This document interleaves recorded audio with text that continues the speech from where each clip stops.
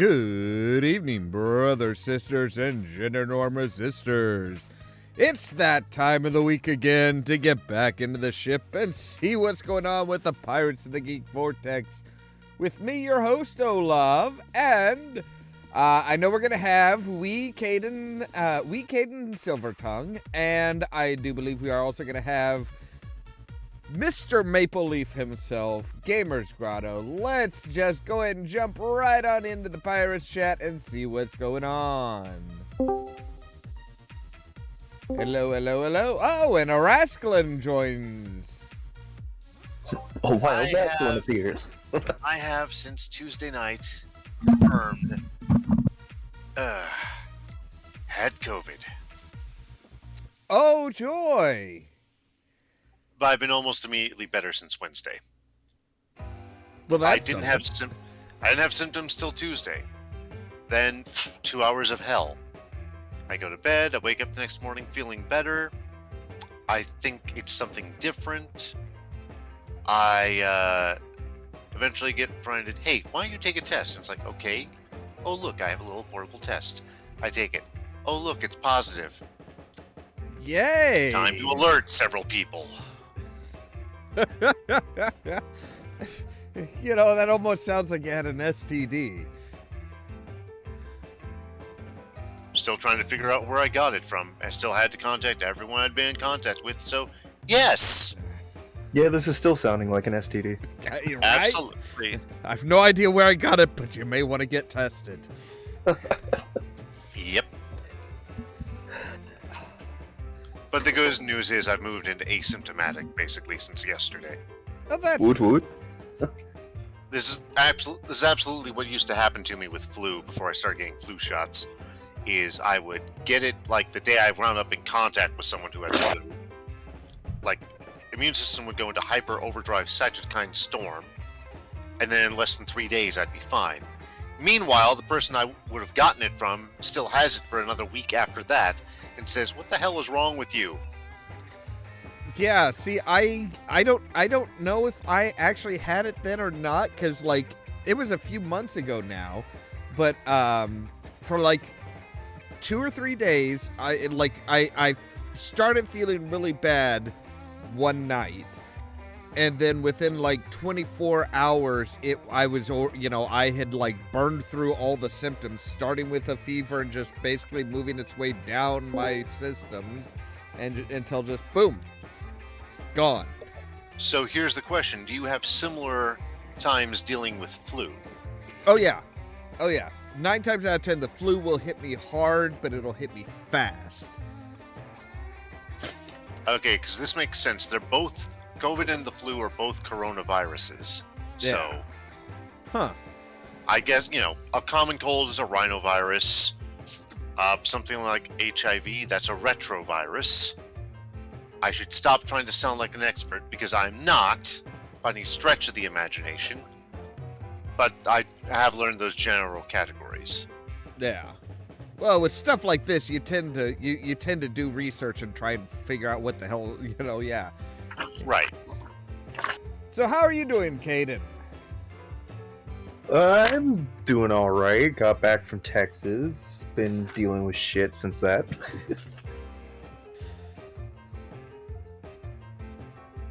Yeah, that's it. Anytime you go away for even a short period, it's like inevitably you come back to a bunch of bullshit. Well, this is mostly just of my making, because I started work on a video before I left. And I got back and I was like, yeah, I just want to get right back into it. And then I realized that my notes are scattered across hard drives, different computers, and, handwritten. They're all stream of consciousness. I have no idea what the hell's on any of them. Oh, ooh, that's no good. I feel like that conspiracy theory guy. You just walk into the room and it's just red string everywhere. And you're like, what the fuck? Yeah, I could see that. So I see Mr. Maple Leaf has joined us. How are you doing, Gamer's Grotto? Mr. Maple Leaf, really? Well, I'm the captain of the ship. I can't very well call you Captain Maple Leaf. And besides, if I gotta be the Commander. big giant head, you can deal with the maple leaf. I see your shoulders are there. It's just in order to make it in order to make it, not so obvious that it cuts off right at the shoulders. I'm like, all right, we're gonna make him little. We're gonna make Caden just teeny tiny. And it's just a little. I mean, to be fair, that was taken at a Mexican restaurant while I was waiting to meet my girlfriend's biological father, so, not the best picture. Understandable. I mean, it works. That's why I introduced you as wee Caden Silvertongue.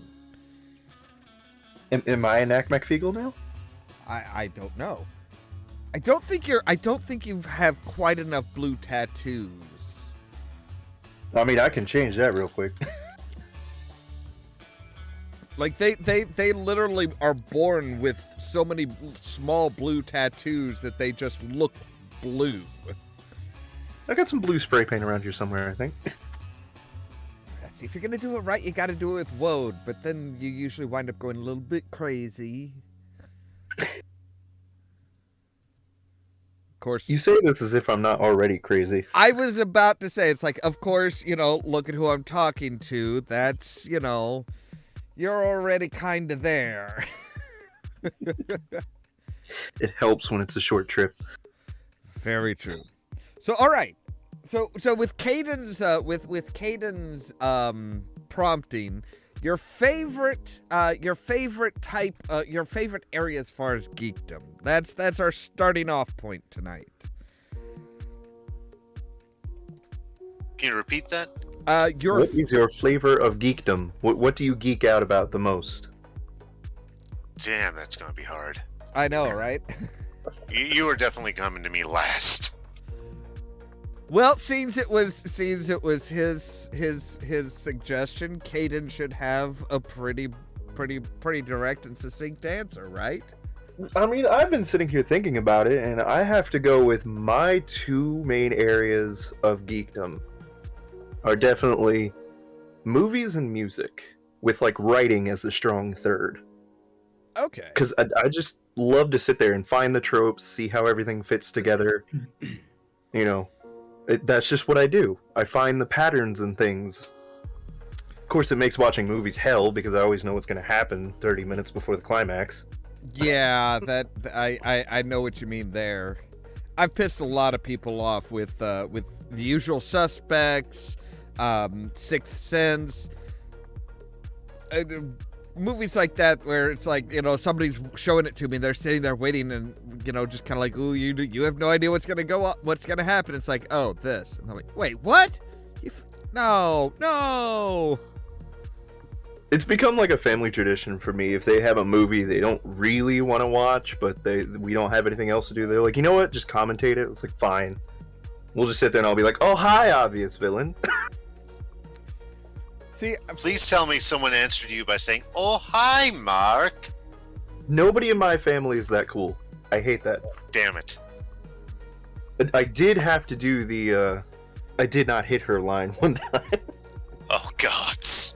Because they're like, did you do this? And I was like, no, I did not hit her. I did not. It's bullshit. I did not.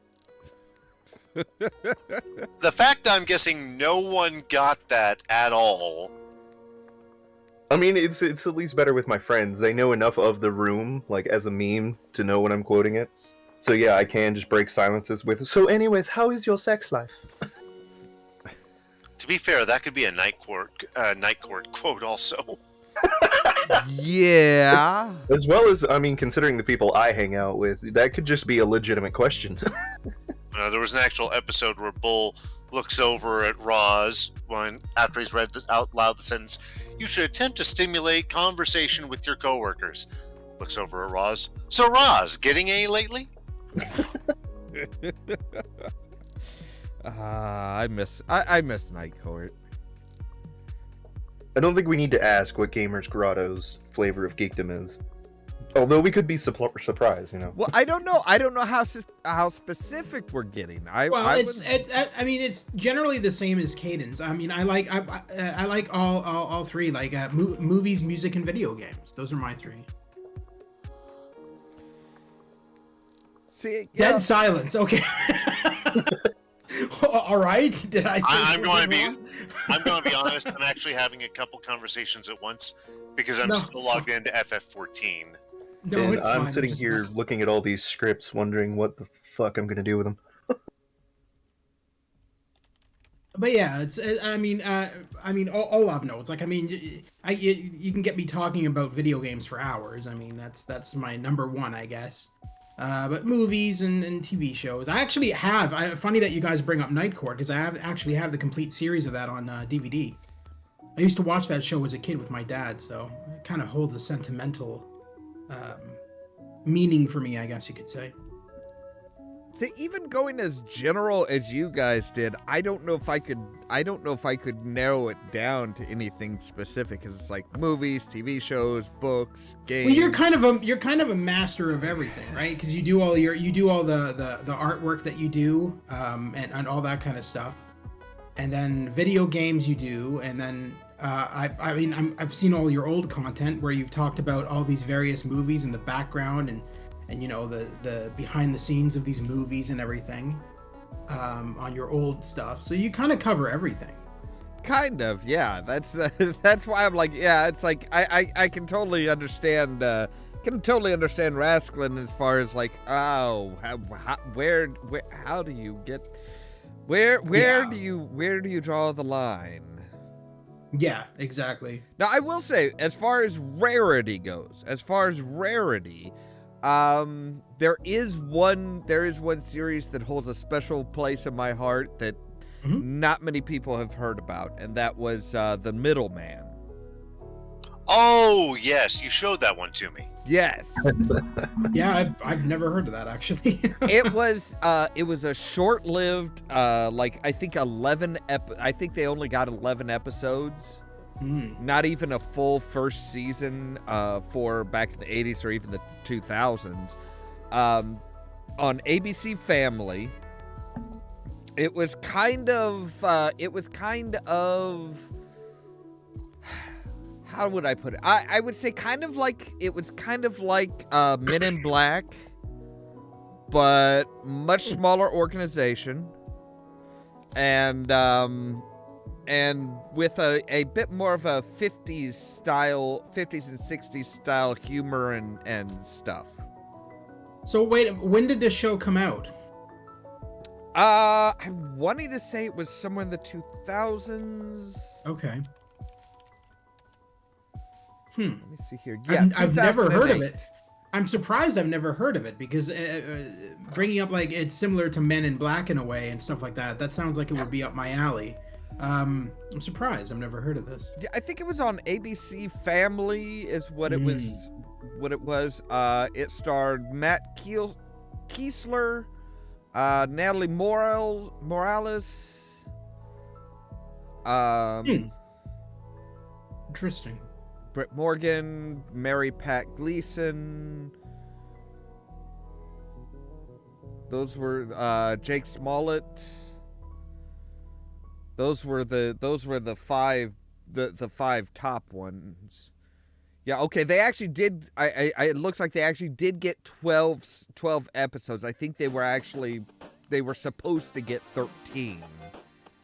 I'm assuming it didn't do very well in views if it only lasted for one season. It was, well, like I said, it was made for ABC.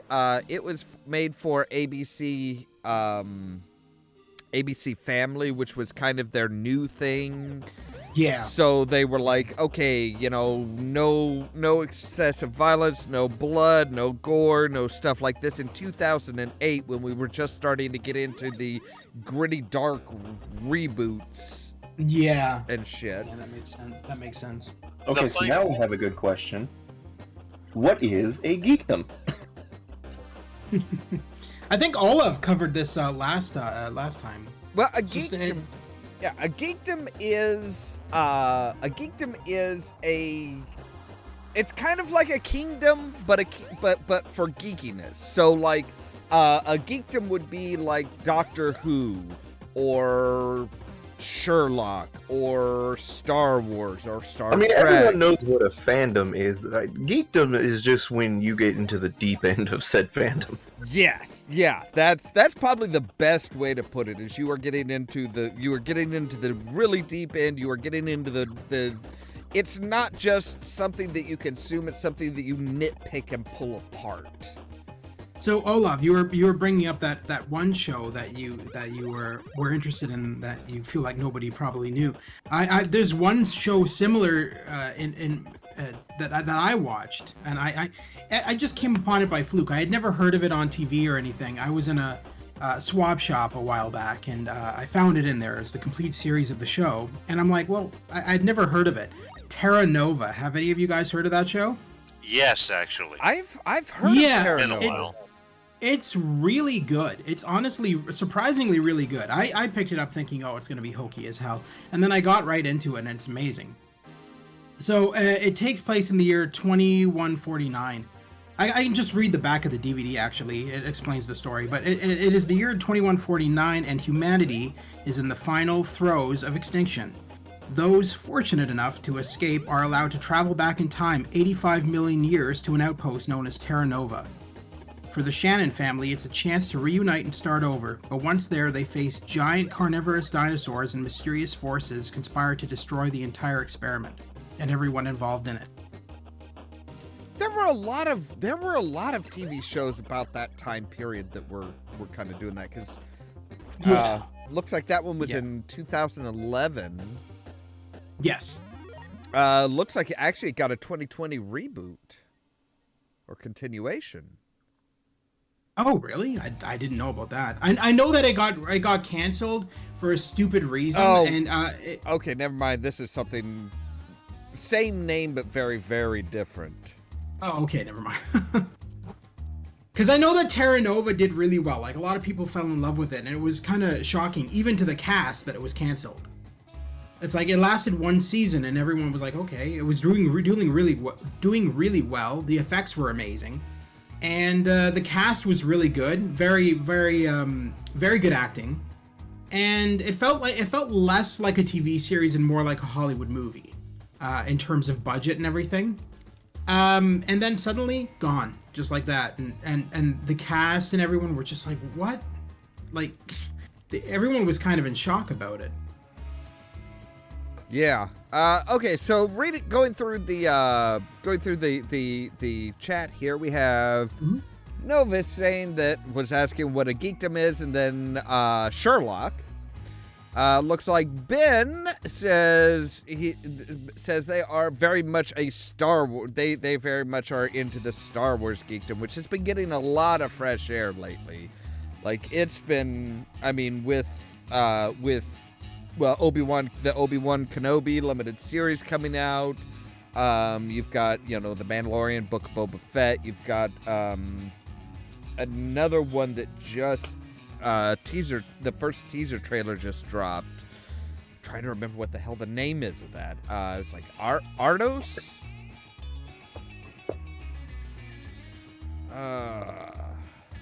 I saw the teaser trailer for it. Andor. Sorry, it's Andor. Ironically, also, Star Wars Jedi Survivor dropped their first teaser trailer. I was just about to say. I was literally just about to say that. I was literally gonna ask you, did you see the trailer? I did. Now, who do you think's in the Bacta tank and or cloning tank? I honestly don't know.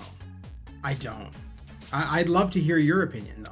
I think that might actually be, the old guy that you find on Dathomir? Is it like yeah. Oh, yes. The boss on Dathomir. That's who I think it is. Long, scraggly white hair, beard. But don't you kill him on Dathomir? Or did he escape? I can't remember. I don't think that's the thing. It's like,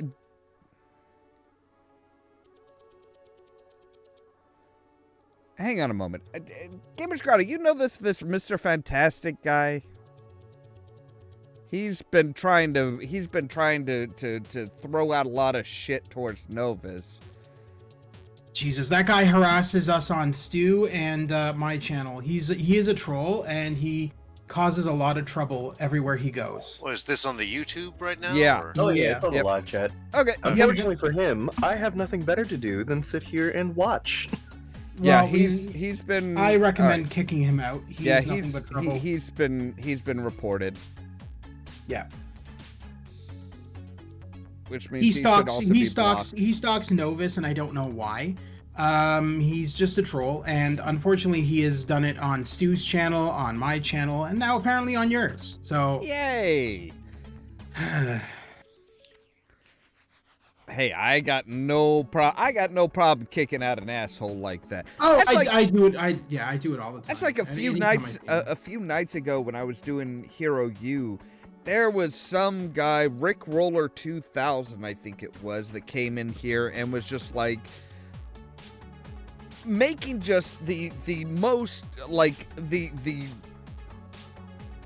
making jokes from like the 80s and 90s and trying to be like, oh hey, yeah, look at me, and I'm just like, nah, you can go in the timeout corner for a while. Jesus, I don't understand these people. Like, they just have no life. It's just so pathetic. It really is. Like, I mean, you got nothing better to do than just come in and harass people? Like, come on. Grow up. Yeah, it's sad. It's Yeah. really sad. It is. Well, we don't have to worry about him now because I have hidden his messages, so nothing he sends will be put through. The problem is, Caden, is that guy has multiple accounts. So the problem is that when you hide his account, he will be back in about 10 minutes with another account and cause the same shit. Yeah, but Let him come. In 10 minutes, my ass will still be here with a ban hammer. There you go. Yeah. see, yeah, Fortunately, that's what he's like. that's the thing with some people like that. It's like, yeah, they have multiple accounts that they come back with and say, hey, we're, Yeah. here's, I'm gonna do this, I'm gonna do that, and it's like, okay, but they don't try and hide themselves. They don't try and. Well, in his case, he always makes the most obvious names that you know that this guy is a troll, right? Like, I mean, he always has the stupidest icons and then the most obvious names. And so every time I see him on my channel, I'm like, as soon as he comes in, I realize it's him, and I immediately just kick him out. Because I like, it's just so obvious. Like, he always has these... Oh, look, guess what? Mr. Fantastic is Rick Roller 2000. Oh, yeah, I figured. Yeah, there you go. See? Oh, because, yeah, a bunch of messages were like, hey, do you want to let this through? It's like, oh, Novus sucks himself. Novus says it. Novus. It's like, Yeah. dude, if you're going to make a separate account, if you're going to come in with a separate account, and you don't want to be immediately banned, don't do the same shit. The weird thing is, though, the night that you were streaming that game, Hero U, was Novus even in the chat then? Or did he just come in and cause... Yeah, see, so what I mean, he's just trolling anybody. I mean, generally he likes to go over after Novus for some stupid reason. But, yeah, well, Novus says he comes after me all the time calling me gay. Well, that's so stupid. Like, I mean... I think I know why Fuck. Rick Roller 2000 hit my channel. Both you and Stu have mentioned my channel before. Well, we're also subscribed to your channel, and we've been in your channel. So yeah, the whole time. it's like who the fuck ever it is knows that, oh well, this is part of the same general group, so hey, I'm gonna hit this person too. Well, if it's my fault, then I do apologize. I don't No, want it's to bring not your that shit. it's not your fault. That's just some people have no life. No, they really do. Some people are just hateful assholes and they want to cause shit.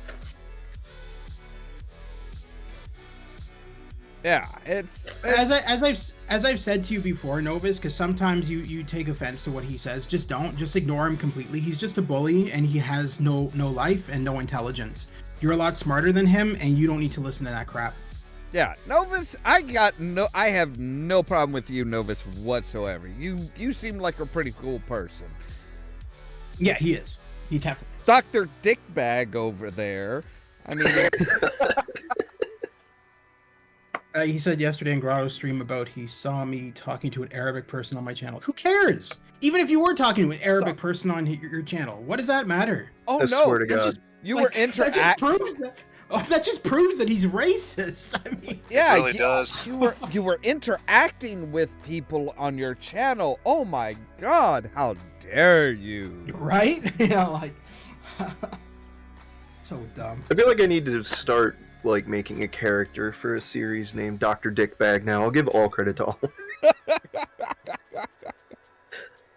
Just in an RPG, just Dr. Dickbag. It'll be like a legacy character across my YouTube videos. Anytime I need someone to negative, just be like, look, it's Dr. Dickbag. See, just this is what I do when I'm agitated, is I just like grab two random words and be like, boom, this is your title. Having said that name and hearing other people say, it's like, I kind of see it as like somebody like Dr. Horrible. The Neil Patrick Harris musical streaming series. It's like that's kind of what I see it as. Somebody who is evil but not very effective. I mean, I just like to think the fact that Dickbag isn't even their name. That's just what they got their doctorate in. I like it. Anyway, like, there's a university out there. It's like how to be an asshole. We should probably we should probably go back to talking about our geekdoms and stuff like that. True. There's no point in bringing, because I mean, like, we could talk about this for hours, but I mean, like, Well, see, here's the thing: is that because a lot of, at least three of us, play and critique shit, that kind of is our geekdom. Yeah. True. Yeah. Yeah. That's Our what we do. geekdom We is just we're tear shit apart. commentators. Yeah. I mean, come on, Wrestling. You play Final Fantasy 14. Half of your fucking dialogue is probably just, what are you doing? You think it's just FF14? I play WoW and have for 17 years. I am stuck in that paradigm. See, I know Rascalin pretty well, and oh my God, like, yeah, you want to talk about somebody who will pick things apart and be like, okay, so this is the continue. I think, was it Rascalin? Weren't you the one that first got me back into Doctor Who when they had the continuation? In 05? Yeah. I'm also the guy who got you to watch The Dark Knight. Actually, I still have not seen that one. I thought you did, because you came up to me later and said you'd seen it. Nope, I have not. Then my memory has gone to hell. We're talking The Dark Knight and not The Dark Knight Rises, correct? Right. Yeah. Okay. Yeah, because I've never been able to handle the whole the whole. I mean, Christopher Nolan's idea for his trilogy was, we're not gonna have no supernatural stuff, so we're not gonna have, like, you're not gonna have the Lazarus pit, you're not gonna have somebody surviving a vat of acid, you're not gonna have this super serum that turns an already bulky guy that grew up in prison into a massive mound of muscle. We're not gonna have any of that shit, but we're gonna keep the characters. I mean, it resulted in something that I think was most exemplary in The Dark Knight. There's an online reviewer, Yahtzee, it's the zero punctuation guy, who he watched The Dark Knight, and he went on to comment on the video. He was commenting on the video game, but of course, he goes back to the movie and says, I don't know what I'm seeing here. Is this The Departed and Batman just happens to show up? Yeah, it's just, like I said, it's just, it always got me. It's like, okay, we're not going to have any supernatural bullshit. It's all going to be grounded in reality. It's like, okay, by the way, here's Ra's al Ghul. It's like, wait, what? Yeah, I got a question for you. You just brought up Ra's al Ghul. So I've heard that name pronounced Raish and Roz. Which one is it? It bothers me because, like, Batman the animated. Okay, it's Ra's al Ghul. Okay, Raish, but so Raish Al Ghul means Yeah. either chicken of the demon or feather of the demon. Because in Batman the Animated Series, they pronounced it Raish Al Ghul. Yeah, but then that means chicken of the demon, not head of the demon. Raz Al Ghul is head of the demon. So are they two different people? No, they're the same people. They're the same Okay. person. It's supposed to be the head of the demon because he's the head of the Assassins League, of the League of Assassins. Okay. It's supposed to be Ra's al Ghul. The animated series and the Arkham the Arkham game series Yeah. took it from a different pronunciation, from a different culture. It's not actually the Arabic pronunciation. It is something else that also has a meaning in Arabic. It's kind of like Farsi, or I'm not sure on the specifics, but it's kind of like it's kind of like the capital of Ukraine. The capital of Ukraine is Kyiv. Now, many of us heard it Kiev for the longest time. That's the Russian pronunciation. That's not the Ukrainian pronunciation. In Ukraine, that word would be pronounced Kyiv. That's why everybody is calling it Kyiv ever since Ukraine broke away from the USSR.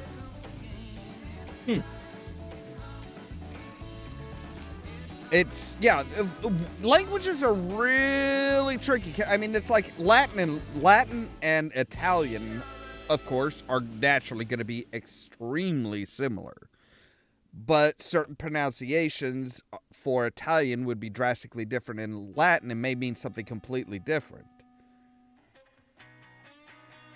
especially given transliterations going every which way and playing whispers down the alleyway with a word. Yeah. Okay, so Novus actually asked if has anybody else seen Moon Knight? I have not Not yet. I. Well, I know you have, Ollamh. Yeah, I've seen it. Oh, it is actually a really, really impressive series. I know it was originally supposed to be just a one-shot series. It is getting a season 2.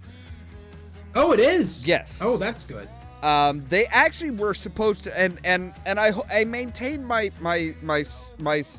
thought that the Thor trailers were pushed back because of Moon Knight, because they were originally, Gore the God Butcher was supposed to be mentioned and kind of a not necessarily a scene character, but supposed to have an influence in Moon Knight.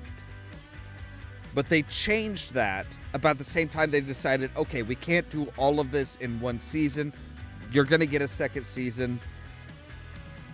And that was about the time when the first Thor Love and Thunder teaser was released that didn't show Gore the God Butcher.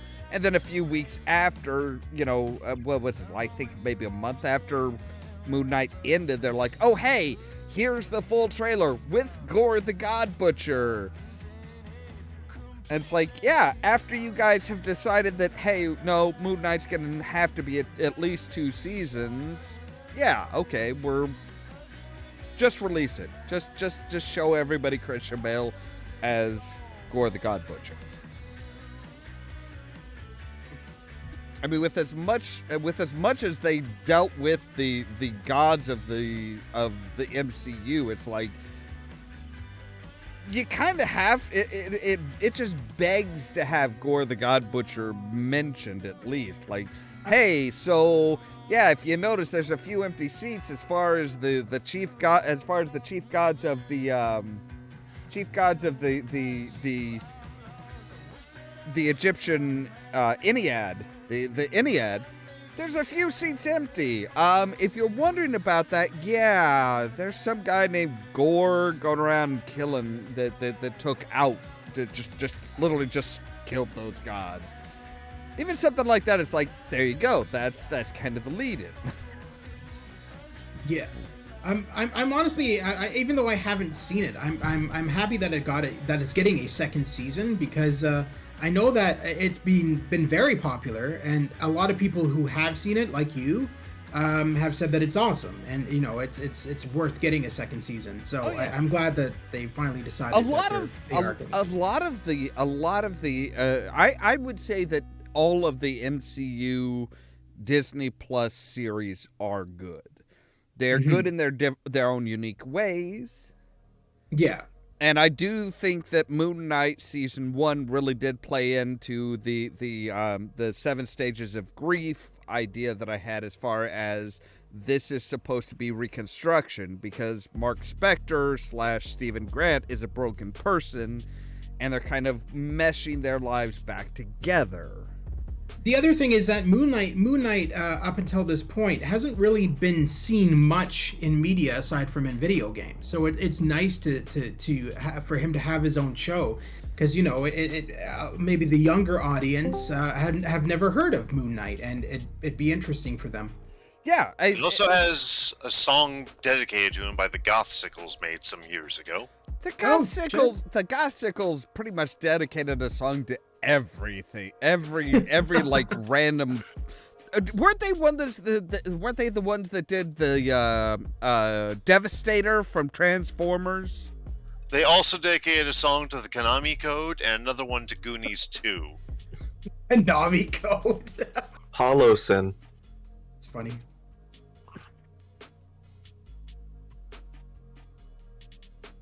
I mean, if you've dedicated a song to the Konami Code, then you've pretty much dedicated songs to everything at that point. Oh, Sin is not mute. Okay, good. Don't have to for a minute. Nope. I'm not muted. I heard someone disconnect, or maybe it was somebody connected. No, that was Sin coming in.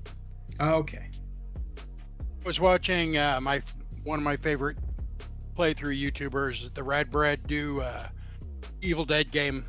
Oh, how is it? I want to grab that at some point. Graphically, it's fucking amazing. Well, I'm not really into games for their graphics. I meant gameplay-wise. I'm not playing it, so I don't know how it is gameplay-wise. I'm watching. No, I know. From what you've watched, though, you can give me a general opinion, can you not? It's kind of a shooter of sorts. It's pretty good. I mean, it wouldn't be. I wouldn't necessarily want to play it because it's not because there's anything wrong with it. I just would rather watch somebody else play it because it's kind of it's a story shooter. Gotcha. You realize this is the first time in a while that we've had everybody here, right? Exactly. This hasn't happened, I think, since like Cards Against Humanity, if not. I think there was one other time that we had everybody from the Pirates here. That's crazy. Yeah. Of course, now with our little picture, I mean, we know where you, me, and Captain Maple Leaf is, but where the hell are Wrestling and Sin in this car?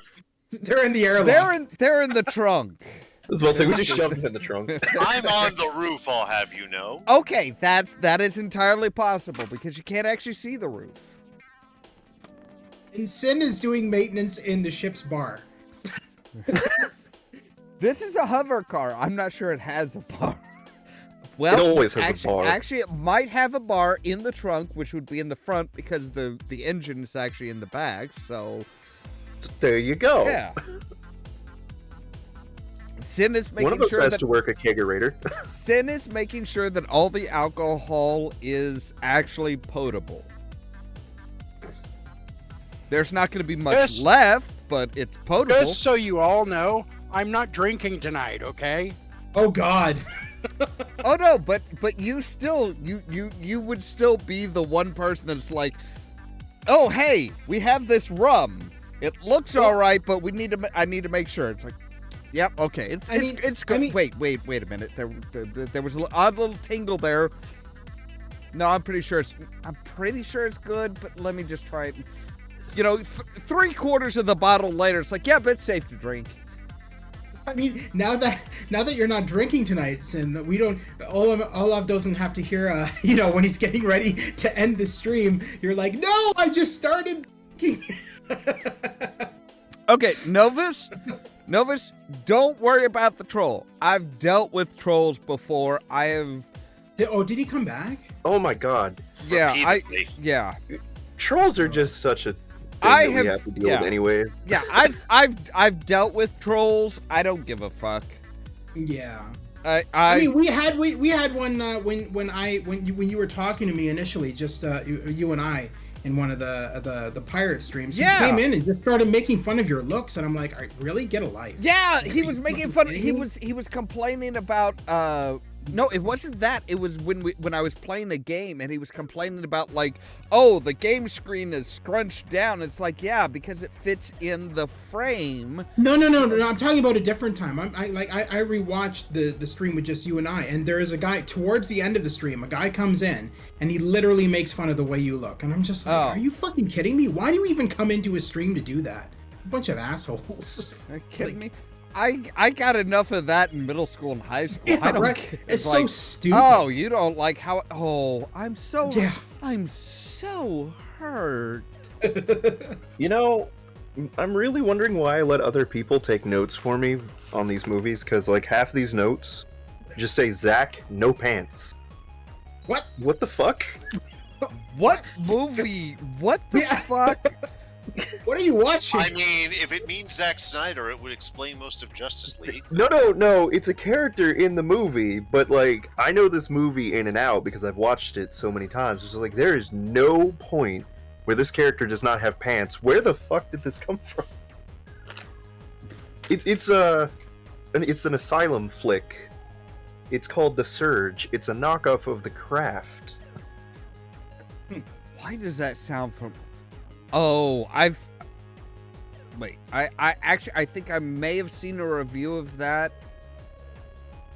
You know, I I don't enjoyed know. the 90s era soda, but other than that, I search up The Surge like every 3 months on YouTube. I have never seen anyone actually do a review on it. The only person that I could think of that would do a review of that would be the Cinema Snob.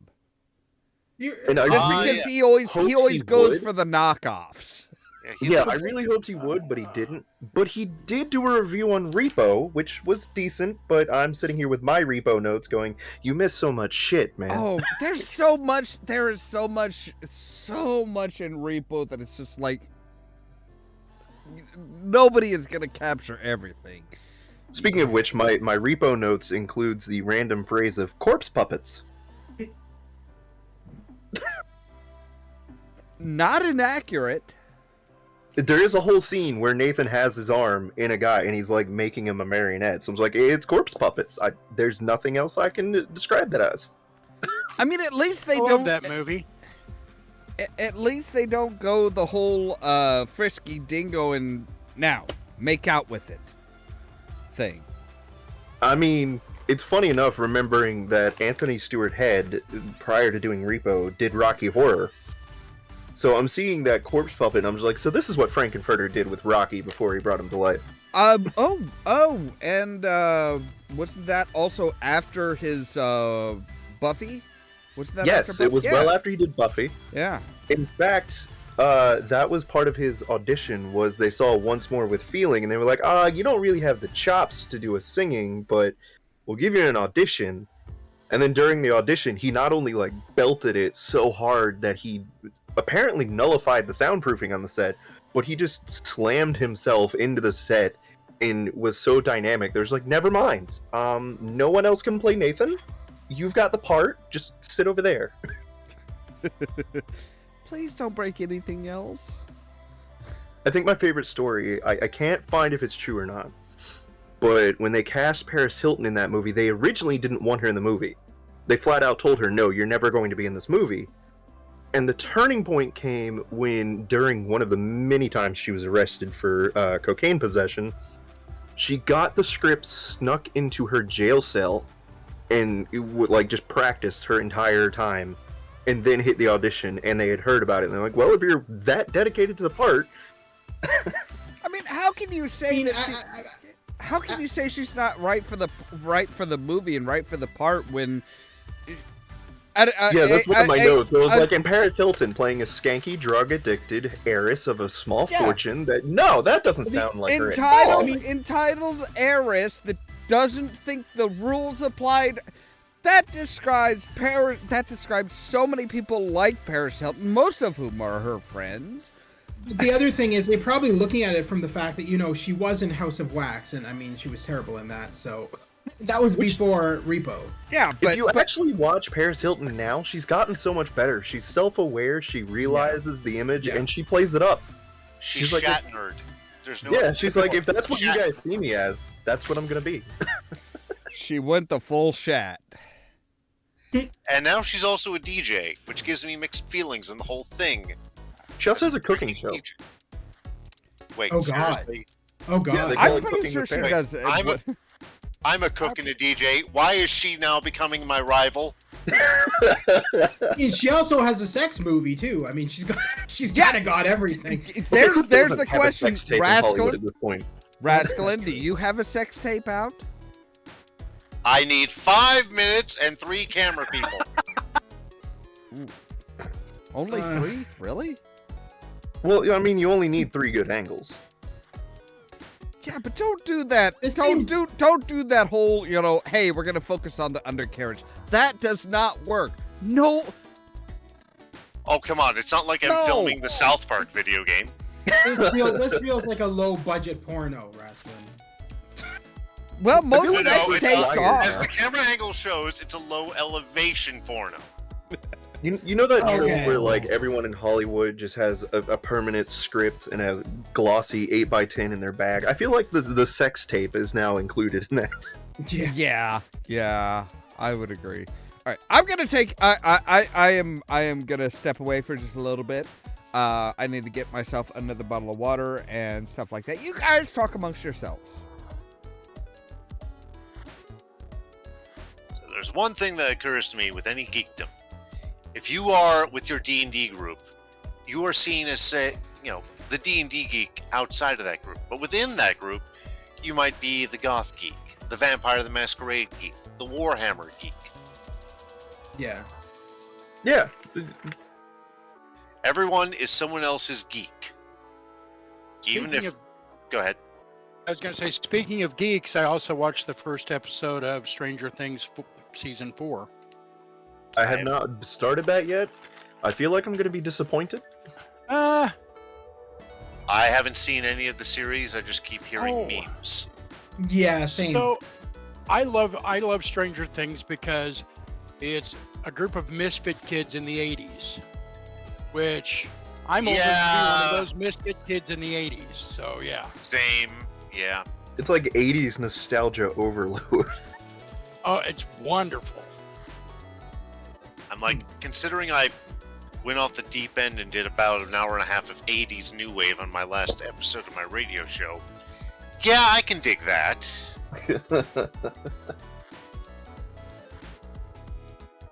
There's a new character. He's older than the rest of them, and I don't know how. He's not one of the actual kids. He happens to be the kid's DM, but he's got a Dio patch on the back of his jacket, a great big Dio patch. See, So they I already keep trying to do the D&D thing, but they dropped that after season 1. It doesn't work anymore. That's how they're doing their. That's how they do the naming for the monsters, because it has some. Yeah, that's how they named the Demogorgon. Yeah, as well as the Mind Flayer, and there was. See, I got so pissed off because, as little as I actually play D&D, the moment they were like, Will is our cleric, and then he goes missing, I was like, so you just let your cleric fuck off? You're not gonna bother with this? It's like the beginning of 3rd ed all over again. I rolled up to cleric and immediately put all my ranks into rogue skills. Well, they're like, we don't need to go look for him. He'll show up. I was like, wait, whoa. So, okay, let's go with your D&D classes. It's like, one of you is a barbarian, one is a wizard, and I thought, what was the last one, Sin? Was a warlock? I don't remember. Because it was like a really unbalanced class, or unbalanced party, and I was like, so none of you Well, have heal stats, and you're just gonna let your healer, disappear, not bother. So, speaking of the whole geek thing, so there shouldn't have been a barbarian because the barbarian kit wasn't out yet. It would have been a fighter, a mage, a thief. Yeah, let You me know. look that up real quick, just so I have Was- it accurate. Didn't first edition have the Barbarian available? AD&D first ed? No. No, it come out in second edition. It was a kit. They had the fighter kits. Well, technically, you they did have the taking class. The complete did fighter's have- handbook? Yeah, but no, I think it was still AD&D because it was, or I should say, I still think it was second edition because I think that's what the Unearthed Arcana was. That part I don't remember. Oh, okay. So it's 1984, and it's Mike is the paladin, Will's the cleric, Lucas is a ranger, Dustin's a bard, 11 is just listed as magic user, and Max is a zoomer.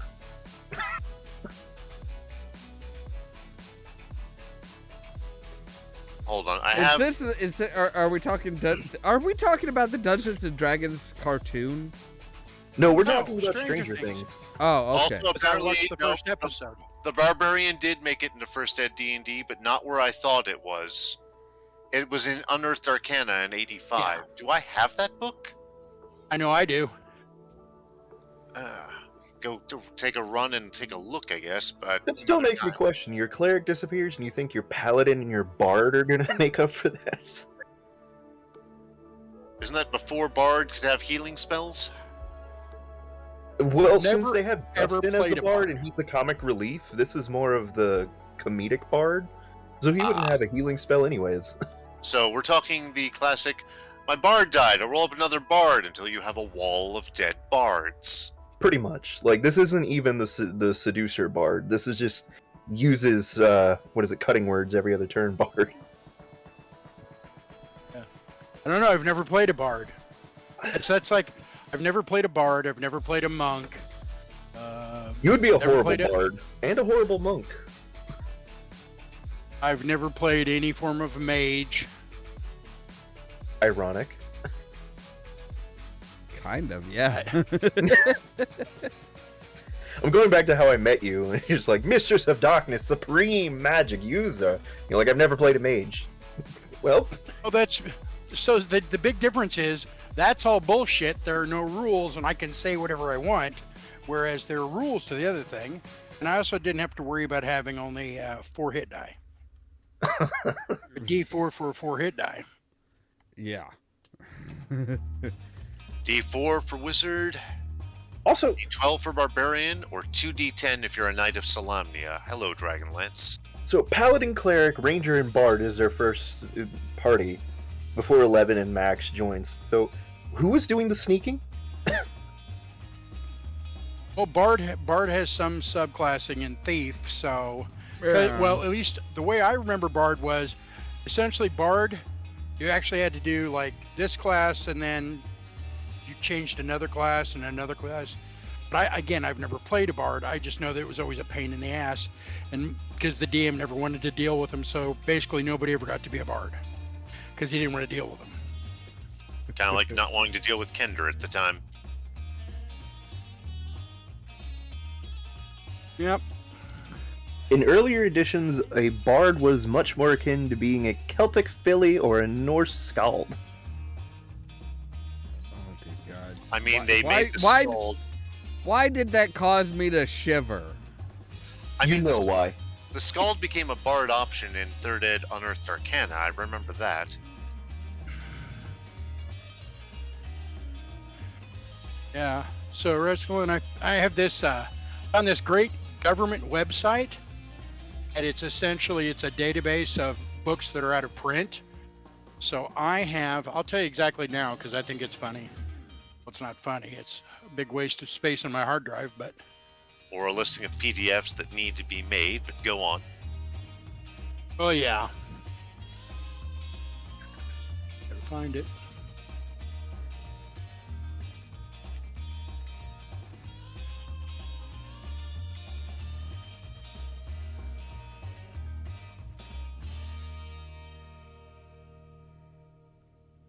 Wait. Oh, I just realized they actually released a teaser trailer also for Willow, apparently. The new Willow, yeah. Yeah. I didn't forgot even they know were there making that. Yeah, I didn't even know there was a new Willow coming out. Interesting. You know- So just shy of 5 gigs books. Oh Jesus, That's like almost everything. that's a That's lot. box sets. That's box. Well, yeah. Like for a week because I had nothing else to do. It just downloaded them.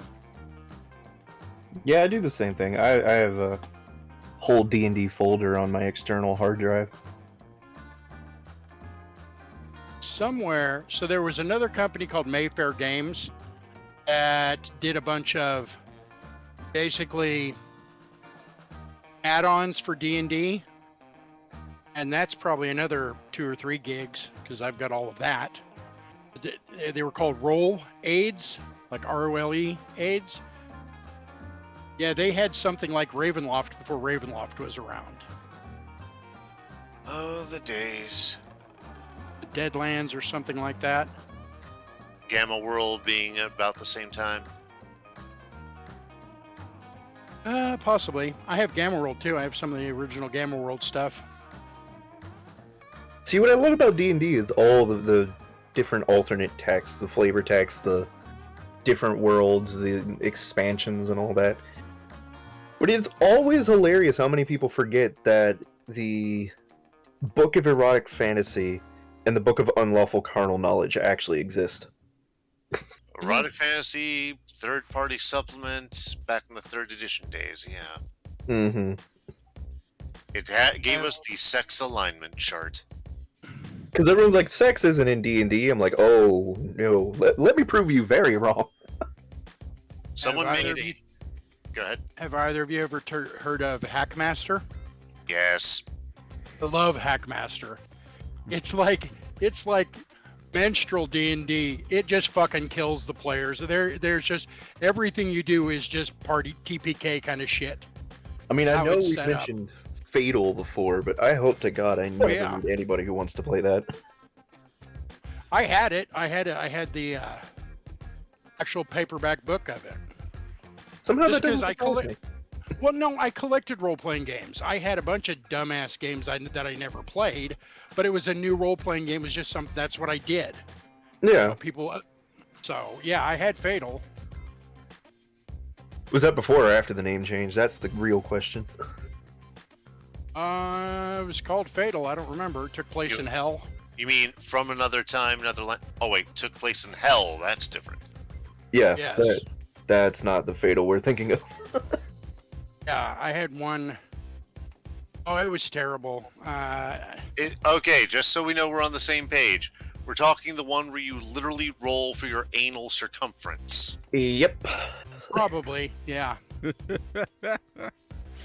Is it? I would love to be able to say that it surprises me that Rasklin knows this, but It's something horrible that should not be known by the mortal mind. Of course I know it. Yeah, I mean, like, Exactly. if there's 2 people on this planet, you would expect to know shit like this. It's me and Wrestling. I've read a PDF of this god's forsaken thing. see, I have to go up to 3 because it's you, Rasklin, and Sin. The 3 of you probably. If nobody should ever know about something, the 3 of you probably know about it. Probably. We're like the secret keepers.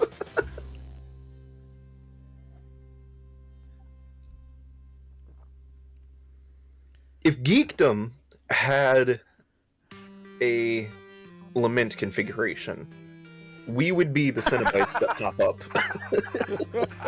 The Fatal Book has such stats to show you. That's basically it. We're just like, we have such shit to show you.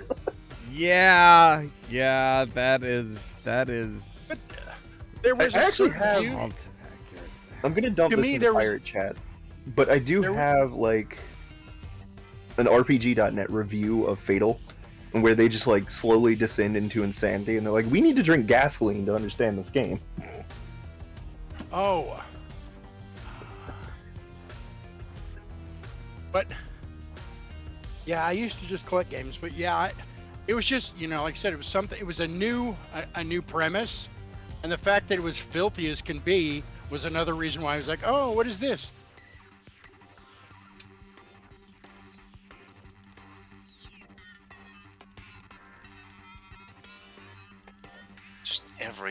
about that book. Oh yeah, yeah. I've never had a better reason to bring the conversation back onto the original topic. But if we're still talking about what we're individual geeks of, I can't choose what my primary geekdom is. I'm sorry. I don't know. For you, I would say either D&D or Doctor Who. But I think just fantasy genre in general might fit him better. See, I would love to agree with you on the Doctor Who, but one, haven't even finished the end of Capaldi's run, unfortunately. That's how behind I am. And two, my World of Darkness lore far goes beyond my Whovian lore to a point. Do I still remember things about Doctor Who, including every Doctor by name, to a point where I remember what years they were active, and make it scare anyone who's never watched the series or only paid cursory attention to it? Sure! Yeah. But I can also quote page numbers from World of Darkness, so even my collection of Doctor Who magazine, that just pales in comparison. Oh my God! I found it on the Internet Archive. What? Fatal? Fatal! Oh, sweet, merciful old gods and a biscuit with a side of Gouda. Oh, but wait again. We still have to ask, which version of Fatal? Fantasy Adventure to Adult Lechery. The original. You found the good one. I thought the name, The the good acronym meant From Another Time, Another Land. Okay, no. See, it started out as Fantasy Adventures to Adult Lechery, and it was horrid, like worse than what you remember.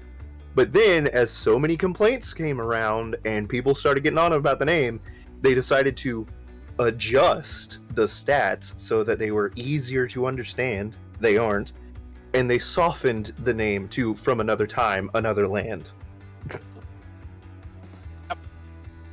It's not all about And so, sex. This particular what? It's not all about sex. Just mostly. Yeah.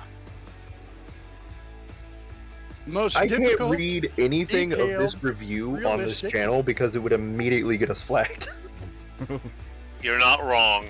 Gods, the racism is horrible in that book. It's not just the racism, it's like when they introduce you into what you can do in this universe, you know, where D&D would be like, you can fight dragons, summon demons, go on mythic quests to find goblin treasure. You're like, alright, I want to do that.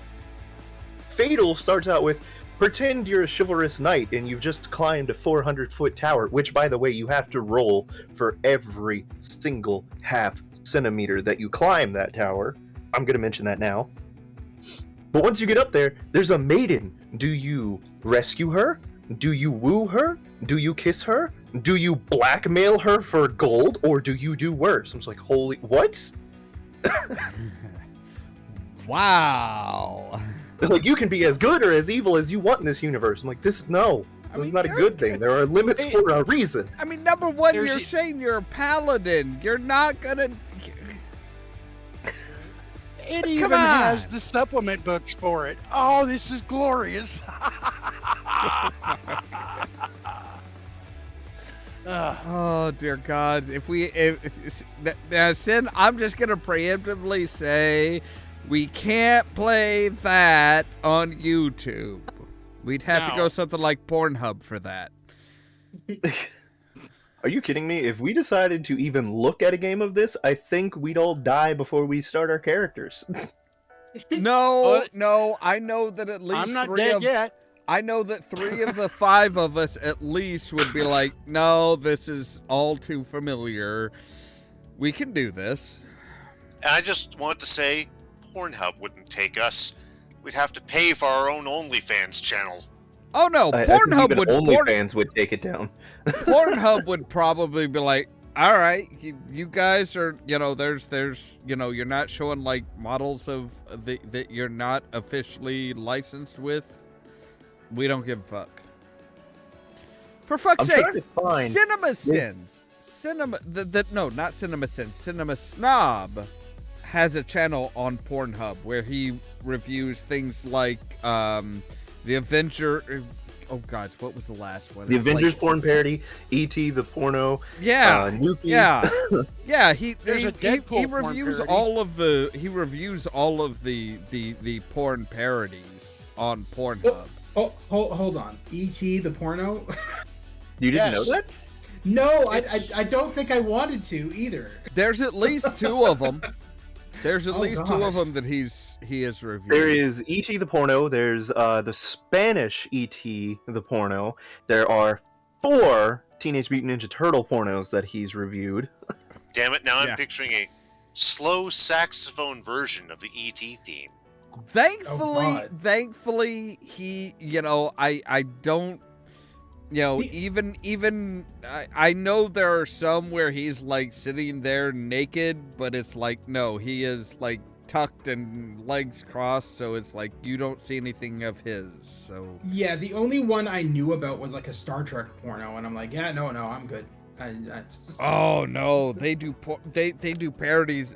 Axel Braun and Wood Rocket are the two that Yep. just like they do parodies of everything. So the funny thing is the Axel Braun parodies. The Star Wars one has good actual. The few scenes I've seen, because I've never watched it all the way through, has good makeup. Like it has Darth Talon in it, and she looks like Darth Talon. Yeah, I mean, there's actually production quality in some of this, which is kind of surprising for it's like, yes, it's a porn parody. Doesn't mean that we're not going to put money into it and actually make it look good. Yeah. I don't How know. the fuck did we even get on this? Yeah, I know. It's like every now and then I'm like, how did we get on this topic? How did this happen? Geekdom, D&D, Stranger Things, back to D&D, Why a Bard, suddenly we turned into reviewing, then we got into Wrestling Doesn't Know His Actual Geekdom, What is Geekdom, more D&D, Fatal, and then Pornhub. Right. Okay. Are you taking So- notes, Rascal? As par for the course, the dark turn came from me. I'm sorry. There's I mean- nothing to be sorry about. I'm just trying to figure out how we You didn't got really do the dark turn, like, you gave it the impetus, then I did the dark turn, and then you just kind of grabbed it and threw it. Yeah, much like many of my other headaches as far as things like this in particular go, it's Caden and Sin working together. To borrow from another geekdom, me and Sin are like a fastball special of just no. That's not wrong. That is not wrong. Oh boy. Which one of us is Russian and which one of us is Canadian? I was gonna say, which one of us is the short Canadian when which one of us is Colossus? Who has the better Russian accent? I'm just gonna preemptively say Caden probably has the better Russian. Probably. Hey, take off, you hoser. Yeah, I can do a pretty good Canadian. That was actually what I loved. They You never realize gave that- Logan you any realize that type hardly of any Canadian Canadians- accent. You realize that hardly any Canadians talk like that or say those words, right? Bob and Doug McKenzie did, and that's what matters. Oh yeah. Okay, from the 80s. But come on, Yeah. I mean Rick Moranis. Yeah, I mean, And Dave, what was his brother? The other actor, Dave. Dave. I keep wanting to say Dave Mitchell, but I don't know if that's right. No, it's not. Not Dave Mitchell. I can't remember. Dave. But I think he was Canadian also. Yeah, they both were. Or are. I guess were, because I think the Dave guy's dead, if I remember correctly. Oh, I know he was in Rat. Dave the only thing Thomas. Dave Thomas. Dave Thomas. I know he was in Rat Race. He was in the movie Rat Race. Yeah. He was the guy who bathes in a pool of Jello with prostitutes. You act like that's a bad thing.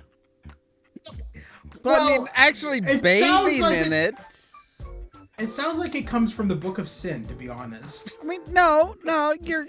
I mean, you did use the term he was bathing in it, not wrestling, not fornicating. Oh, that came later. Ah, he's not dead. He's Oh, he's 73. Oh, there you go. He's 73. Oh, Good. Okay. So then he just hasn't been in anything at all as of late. He probably retired then. Well, I was gonna say it's like, yeah. I mean, a lot of people from that kind of time period just were like, you know what? I've made enough money on this shit. I'm just fuck it. I'm living out the rest of my life. Yeah, it's true. Plus, it can't be fun always being in the limelight, because then you're surrounded by the paparazzi and your fans, and they kind of never leave you alone when you're in Hollywood. They just kind of like, well, I'm sure you guys know, they're just constantly there, and I can imagine it gets tiring for the actors after a while. I mean, a lot of them that really hit it big, like Rick Moranis. Yeah. Just kind of like, it's kind of split, because it's kind of that point of, I have made more than enough money to live out the rest of my life without ever working another day in my life. I'm happy. Versus either A, I'm just hungry for more, or B, the Wesley Snipes, MC Hammer route, where I've blew all my money and I have to work in order to pay the debt that I am in. Mm-hmm. Yeah, that's true. Or the Nicolas Cage route, where you bought things that you weren't supposed to, and then got a big fine for doing it. I think Hold on, I what? don't. I mean, there's He bought a Tyrannosaurus Rex skull, a real one, Oh yeah. and he got into a lot of trouble for that. And he had to pay a huge ass fine, and he had to give it back. Where did I he think buy it from? I think Nicolas Cage just loves what he just loves the work that he does. Honestly, I mean yeah, I know he says no to he probably says no to a lot of scripts, but it's like, you look at the shit that he says yes to, it's like, it's the most bizarre, whacked out shit that it's just like, he is just like, oh no, am I gonna have fun with it? Yes? Cool, let's do it. Yeah, Did anybody watch The History of Swear Words on Netflix?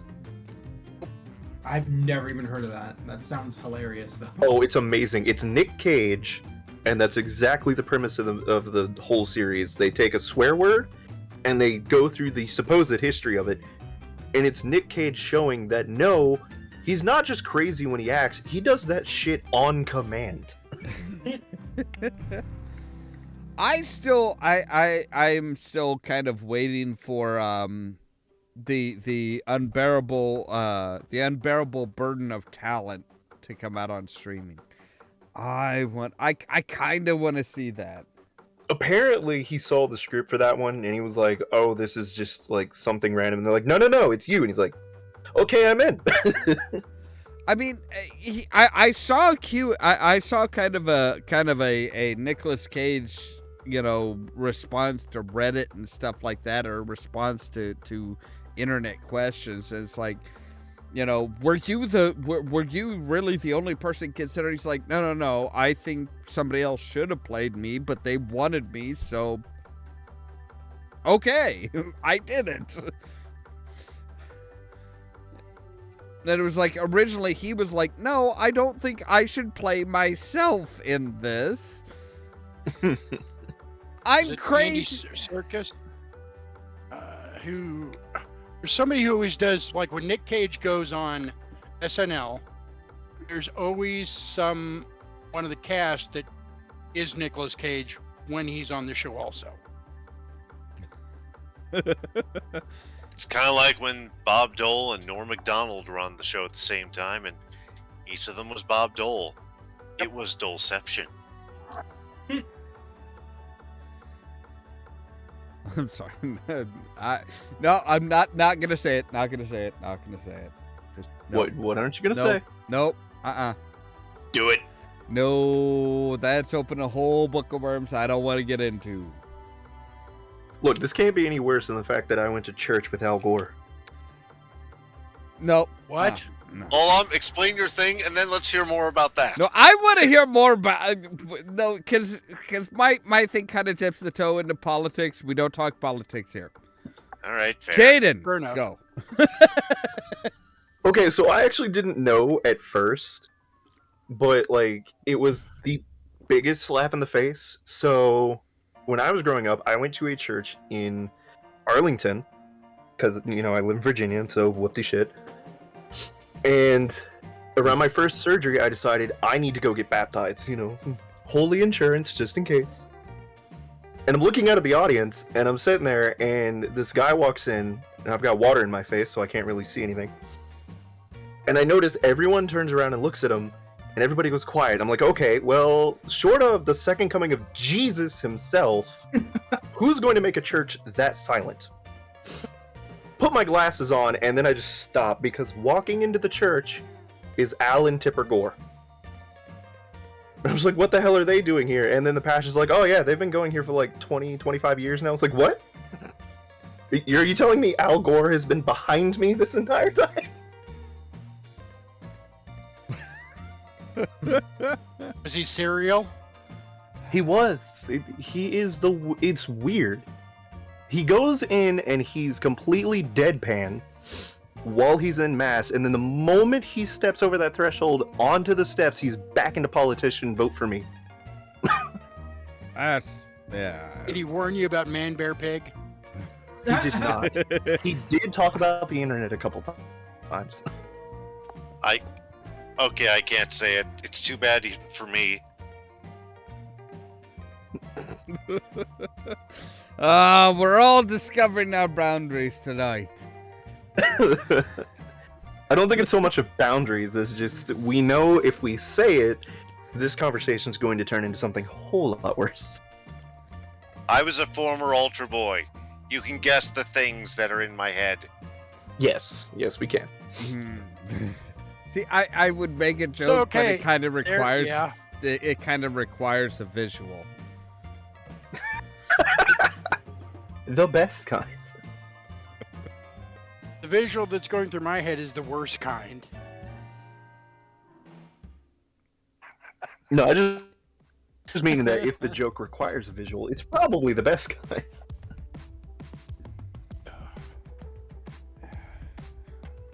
It's like an episode of Red Green.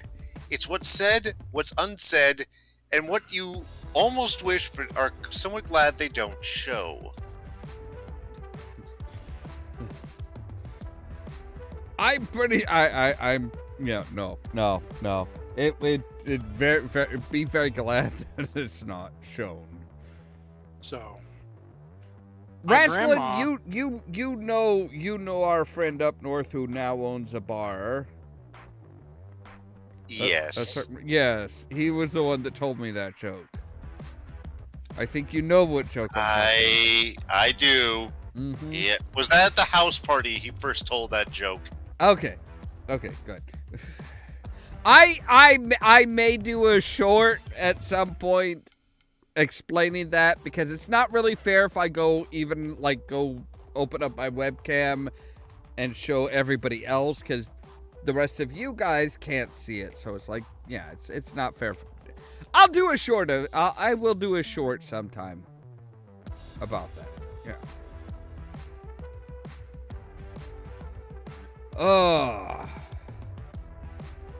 Let's see. Oh, so one of the things talking about actually I have two different things here.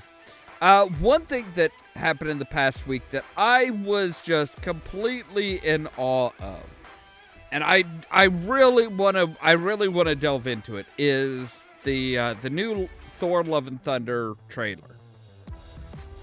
Because there's one part of it that most people are not talking about. Everybody's talking about, oh, Jane Foster taking over as Thor, Korg talking about Thor in the past tense, Thor getting ripped again, Gore the God Butcher. Not a lot of people are talking about Jane Foster wielding Mjolnir broken and swinging it and throwing parts of the broken Mjolnir out, and then them arcing and coming and appearing to come back to the hammer. I haven't seen that. I think that deserves to be talked about because, oh my god, did Hela just make Mjolnir a more powerful weapon by breaking it? So what you're saying is that Mjolnir is now officially more than the sum of its parts? Yes, exactly. And those parts, like I said, they show them in the trailer. She swings the hammer, and the broken bits of the hammer fly out. And if you pause at just the right time, you can actually see that, yes, the hammer is missing all of the parts, are missing several of the broken pieces. That's what's flying out, and then they arc up as if they're arcing up and then back to the handle. And it's like, that's kind of a big deal as far as the powers of that hammer, because it's like that's even more powerful than when Thor wielded it. But there's one thing that the trailers haven't gone into that I am almost afraid to ask. What's going on in the comics with Jane Foster when she's Thor? Well, yeah, they have not, I don't think they're going to address the whole, whether Jane Foster has cancer. Exactly. Yeah, I don't think they're going to address that in the trailers. That's going to be in the movie, whether it was exposure to, my best guess and the general theory is that the exposure to the reality stone in kind of it's like gaseous liquid form that was, she contained the entirety of the reality stone, gave her the cancer, and the hammer and having the power of Thor is kind of staving that off. I'll be honest, when you first said Jane Foster, I was a bit confused. I thought you said Jane Fonda as Thor. I was God, that would be terrifying. Oh God. Yeah. I was like, what are they doing? I think they should have addressed the whole Thunderstrike thing before they ever should have done Jane Foster. Honestly, I'm hoping that I'm just hoping they introduce Beta Ray Bill. Oh yes, definitely. definitely. I want fucking Beta Ray Bill. They teased him in Ragnarok. They teased him in Ragnarok with their Pillar of Champions, and his head was one of the champions. It's like, come on, give us Beta Ray Bill. Now I've been given a horrible thought. Oh no. What horrible thought is that? If Jane Fonda did play Thor, Lily Tomlin as Loki. Now I will terrible history right now. I will admit, back in the day, Jane Fonda as Thor, as like the female Thor, she totally would have rocked it. Yeah. Back when it was like she was doing the fitness program and everything, and she was like, the embodiment of female fitness, I think she would have rocked it. Now that being said, I think that I think that Natalie Portman, oh my God, her like bulked up Jane Foster, the Mighty Thor look is that's fucking nice. Let's just admit it. So she's the one who's playing the character? Yeah. Okay. Yeah. Look, I'm just glad she's not playing Padme. I like Natalie Portman. That was just a bad way for me to learn about her as an actress.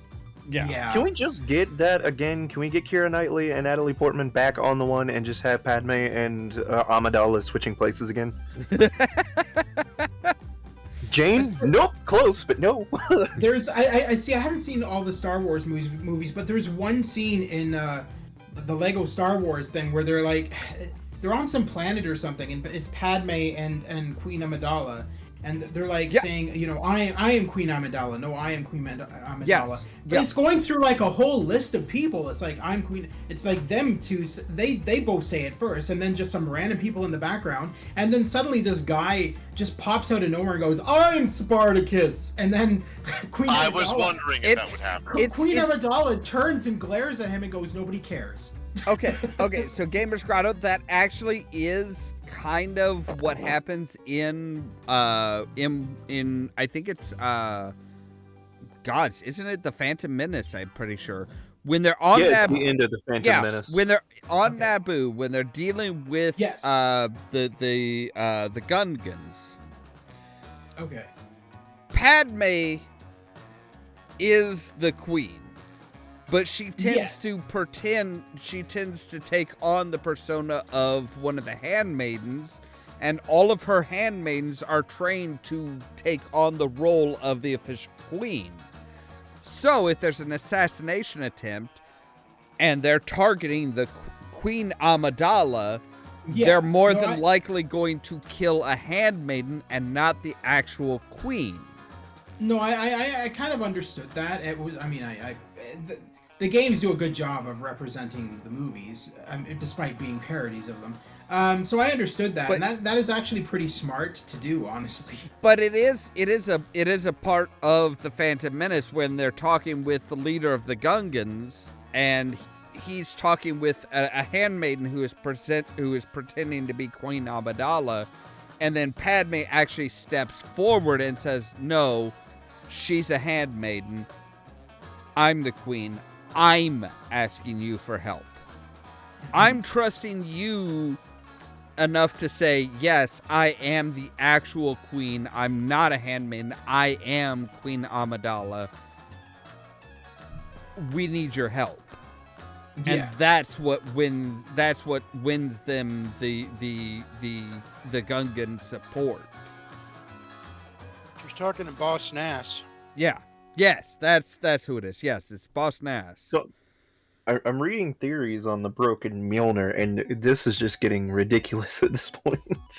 Oh no, I think there's two major things as far as Mjolnir that are very important. One is the onus that that Odin put on it originally. That whoever wields this hammer, if they be worthy, can have, you know, will receive. Will hold the powers of Thor. Yes. So that, number one, that gives Mjolnir a certain sentience as far as Mjolnir has to be able to judge whoever's wielding it. Yeah. But two, that imparts into Mjolnir the power of Thor.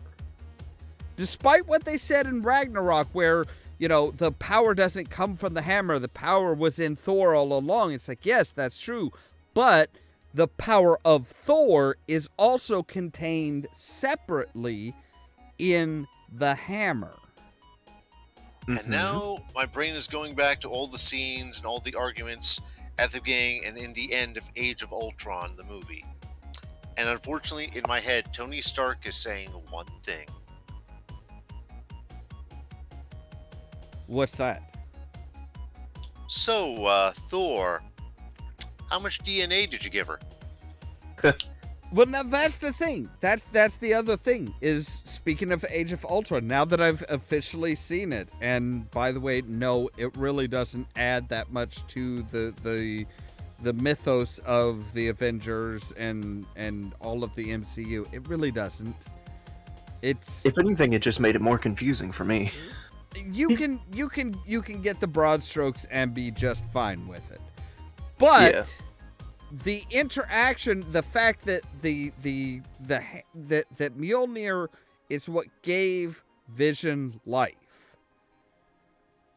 This is electrical. This is electrical power. This is basic electricity. You have to complete the circuit. You have to give something, but you have to take something as well. So I think the fact that the Mind Stone is there, I think that the Mind Stone actually gave Mjolnir more of a consciousness than what Odin originally thought what Odin's onus put into the hammer. And that's why the hammer was actually able to reconstruct for Jane, was she summoned the power of Thor, and Mjolnir's like, okay, we gotta pull ourselves together because somebody is worthy. Yeah. And Thor could have done that in Ragnarok, but he never tried. He never tried to summon Mjolnir ever again. He didn't try and summon the broken Mjolnir. Yeah. If he had, he would have found out that, hey, the hammer is able to pull itself together and do all this amazing shit. And that's what I was saying. This website that I'm reading right now with all these theories, it's getting ridiculous because it's like, oh, well, this is a broken Mjolnir, so this is probably not the one in Endgame. You fucking think? Really? They fucking addressed that. They totally addressed that issue. Yeah, that's... Yeah, and then they're like, oh, well, how does it get put back together? Maybe the Asgardians put it back together. The Asgardians don't know shit about Mjolnir. Yeah, Odin was the... Odin And then they're like, was really the only one that knew what was what. And I don't think even he realized that he had made it as powerful as it was. Well, that's the thing, is they then go on, they're like, well, maybe it's Aetiri who originally forged it. I'm like, yeah, okay, but the problem with that being, Aetiri still don't have fucking hands anymore. Okay, Sen, what were you going to say? I was just going to comment on what Caden just said. I was like, didn't Peter Dinklage make it? Yes, yes, he did. But Odin put the enchantment on the hammer that anybody who wields it that is worthy will wield the power of Thor. Yeah, but what they're going about right now is just, oh, well, how did it reconstruct? That I was like... That no, see the what Odin said, the caveat that Odin put onto it instilled the power of Thor within the hammer. Whoever wields it and is worthy can wield the power of Thor. Thor is more powerful than he believes he is. It took him... The reason why Odin did that was because Thor was starting to act like a little whiny bitch. Yeah, but he made it so that there could be two people wielding the power of Thor. Because Thor's power is in him, not the hammer. Or at least it was right up until Odin put that enchantment on the hammer. And then it's like, look, if somebody is worthy and they hold the hammer, they can wield your power. It's not taking your power away from you, but they wield the same power as you. Yeah. And then it goes on to talk about Stormbreaker. And they're like, well, why do we see people lifting Stormbreaker? Like, that's no problem. It's like, because it doesn't have the enchantment? Yeah, right? Stormbreaker was not enchanted by Odin. It was just forged. There's no, ooh, you have to be worthy for this shit. Yeah, it is a conduit that is linked to Thor because Thor was smack dab in the middle of its forging. Yeah. I mean, the only reason anybody or nobody tries to pick up Stormbreaker is because they believe it's the same deal as Mjolnir. They don't know. It's not like Thor's out there being like, oh yeah, by the way, this one you can totally touch. Yeah. Hey, you can pick this one up and chop my head off with it. I think they should have left Cap with the hammer. See, I still to this day, I disagree with one major thing between Age of Ultron and Endgame. It's like, no, Captain America was not worthy in Age of Ultron. He had to learn that no, number one, kings aren't just ultimately right. He learned that in Civil War when he learned about when he learned about the Black Panther and him being king and all that shit. It's like, being king doesn't make you right. But at the same time, he learned that in Civil War in particular, he learned that sometimes you have to question the orders that are given to you by your supposed government. You have to question those. The government isn't always 100% right. And I think that's kind of why they did what they did with Age of Ultron, where, you know, Mjolnir just slams back down all of a sudden. Because we got to look at, that wasn't Steve thinking straight. That was as close to as he can get drunk Steve. Yeah. So he didn't have his normal hang-ups and fetters and chains. So Well, he could have possibly picked it up. But then Mjolnir was like, but not quite. But he can't get drunk, though. See, that's the thing. In Age of Ultron, he was still the good little soldier that obeys the government's orders.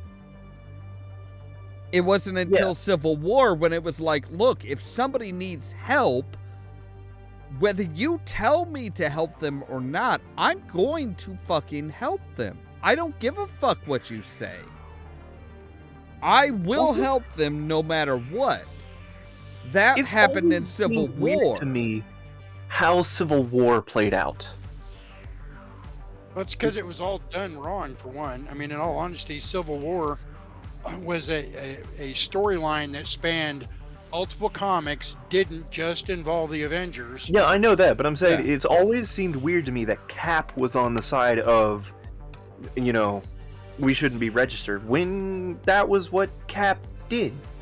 Well, no, that's the thing. No. It's Captain America in the comics in particular. Captain America did not tell his secret identity to anybody.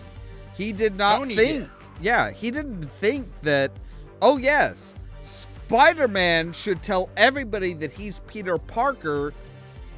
Well, this was, in the comics it made more sense. I'm saying in the MCU, the way they played it out, it makes no sense for Steve to worry about it. The MCU kind of fucked it up by saying, oh, hey, you can't help somebody unless we tell you to help them. It's also because Steve never had a secret identity in the MCU. Well, everybody knows who Captain America is. That's the thing, though. It's in the MCU. It wasn't, hey, you have to tell everybody your secret identity. That was never a part of the Sokovia Accords. It was, you don't do shit unless we tell you to. So if you see somebody getting mugged, you don't pull out your shield and whack the fuck out of the mugger unless the government tells you to.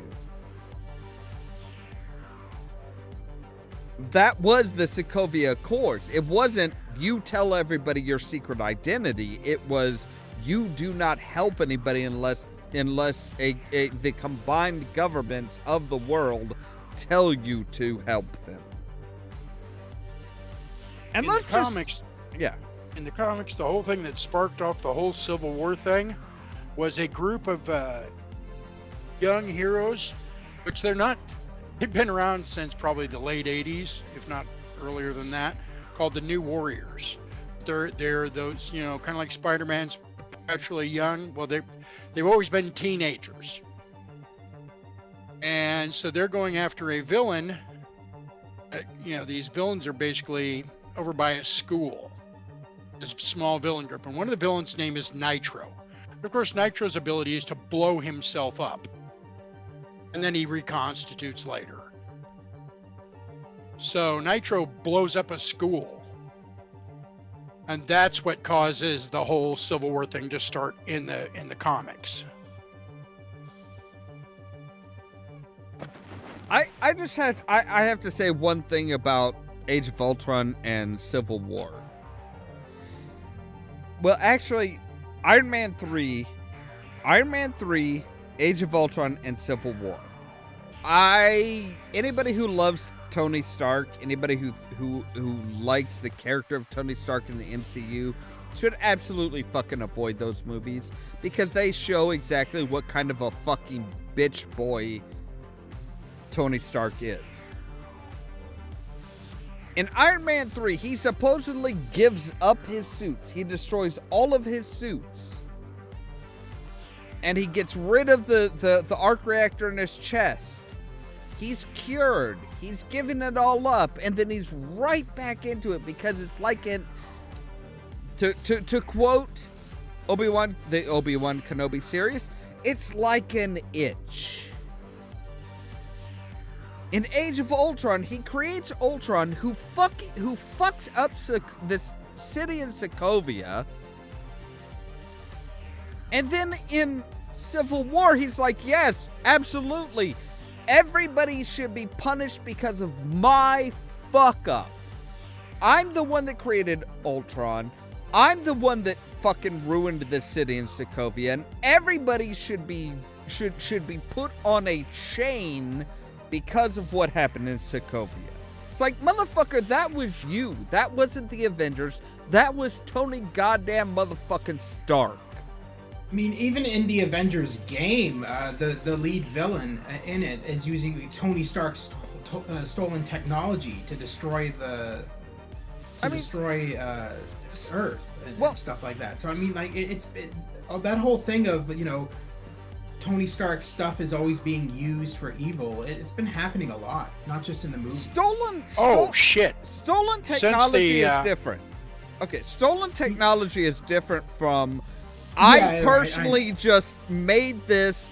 It went rogue. It fucked up this city in Sokovia, and now every superhero on the planet has to answer to the United Nations before they can help anybody because of me personally. No, I know. Nobody else. Nobody stole it. I did it. It's like, I'm not saying it's the same. Up. I'm just saying it's similar in a sense. Iron Man had a whole storyline called the Armor Wars that basically what happened was there's a ton of armor, you know, power armor villains. Beetle's one of them. There's just a bunch of them, and all of them are using some of stolen Stark tech. But yeah, there was a whole storyline. So Tony has always been more of a menace than you know, than anything. Yeah, it's just his security is shit. Like I said, it's one of those things where. Oh, hi, Shelb. And yes, we are going for everyone in the MCU. Oh yeah, it's you know, up until Iron Man 3, it was like, look, somebody else. It's like, you know, Ironmonger just like took over his, you know, Obadiah Stane took over his company and just fucked everything up. Iron Man 2, you have Ivan Vanko, who, you know, his father kind of helped create the arc reactor. So it's like when he saw the miniaturized arc reactor, he's like, oh, hey, okay, here's all the blueprints for the original. Yeah, I can see how Tony Stark did this. It wasn't directly Tony Stark doing it. It was Iron Man 3 where it was like, oh, this is very much personal. I'm giving up my suits. And then, you know, and then it was Age of Ultron where it's like, hey, no, let's create this Ultron protocol that's gonna, you know, we're gonna put a suit of armor around the world, and oh, hey, we fucked up Sokovia.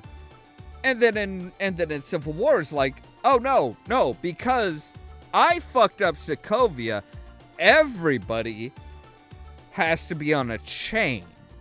Captain America, who all he did was fought against my creation, he needs to be put on a chain. And let's not forget what happened with Wanda. Her major crime was, you know, yeah, it's a horrible thing that those missionaries got killed in that building, but would you rather everyone on the ground had died instead? Yeah. Well, I mean, Wanda Maximoff is an interesting character in the MCU. Because she already had this unique ability, she was an enhanced, let's face it, she was a mutant before they were actually able to use the term mutant. But she was also exposed to an Infinity Stone that further increased her abilities. It wasn't her. It wasn't really her choice.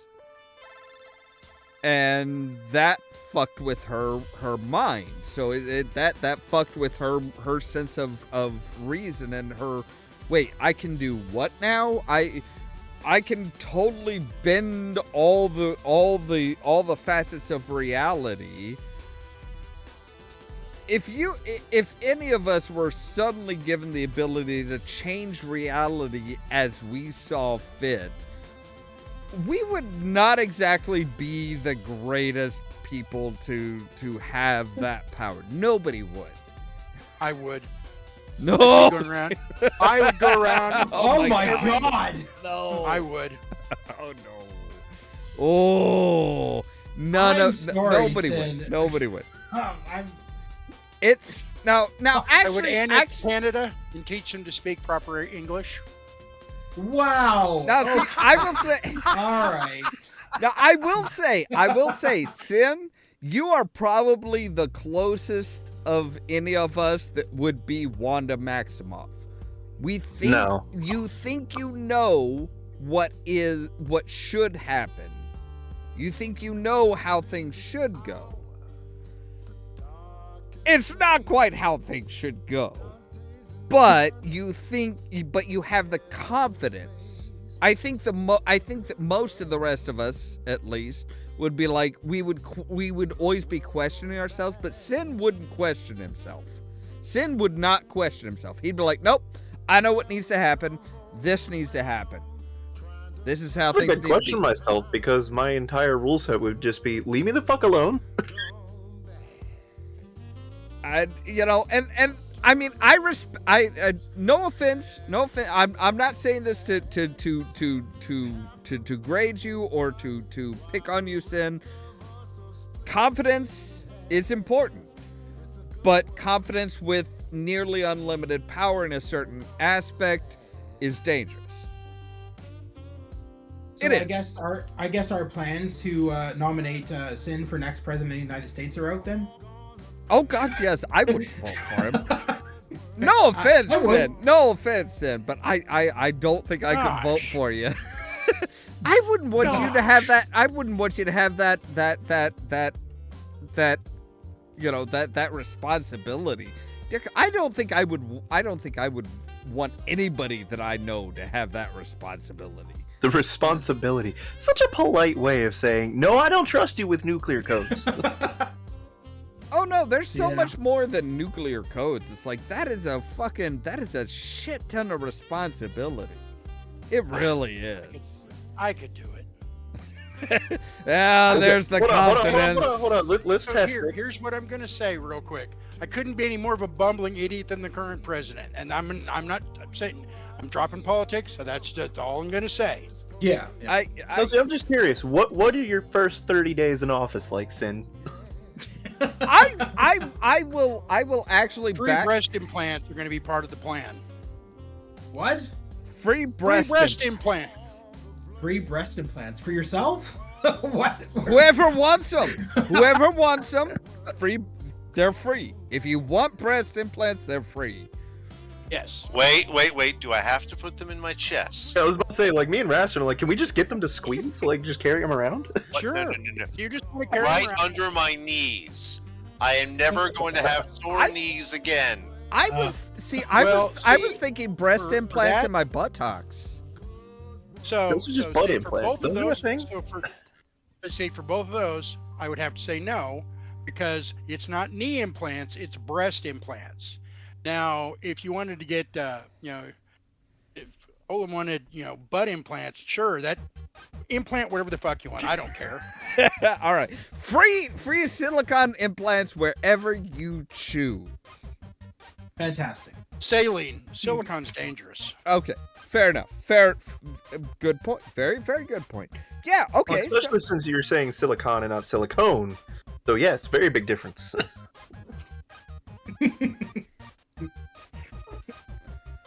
Or silly string. What? Silly string breast implants? Wait, I take it back. Elbows. What? Whatever. elbows? No, you. No, think about this. How many times do you hit your funny bone? You get the Okay, silly string in your wrist and forearm. You'd be Spider-Man. So if you're going to get them in your elbow and your knees, there have to be nipples there, though. If you're going to use breast implants, if you're going to try to use that, then yeah. You think I would turn that down? I was gonna No. say, oh no, I get 4 nipples instead of 2. 6. Is if this I get really a them- bad thing? Yeah. 6 if I get them in the knees and the elbows, and I'm never going to get hit in a funny bone again. More erogenous zones. Not Okay, so we really, got not the free really breast a- implants. Not No, really seeing if the it worked downside that here. way. I would legalize marijuana and tax the fuck out of it. Because there are a lot of states it's still not legal. Yeah. I mean, so basically you Yeah. want Illinois. Illinois, Colorado. There's actually a lot of states that are doing that. That are like, yeah, we're gonna legalize it and we're gonna tax it. I But the- learned The good that thing here, Missouri has medicinal. That's where I'm at now. It's- but I like what you would Oh. do about if you did federal wide, because then marijuana dispensaries can actually use a freaking bank and not have to hire more security than a real bank. Oh my god. I've been Okay. I've been to one here in Illinois. Yeah, it's like, ooh, wow. They have very high security. They don't have a choice. They can't. Yeah. They have to be a cash only business because they cannot. Well, no, use they anything with take an they take FIC. cards. They take cards. I don't know how Visa and MasterCard let him do that.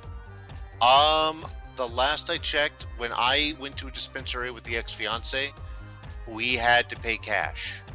Yeah. I should rephrase that. We had to pay cash for anything that contained the cannabis. Now there's separate merch I think you can buy with a card. I bought some stuff that was CBD only and stuff that was CBD and THC, and yeah, they're like, yep, we can take cards. Maybe they. It So- My only thought is that Provided- they didn't put it down as THC. here's what I've noticed as far as things, talking with various people that have looked into it for their jobs and stuff like that. If you work for a company or the company that you are buying from is multi-state, they have to abide by the federal level. Otherwise, they can go by the state level.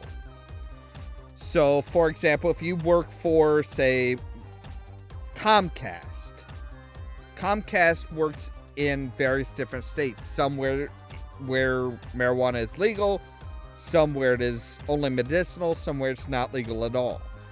They have to go by the federal law, which is you cannot test positive for THC, period. I would guess that I would guess that depending on the dispensary, if they are multi-state, where it's kind of like, okay, well, we have dispensaries in Colorado and Illinois where it's legal for recreational, but we also have one in a state where it's only for medicinal. Unless you have a medicinal card, you can't pay for it with anything other than cash. Because their banking system is going to say, look, you're legal in in these 2 or 3 states, but in this 4th state it's not, so we can't approve it. Honestly, marijuana. My personal opinion is marijuana should have about the same restrictions as alcohol. I'm on the basically legalize them all. The only time it's a crime to use them is if you sneak it into someone's food or you otherwise use it improperly. I mean, it's a crime to sneak liquid plumber into a buffet table, so. Yeah, I mean, yeah, it's if you're slipping into somebody, yeah, that is doing it without their consent. Exactly. But yeah, I mean, it's depending on the individual, I mean, I know people who have driven halfway across the country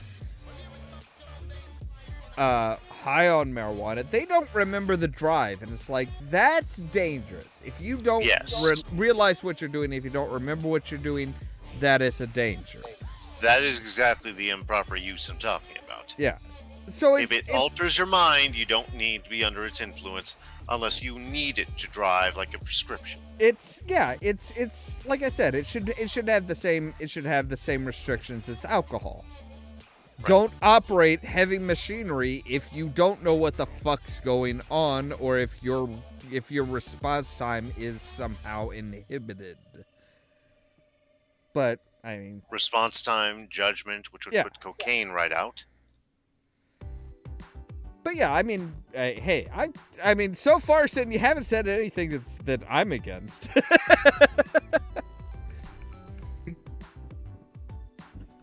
Well, I mean, I consider myself, I am conservative, but I'm more of a libertarian conservative.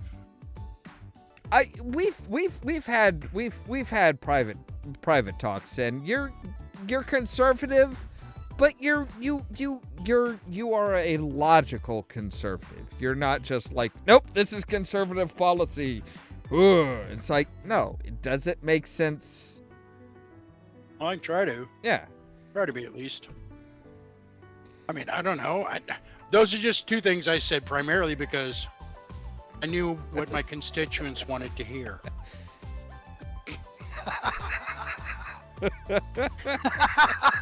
Well, I mean, it can be funny. My mom is conservative, and I'm obviously the left. And it shocked her when I said, yeah, I don't like electric cars either.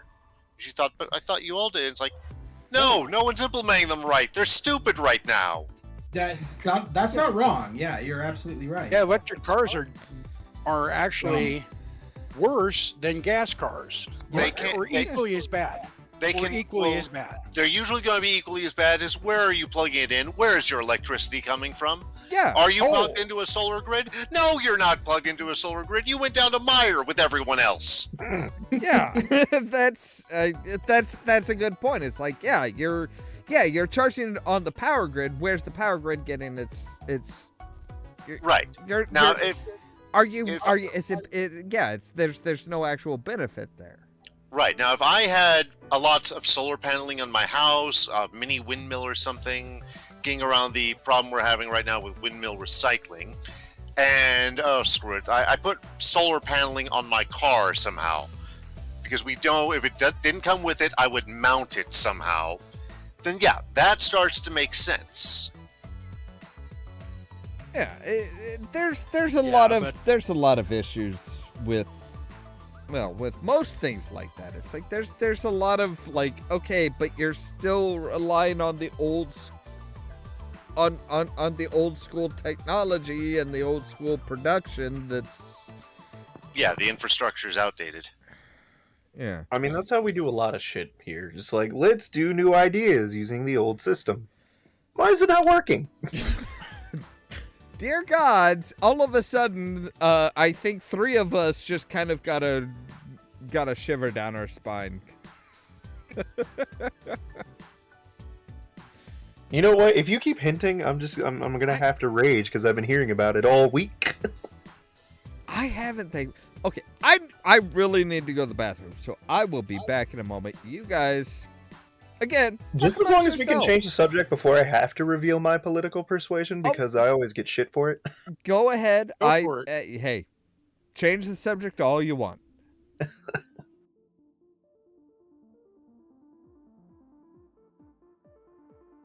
So I'm currently running around in FF14 in my house, where I've built that club I talked about a ways back. Uh-huh. And when I say I built, I mean a whole lot of people came around and heard my ideas and built around those ideas. Yeah. And if people like, I could stream it for a second, but I don't want to somehow accidentally interfere with Ollamh's YouTube pick. I don't know if it would or not. I have no idea. I even have the dumbs when it comes to this stuff. Well, because... Let me try it. As People far as on I know YouTube from his would not stream, be he able to. is the picture is a placeholder. He's not directly streaming Right. anything from Discord except audio, so it shouldn't. Good point. All right, so we're in my house. My fake, not my real house, of course. So, if you take No, a if we look around- popped the stream and we were in your real house, I think I would have been worried. Yes, I would be too. Place is a pigsty. I've had COVID the last few days. Oh shit. Yeah. So here we go.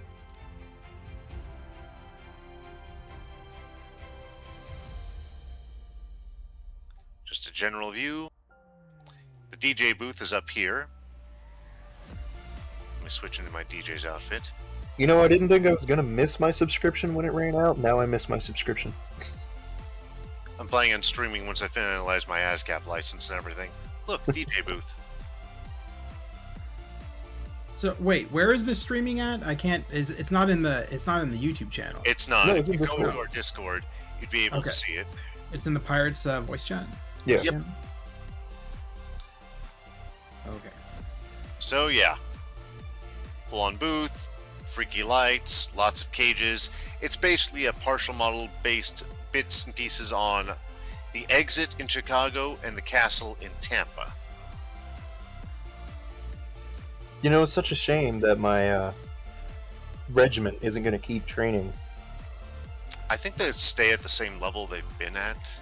Yeah, because they just once they complete training, it just pauses it until you say, "Hey, Yep. keep training." Oh look, shades. Basically modeled my character to look like my night elf back over in WoW. And then someone talked me into this outfit. Nothing wrong with it.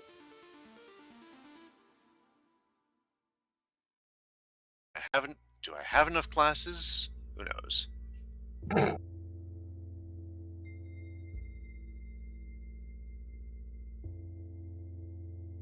Missing a lot of components there, my friend.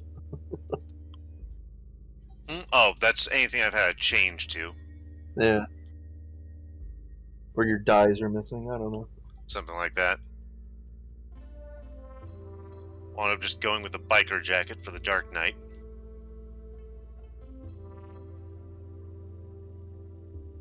But yeah, friends helped me build this place. Nice. It has to be one of the classiest looking blacksmiths I've ever seen.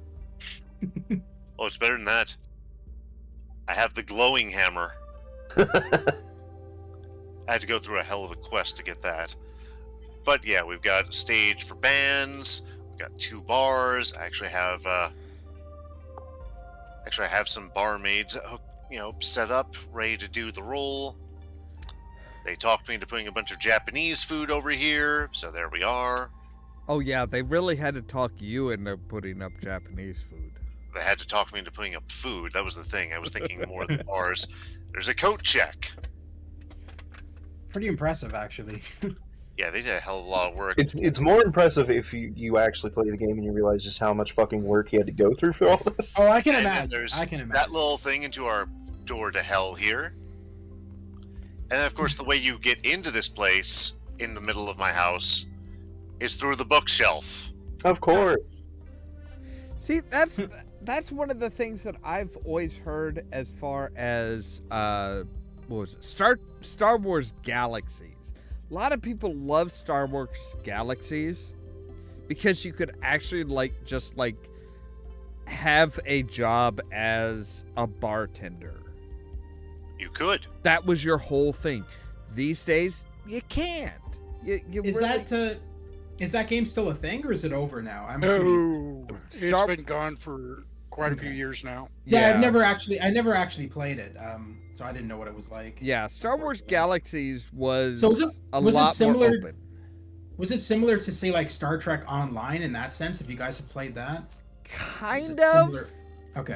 Kind of, except for even in Star Trek Online, you can't hop behind the bar and just have a job as a bartender. Well, no, you can't do that. That was something that you Of course you have that mount. Damn right I do.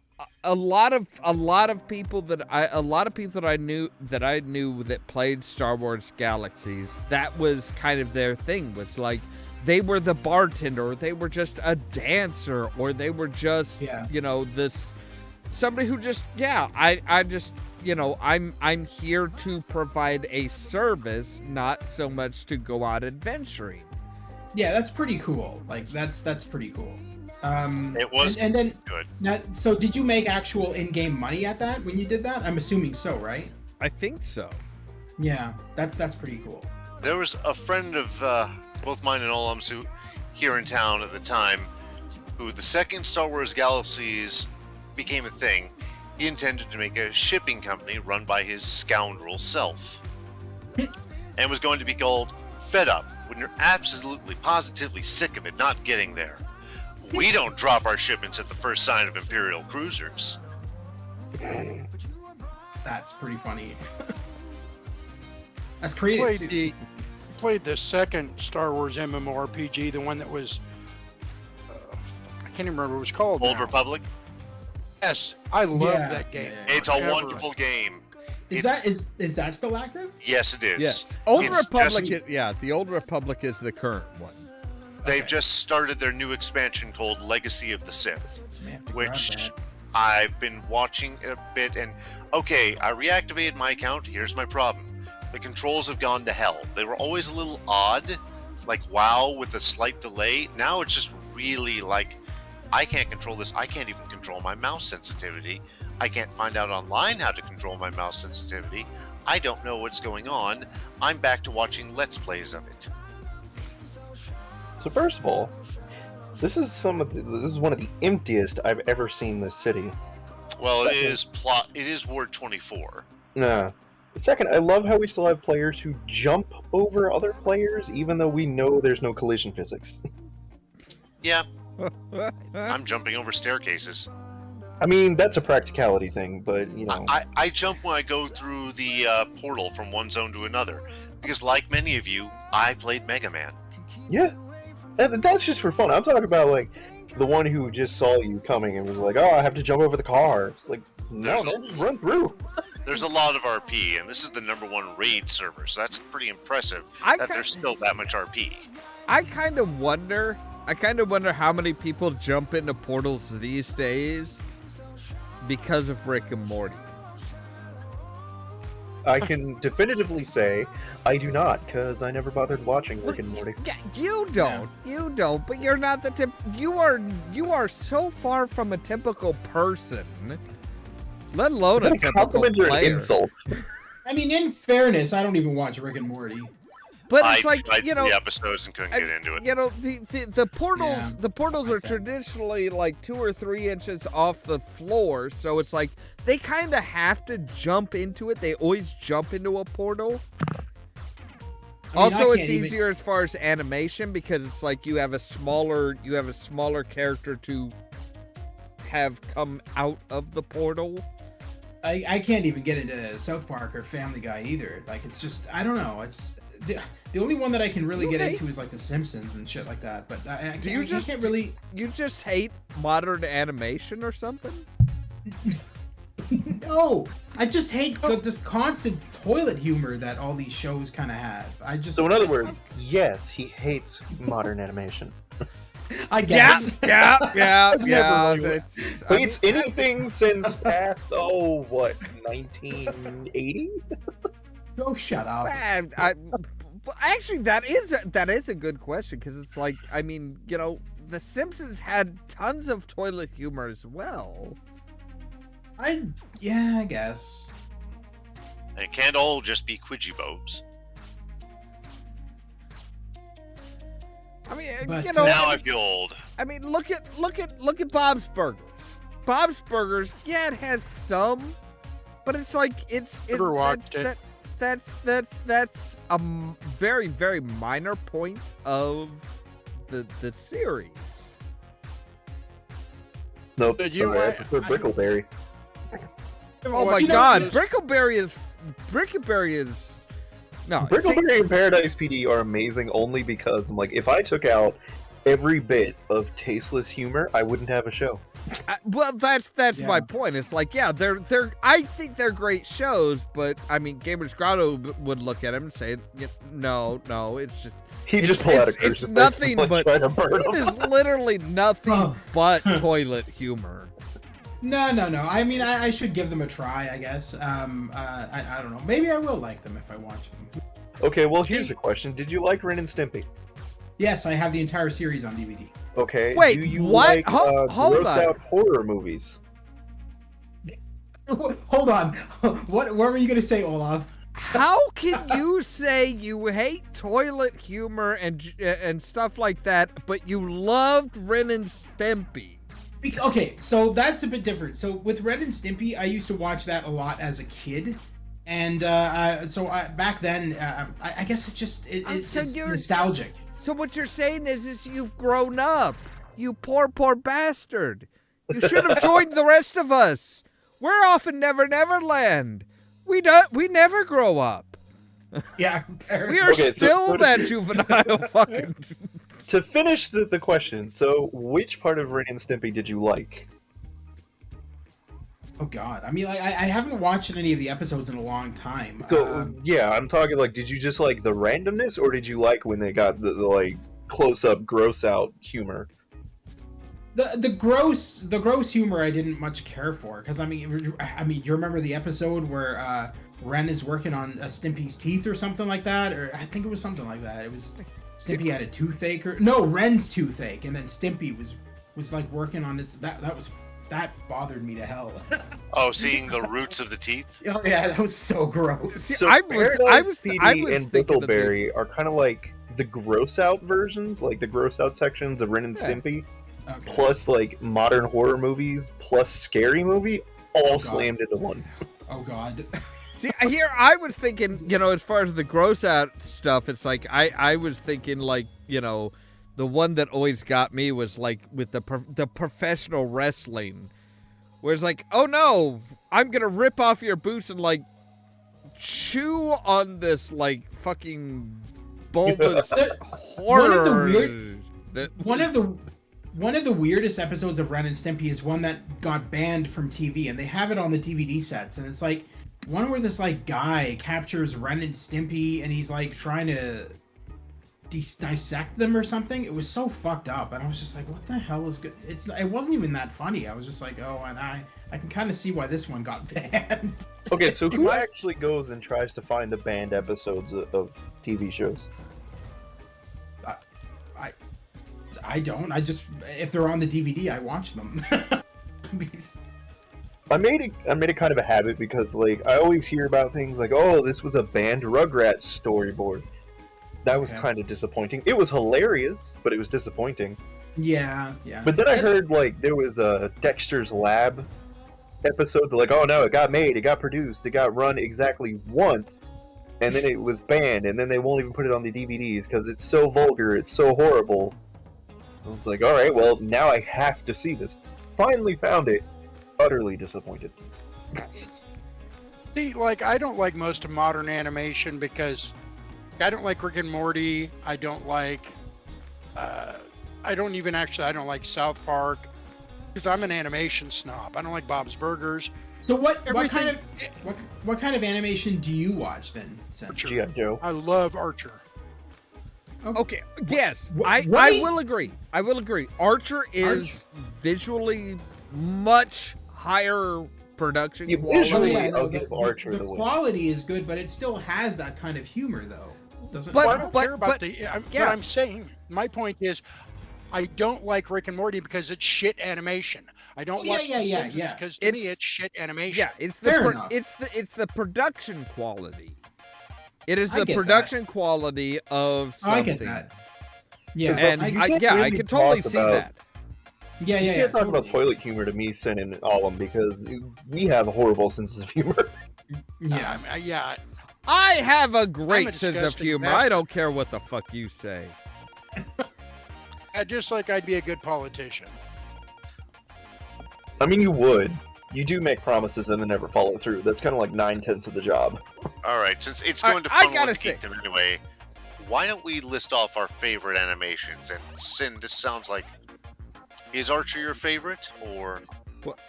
Right before that, hang on. Right before that, I just want to say, one of the things that actually has me convinced that Sin would be a good politician is the fact that Sin says that he would listen to his constituents.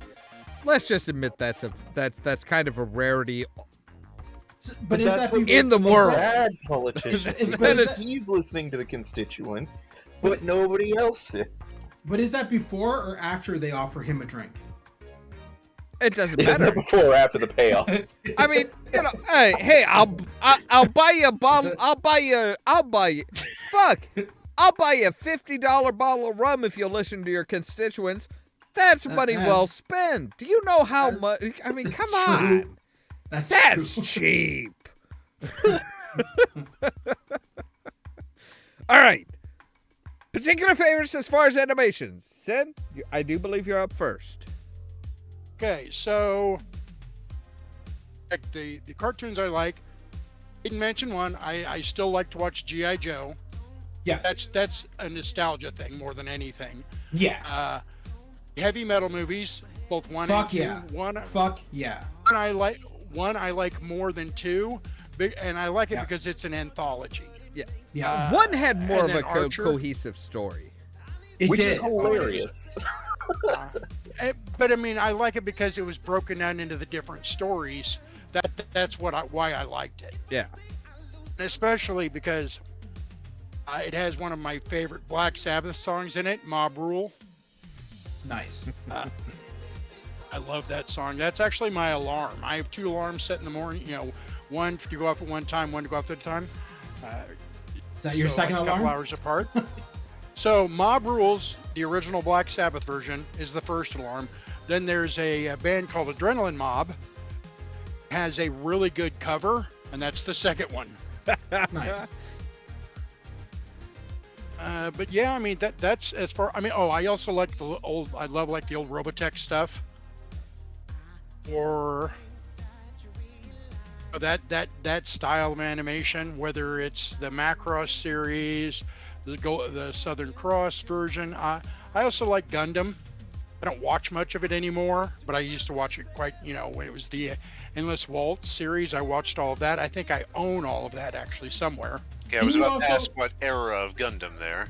Didn't you also tell me when we were talking the other night that you also watched He-Man and the Masters of the Universe back then? Well, yeah. Didn't you? Yes. Okay. Yeah. But yeah. I like Filmation did really good animation then. You couldn't be a kid in the 80s and not watch He-Man, G.I. Joe. That's true. Well, I didn't watch. That's the thing. I didn't, which is surprising. I didn't watch G.I. Joe. I watched He-Man, and for me, it was the Transformers. Okay, I suppose G.I. Joe may not have been as big in Canada because it was. It was. Oh no! It was. It definitely was. All my friends watched it. Well, I I mean, even then, it seemed there was always like a camp. Like you watched all of them, but there was always one that was your show.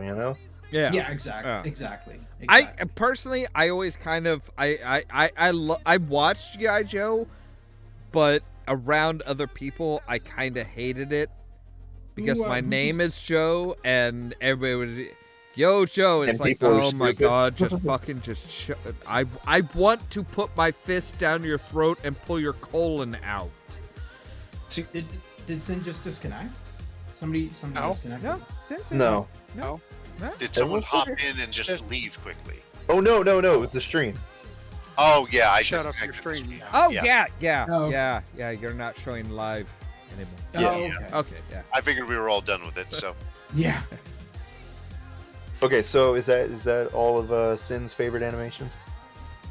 I think those are probably the major Somebody ones. may say something along the lines, and somebody may say something that I just didn't think of, and of course, Yeah. Yeah. All right, who wants to go? Rascalin, since you brought it up, you're next. that's fair. Okay. My favorite of all time is Legend of the Galactic Heroes. This is the original version that went from 88 to 97, not the recent Crunchyroll reboot. Reboot, remake, whatever we might call that. Wonderful hand-drawn animation, filmed at times like a historical documentary, just happens to take place centuries in the future. Shows both sides of a war, and neither side is the good or bad side. and no one dubbed it into English, not the original anyway. So I don't have a horrible, argument going over it, whether it's better subbed or dubbed. Makes sense. Fair enough. Part of the reason it's such a good anime with such high production values for its time was it was an OVA. This basically means original video animation, straight to home video. This is an anime that was sold directly to the consumer from 88 to 97 and didn't see the light of television until it had finished.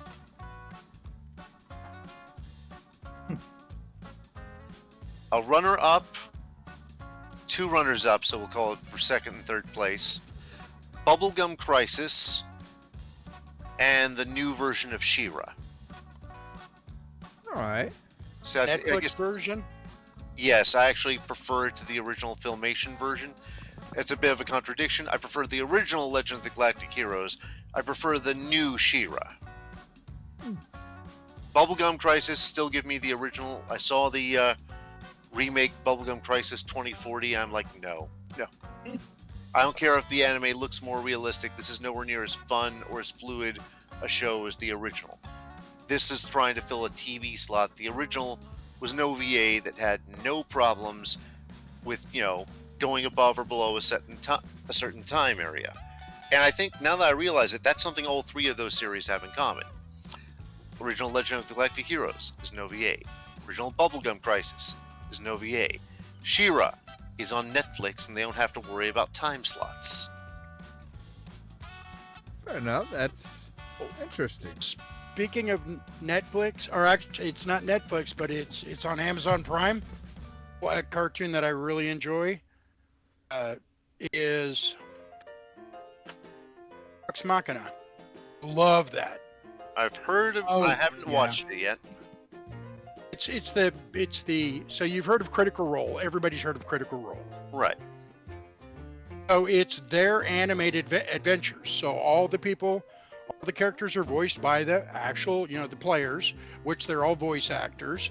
It is very well done. My favorite character is Grog. I absolutely love Grog.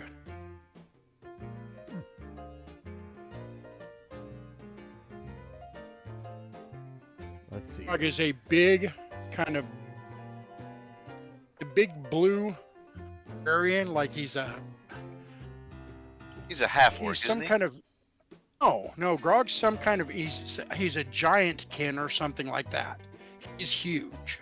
Okay. See, I know exactly what Rasslin is thinking about because I heard Grog and I thought about that old story about the half-orc rogue who put all of his points into intimidation. Instead of sneaking, he just yelled in your face, "You do not see Grog!" Actually, not what I was thinking. I finally saw pictures of Grog recently, even though I don't watch the show. He was used in a few memes. I'm like, oh. I looked at him and thought, is that a half-orc? No. Fair enough. Who do we pick on next? Pick on the Canadian. I was gonna say, he was the first one to laugh. He was the first one to laugh at it. Gamers Garage. No, it's just the way you said it, like it's so threatening. Who do we pick on next? Oh boy. Well, for modern animes, I like the Shenmue anime. That unfortunately it only was one season, but it was really good. Very true to the video game. So if you played the video games, it's very easy to step into. And if you haven't played the video games, it's also very easy to step into because they've made it so that anybody can just kind of step into it and understand what's going on. It's got a lot more What's backstory. it about? Never heard of it. Shenmue is so Shenmue, the original game, came out for the Sega Dreamcast back in I'd say 2000, 2001.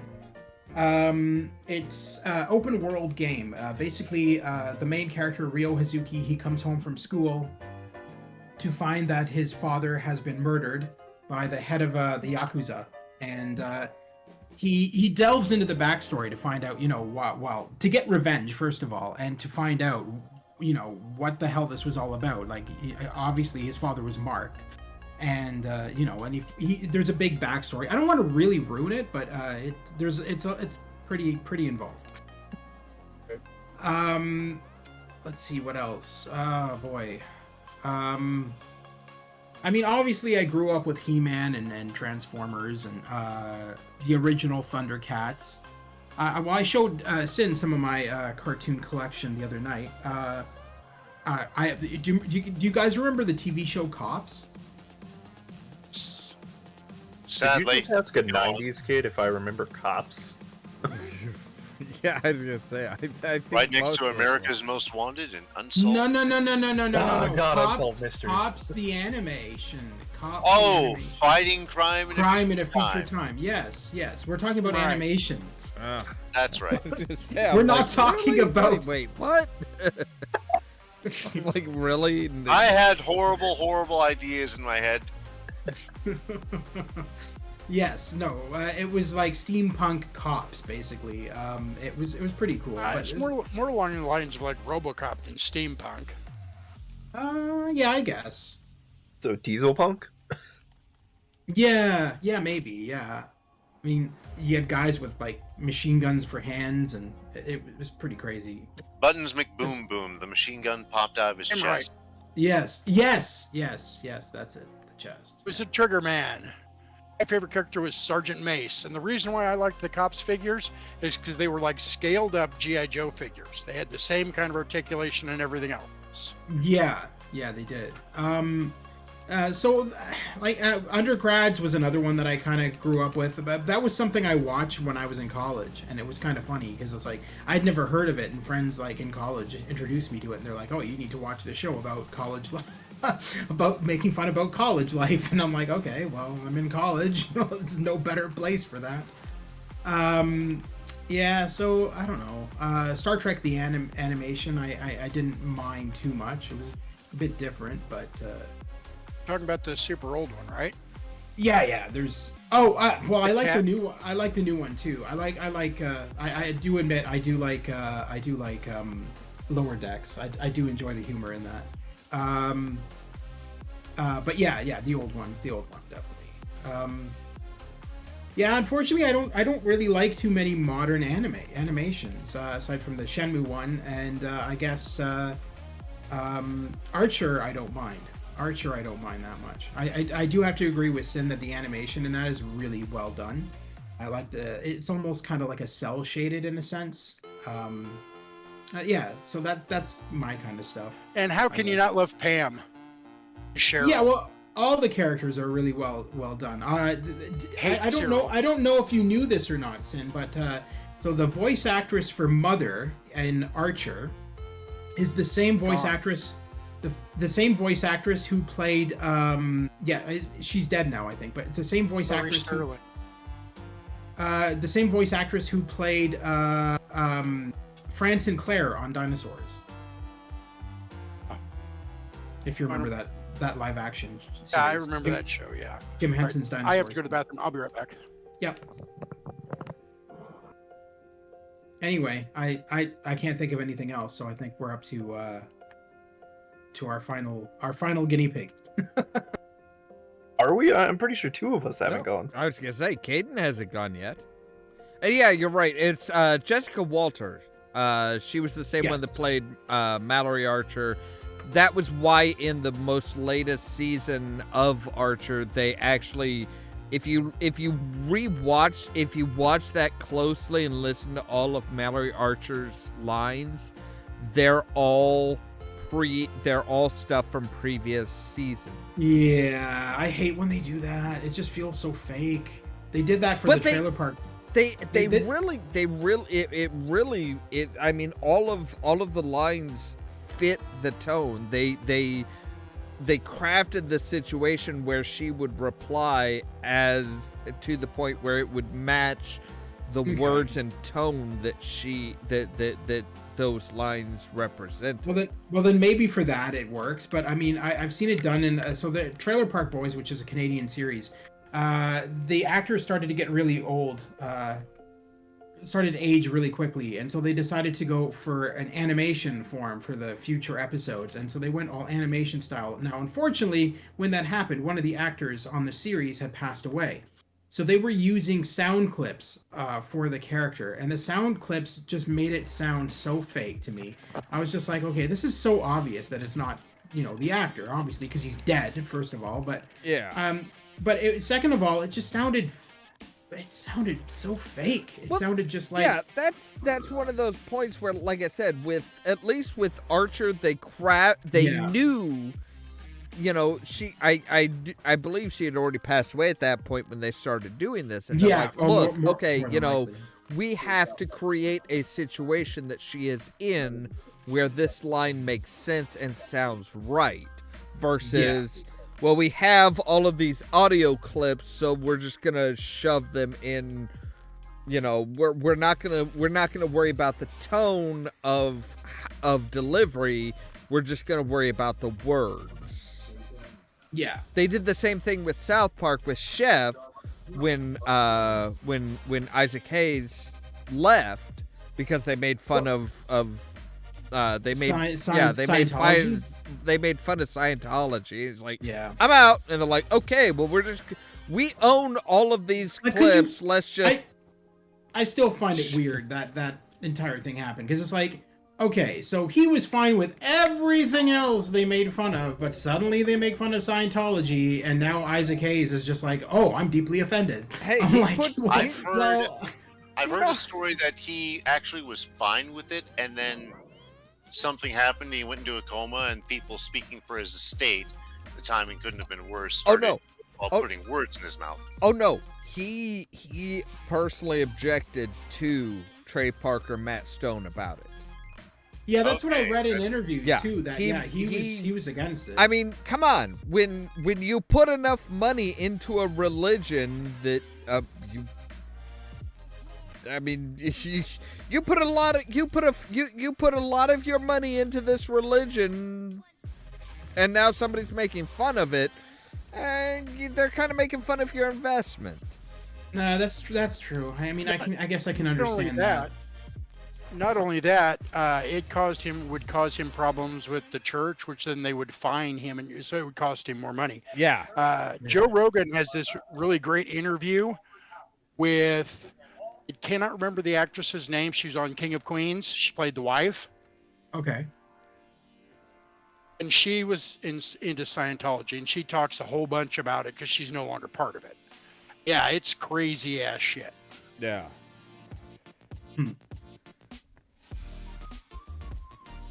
Interesting. Sorry, did Caden actually fully answer? I haven't even started. Yeah, he hasn't. Shit! He hasn't Oh, goddamn! All right, Caden. So I actually just had to go through my Netflix and make a list, because it's like, how the fuck many animations am I watching right now? So I think I got it. I think this is more or less actually in chronological order. Wow. Well, because I like everything, and you know me, I'm eclectic, so I have a little bit of everything. You're also a little OCD. Well, that's just the way my brain works. If I can't see it as a list, I forget half the shit I'm doing. Hey, I'm not knocking it. I'm just saying. Just. Yeah. So there's a really old animation that I came across. I love. It's called Belladonna. And technically, it's not actually even animated. It's more of a slideshow. But that's a really good one. I love that one more for the story than I do for the visuals. And then, let's see, we have Reboot, which I loved because that was the first digital animation I'd seen. And for the time, it looked great. I remember Reboot. That show was pretty good. Yeah. And I was about to say, if I mention Reboot and the Canadian doesn't speak up. Yeah. I hate the new one. I gave the new one yeah. a shot. Just the first episode, I almost threw my laptop because it's it's Yeah. Power Rangers, and it's Power Rangers and Code Lyoko, which pisses me off. Like, I tested somebody. I was like, okay, so I'm gonna give you a synopsis of a show, and I want you to tell me, am I talking about the new reboot or Code Lyoko? And I gave it to them, and they couldn't tell me. It's that close. Let's see. I did have Thundercats and He-Man growing up because thank God for Boomerang and Toonami. You did or you didn't? I did. Okay. Of course, I also grew up with two siblings that grew up in the 80s who kept almost all of their memorabilia, so I would have had Thundercats and He-Man even if I didn't want them. Fair enough. Let's see. I already mentioned Paradise PD and Brickleberry. I do like Love, Death, and Robots. And I think the appeal for that one is that because there's just so many different types of animation, so you get to see all these different mediums just kind of clashing together. I do like Futurama. And then we have... Oh, let's go down this list. On Netflix, I have Baki and its sequel, Kengan Ashura, Agretsuko, Beastars, which was ultimately disappointing, Black Butler, JoJo's Bizarre Adventure, A Whisker Away, Kakaguri, Neja Reborn, Green Snake, and then a very hilarious Brazilian show called Super Drags.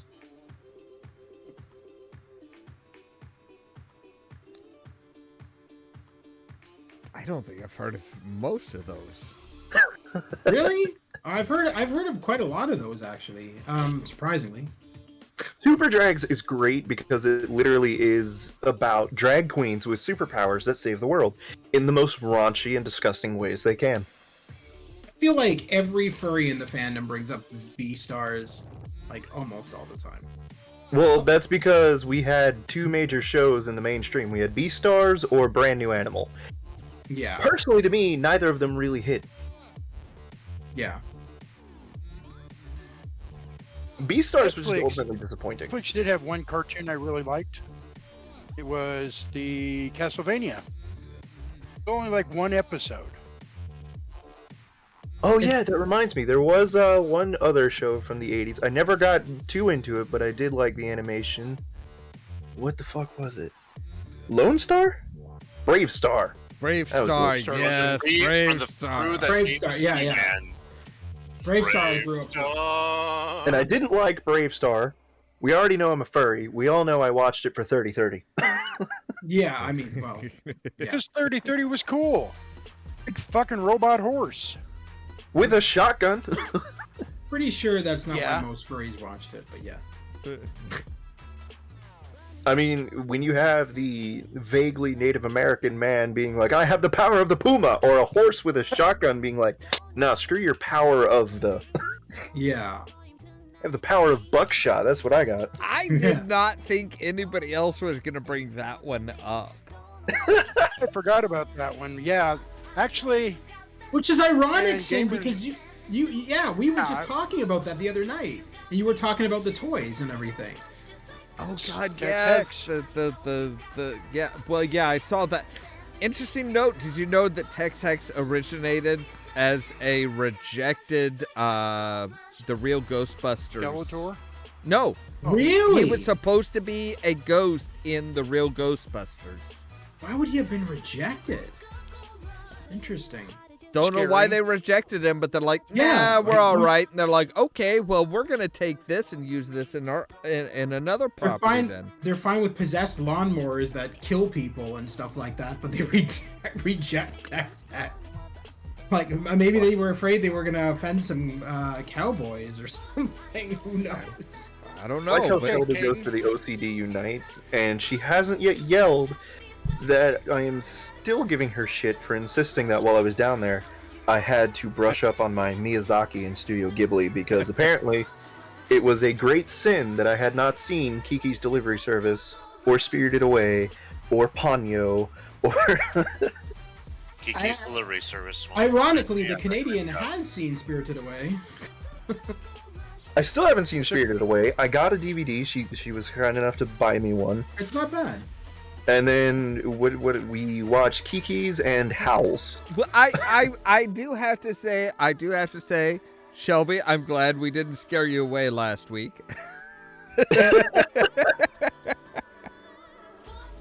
Yeah, I don't think she realized just like how I do these, because she's always watching, but she was like, that was the first time she'd ever actually been in on one. Yeah, I can see that. I pulled out my phone. She's like, "What the hell are you doing?" And then I booted up the stream. She's like, "No, what the hell are you doing?" So, Caden, you mentioned liking Brave Star. Ever watch the Cowboys of Moo Mesa? I did not. Ninja Turtles, only it's a Western, and all your heroes are vines. Hmm. Pretty cool. There was, let's say one of the characters was Dakota. I think he was a bison, maybe, or a longhorn. I'll have to look And it then up. there was, the toys were atrocious, but the cartoon itself wasn't too bad for what it was. Isn't that half of the 80s and 90s in a nutshell? Yeah. The toys sucked, but the show. Yeah, I it's don't true. know. I don't The know. toys I were mean, a always- lot of the toys we had in the 80s were pretty cool. Was that before or after you had the lead paint? Oh, that was after. That was well after. I mean, come on. Oh gosh, what was Zartan's group?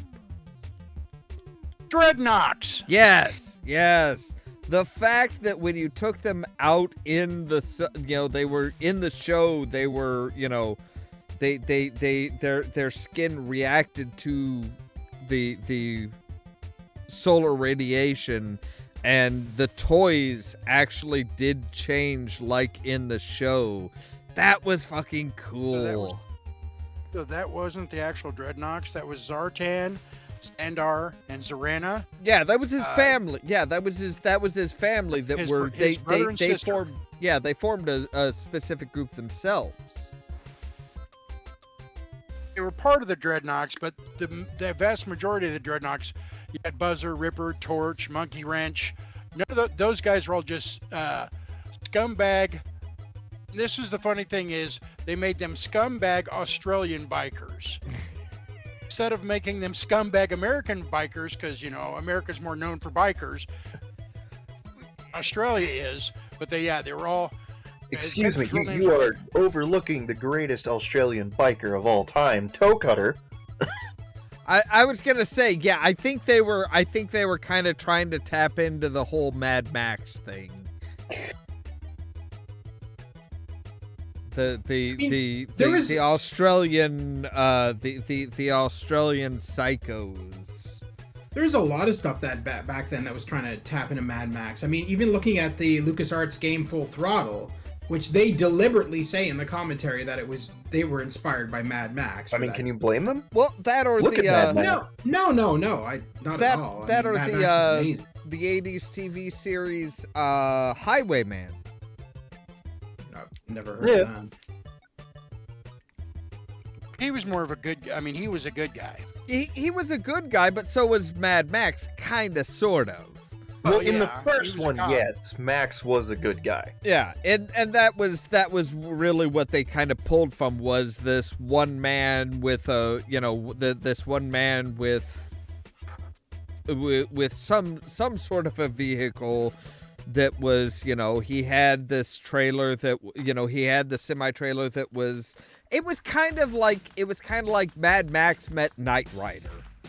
Have any of Thank you you. That's played? what I was going to say. Have any of you played the Mad Max game? It's actually not bad. I was actually surprised. It's not really based on the new movie. It's based on the original stuff. Yeah, God. yes, Yeah, actually, no, I it's have the new played a little bit of the Mad Max. Yeah, it's really good. It's really impressive, I gotta say. See, honestly, when it comes to Mad Max, I always had the rule that Mad Max is good, Road Warrior is good, Side Eye Beyond Thunderdome, and then we just don't talk about Fury Road. Yeah. I actually liked Fury Road. Well, it's not that I don't like it, it's just I don't count it as Mad Max. Yeah, it's Because Mel kinda... Gibson's not in it. And because that wasn't Max. Well, that's kind of one of the things that they the creator of Mad Max kind of commented on. It's not supposed to be a linear story. Because if you look at most of the Mad Max stuff, it's it's stories told by somebody else. It's not Mad Max's life. It's this story about this guy named Max who came in and helped us. The personification, the appearance of the character varies depending on who it is that's telling the story. Yeah. So in Beyond the Thunderdome, Mad Max is supposed to be this older person, even though a later story has him younger, because it was mostly told by kids. It was a story told Raggedy by Man. children that are like, oh, it's this old guy that, oh my God, he was so old. He was like 35. They see Not him as being necessarily so age, much just older. like you said. The personification changes, but I feel like there's still base characteristics that make up Max Rocketanzi, and I didn't see any of them in Fury Road. Yeah, it's again, it's one of those. Like I said, it all depends on who's telling the story. Like, what was I think it was Road Warrior. It was this. It was the kid that went off and eventually became the leader of this northern. Yeah, it was the feral cat child. Yeah. And that was his idea. That was his view of who Max was based on. And it was based on his life. It was based on how his life had gone up to that point. So Yeah. it's kind of like, yeah, he's more brutal and less caring because that was kind of where the feral child was at that time in his life. If he had met Max 10, 20 years after that and met him again, Max would have been a completely different personification, merely because he was older, he was more civilized, he was more of an adult himself. So he's like, look, no, he's making a whole lot of tough calls. It's not just I'm gonna kill you because fuck you. It's look, Yeah. I don't have time to deal with you. I've got other shit that I need to take care of to keep going myself. So we're taking the shortest judgment we have.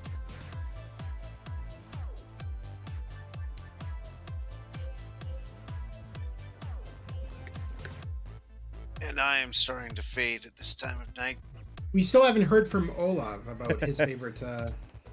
And we never will. Oh, okay. I'll tell you. Okay. I'll stay long enough for this. All right. So I obviously I have the nostalgia stuff of He-Man, G.I. Joe, Transformers, Brave Star, etc. So do you have all the toys and stuff as well? Or? Yes, I do. Oh wow, that's cool. Actually, the Brave Star ones were unique because they actually had backpacks that allowed you to duel. Yep. Yep, they were like laser tag. Yep. Let's see here. More modern stuff, I would have to say Archer is a fantastic. Just the animation style and just design and stuff like that is fantastic. It is. Yeah. I liked Invader Zim for its art style.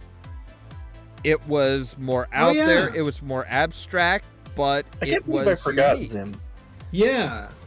And the voice actors who are in Invader Zim are actually in Destroy All Humans, the video game. If you guys remember playing that. That and Jonah Vasquez is an amazingly friendly guy. I actually got to meet him over at Indie PopCon one year. Which Oh, you nice. wouldn't expect if you were familiar with Johnny the Homicidal Maniac. But he did an amazing, hilarious version of the Teenage Mutant Ninja Turtles. It was Huh? it was He actually did. Look up Yohan Vasquez, Teenage Mutant Ninja Turtles. Trust me on this.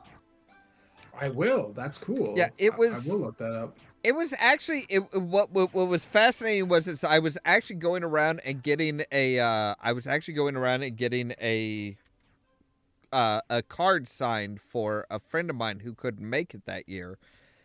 And I showed up at his booth as they were packing up all their stuff. They're like, okay, we're done.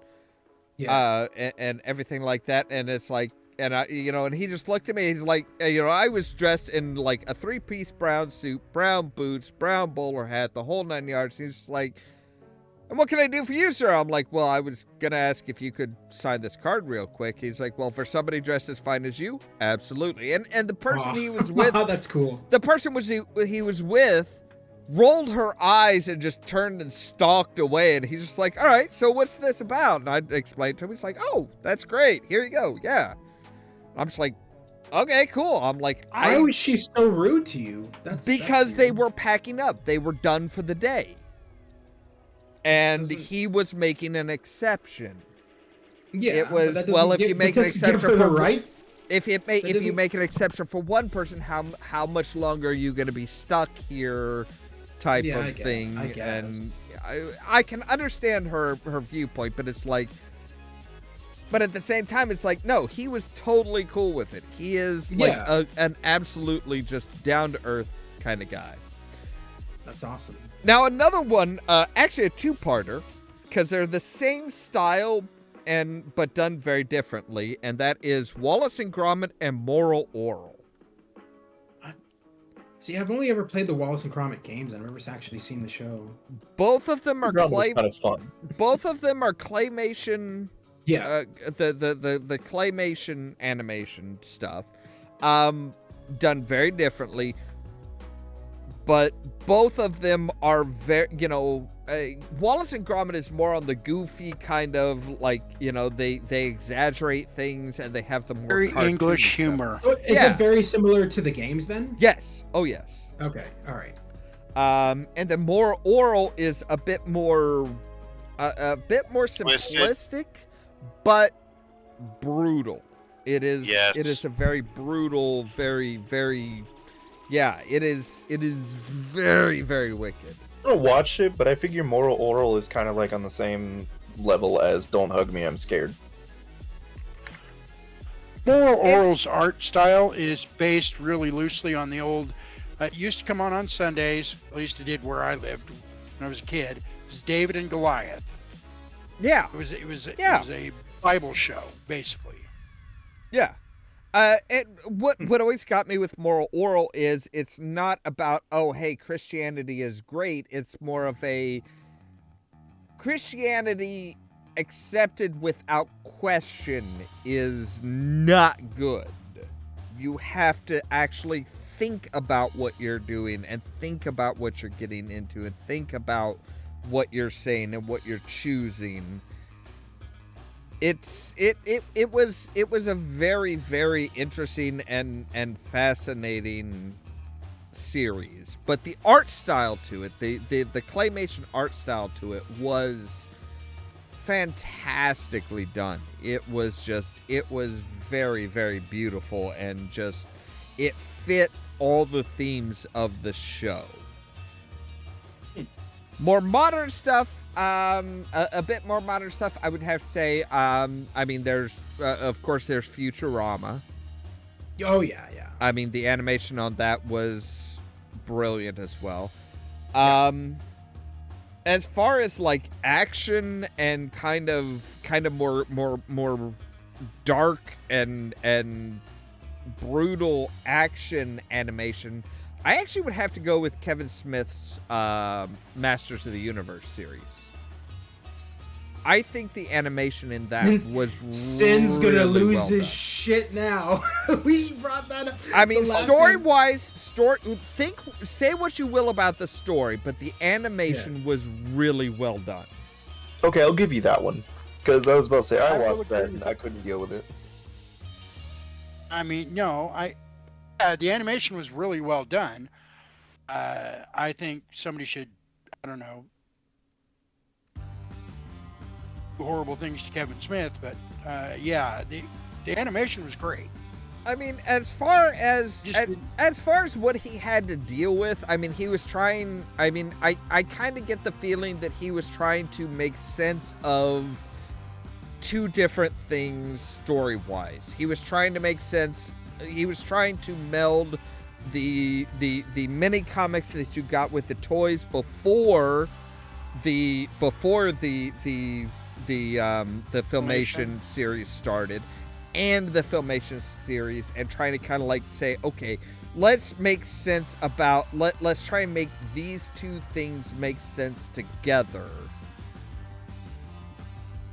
And as far as that goes, I think he actually did a pretty good job. I mean, it was like, you know, the skeleton guy that was the fear, you know, he feasted off of fear. He recognized Scareglow. Yeah, Scareglow. He recognized the name of Skeletor because in the comics before the Filmation cartoon series, Scareglow actually knew who Skeletor was. But in the Filmation stuff, it wasn't addressed as to who Skeletor was. So that's kind of like, yes, I recognize that name, and it's like it's kind of nodding to, hey, the comics, the mini comics aren't necessarily ignored, but it's kind of, he's seen so many people, he's not entirely sure as to who that really is, type of thing. The original tagline for Skeletor, is the evil ghost of Skeletor. And the confusion that phrase brings up. Yeah. Spectre Creative, who's a guy who used to work for Mattel on the Motu line, he talks about it in several of his, one of his videos at least.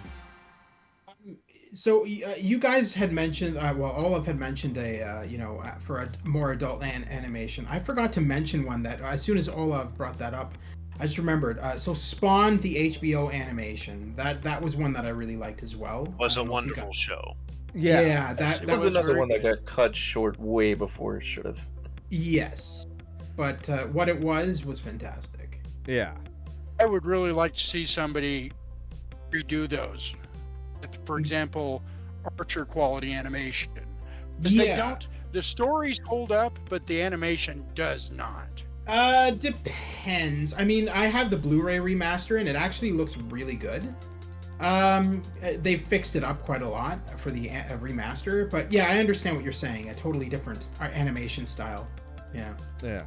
Because most of that stuff, because of what Spawn was part of the wild 90s era of comics where things were just fucking bizarre. Costumes didn't look, your superhero costumes and stuff were all bizarre and stuff. Oh my God, Rob Liefeld was the king. That was the period where we had like the super roided out Marvel heroes, like Captain America that looked like, I mean, dear God. The Hulk.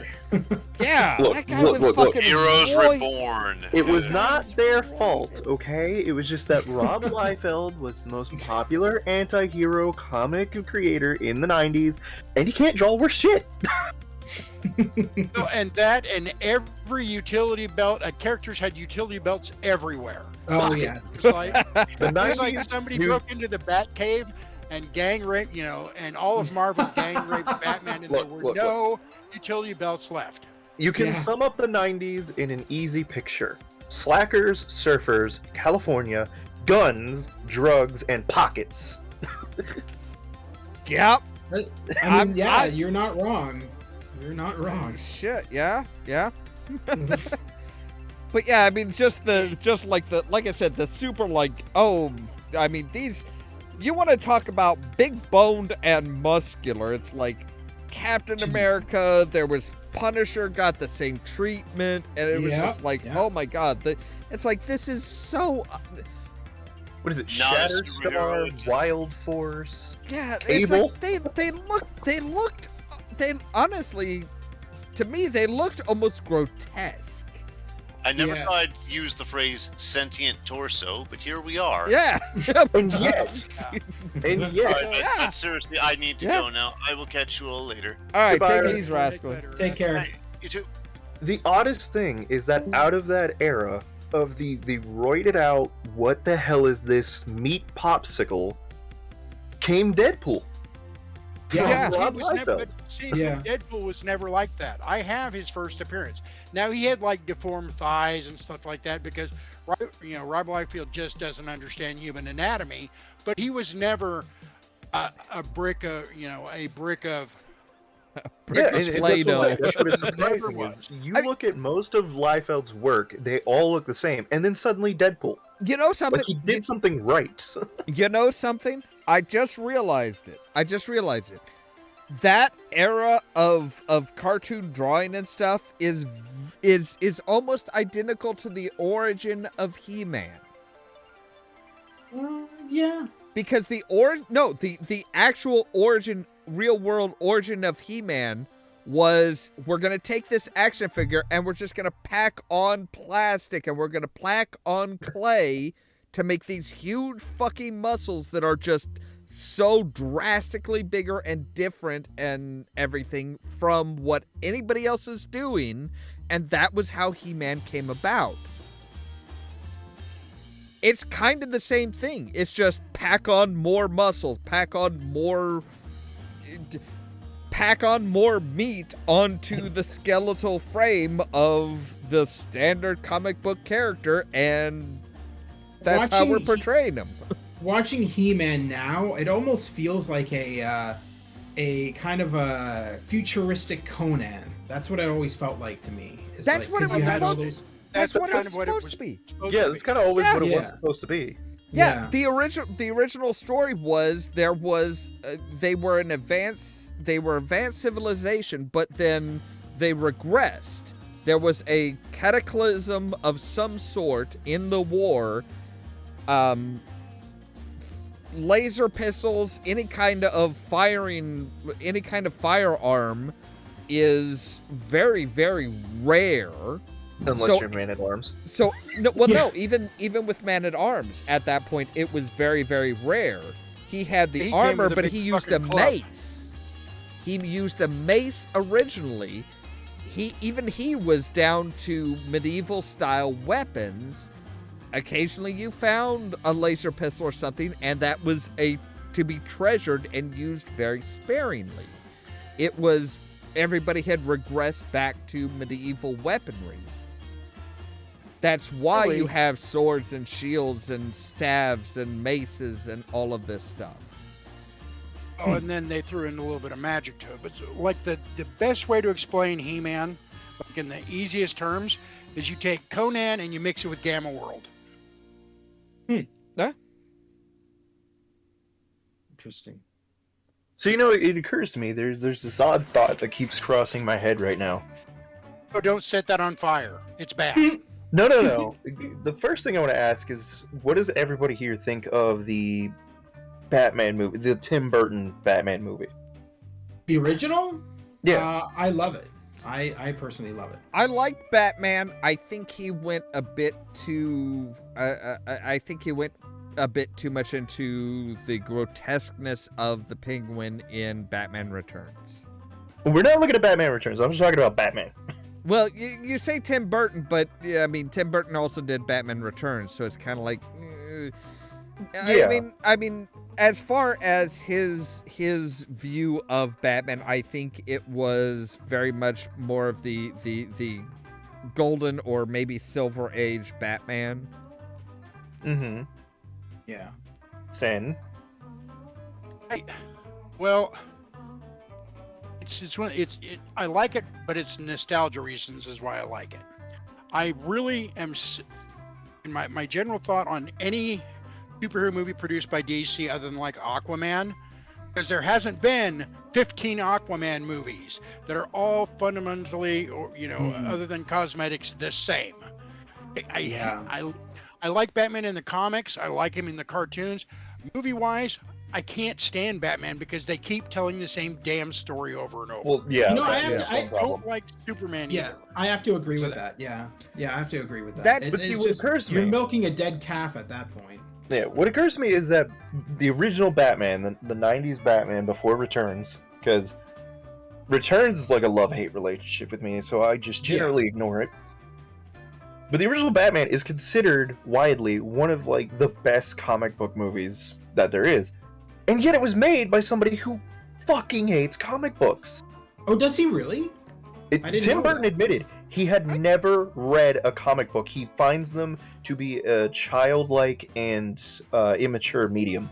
One of my favorite things in the original Batman movie was when Knox is heading into he was a reporter, I believe, wasn't he? Yeah. I think he was. Yeah. He was heading into his office, and this guy goes, Knox, I got something for you. And then he comes over, and this guy is drawing a picture of a bat in a suit, and it's that guy is supposed to be Bob Kane, and he's drawing Batman.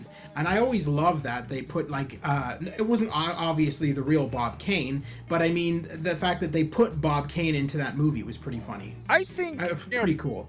But Kane's a great big douchebag, right? So Bob Kane's a great big douchebag, right? He took credit for a lot of Bill Finger's stuff. Yeah, I know. Yes. I know all the whole story. What I'm getting at is that we have that end of the coin. And then on the other end of the coin, some of the worst comic book movies I've ever seen are made by guys who go around saying how much they love comic books and how much lore they know and how, dedicated they are to making things as accurate as possible. I think like that's a hell of a paradigm right there. I think you have to. I think the best comic book movies are the people who they don't know a whole lot about the comics that they're making movies about, because they do more research versus the people that are like, I love this series. This is my favorite series. I know everything about this series. I don't need to do research, and I think I can do it better. I think I can improve on it. The Fantastic Four 2, Rise of the Silver Surfer. Oh God, that piece of shit. The director said he hated the idea of a giant robot. That's why Galactus was this gas cloud that everybody used at the time, and everybody who liked the Silver Surfer, liked Galactus in the comics, was like, that's not Galactus, that's not the character, because the person who made it was like, no, I like the Fantastic Four, but I think I can do them better than the original comics. And that's kind of the dichotomy of I love this series, but I think it would have been better if they had done this. And it's like, don't try and change shit. Don't stay true to the source material. Yeah, it's my opinion. I think I heard it best in a video I was watching earlier today hilariously about making YouTube videos, which is the best way to do it is be able to emotionally distance yourself from your video just enough that you can look at it objectively and be like, nah, this isn't going to work. Yeah. And you're right. That's how you have to be with the source material with comic books. You do have to do research and you have to have a passion for it, but at the same time, you can't... I feel like the Batman thing is because that's the part of the story everyone focuses on, is he's the orphan, his parents are dead, oh, well, yeah, everybody knows it. But everybody's gonna do I can do that story, but better. Well, look at a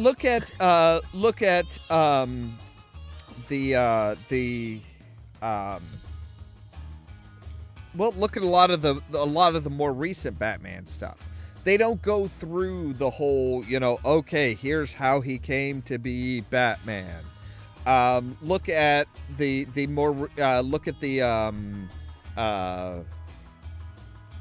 oh God, who is it that's doing Spider-Man now in the MCU? I have no idea. I can't remember the kid's name. But the Tom Holland. Yes, Tom Holland. Look at his Spider-Man. They don't rehash Spider-Man's origins. He's just Spider-Man.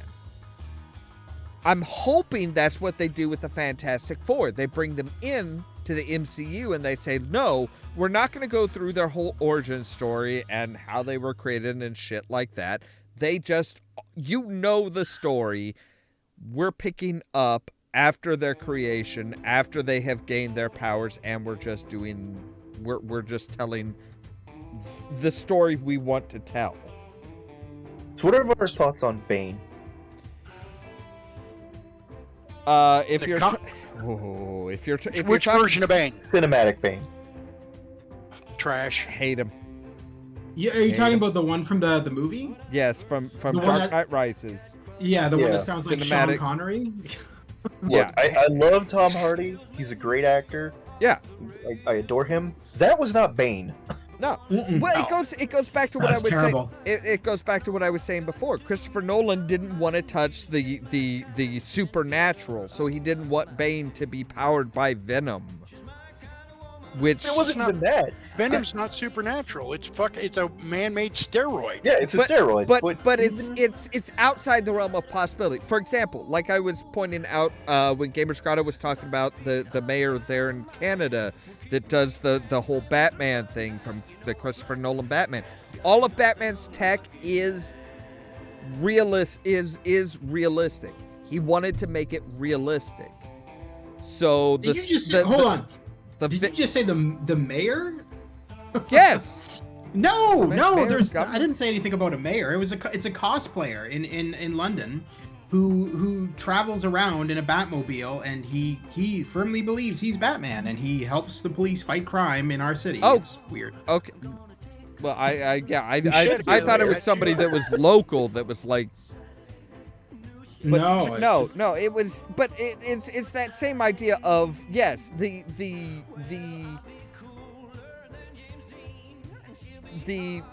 Batman, the Christopher Nolan Batman, everything was realistic. Everything actually Yeah. does exist. Yeah. So the Venom powered Bane would not work for his idea because he wanted it to be realistic, which destroyed the character of Bane. I mean, that makes sense, actually, now that I think about that. It's not just the Venom, though. It's also, one thing I feel like was left out of the Nolans was that Bruce Wayne, public persona, he's always been a playboy. He's always going to be an asshole. But he's still supposed to be genius-level intellect. I don't get that from Christian Bale. Realistic or not, I don't get it. Yeah, he But then Bane was relies on supposed- everybody else. Exactly, and Bane was supposed to match Bruce. They were supposed to be two titans, two chess masters who cannot out-gambit one another, and Yeah. that's what led to the breaking of the bat. Yeah. Oh, and in all actuality, Bane is, comic book wise, Bane is the only villain to actually outsmart Batman. Because what he did was, he broke all the nuts out of Arkham. He just went and fired an RPG into one of the walls, let everybody loose. Then he knew Batman's response is to gather them all up. So while Batman's running his ass ragged, getting every nut job loose, that was loose, back into Arkham. Soon as that happened, soon as Batman was, at wit's end or just hanging by a thread, then Bane challenged him and beat his ass because he outsmarted Batman. Yeah. I mean, and it would make sense also as far as like learning Batman's tactics, as far as, if you can observe him, he's fighting all these different people. He's using different fighting styles for each one. It's like you can get an idea for his tactics. And that's the thing about Bane, is he is supposed to be a tactical genius. Yes. Which is why Joker has always bothered me, no matter what incarnation he goes in. Why did they make him the tactical genius? I need to go to the bathroom real quick, so BRB. You said, Caden, wait, you said why didn't they make Joker the tactical genius? No, why do they? He's not really. So, the reason why Joker gets away with all the shit he does, because Batman has his code. If Yeah, I mean, Joker were to go, but if That Joker part do- makes sense, but it's these stories where like, oh, Joker thought of this, and this, and knows Bruce well enough. He's like 5 moves ahead of him. Like, but that doesn't make sense, because you're going with the Joker that's supposed to be so insane he can't even remember his own fucking name. How's he gonna think that far ahead? So the thing is, whereas my opinion, just my perception on it is the Joker has been fighting with Batman for so long, would be like if almost like brothers, in a way that, when your brother's squaring up, he's going to throw a left hook. He's going to do that because you've felt that left hook so many times. It's experience from fighting Batman, so he knows probably better than anybody how bats will react. Yeah, I mean, It's kind of that's like how I've muscle always memory. taken it. Is that it's just they've done it for so many years. But hold on, Shelby, which new one are you talking about?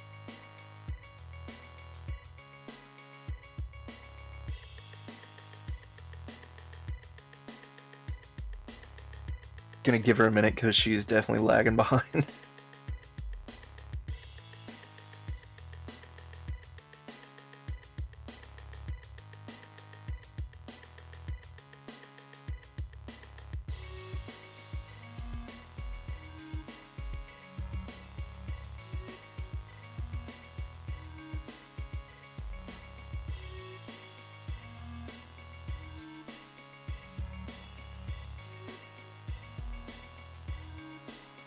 Wow, it's quiet. Yeah, That's- I was asking said Shelby something. which new. She was saying new one actually had a twist, and we've been like running off topic after topic after topic. So I was like, all right, where are you in the conversation? Okay, I will say this as far as the Joker and Batman. The Joker is his nemesis because the Joker is the opposite of Batman.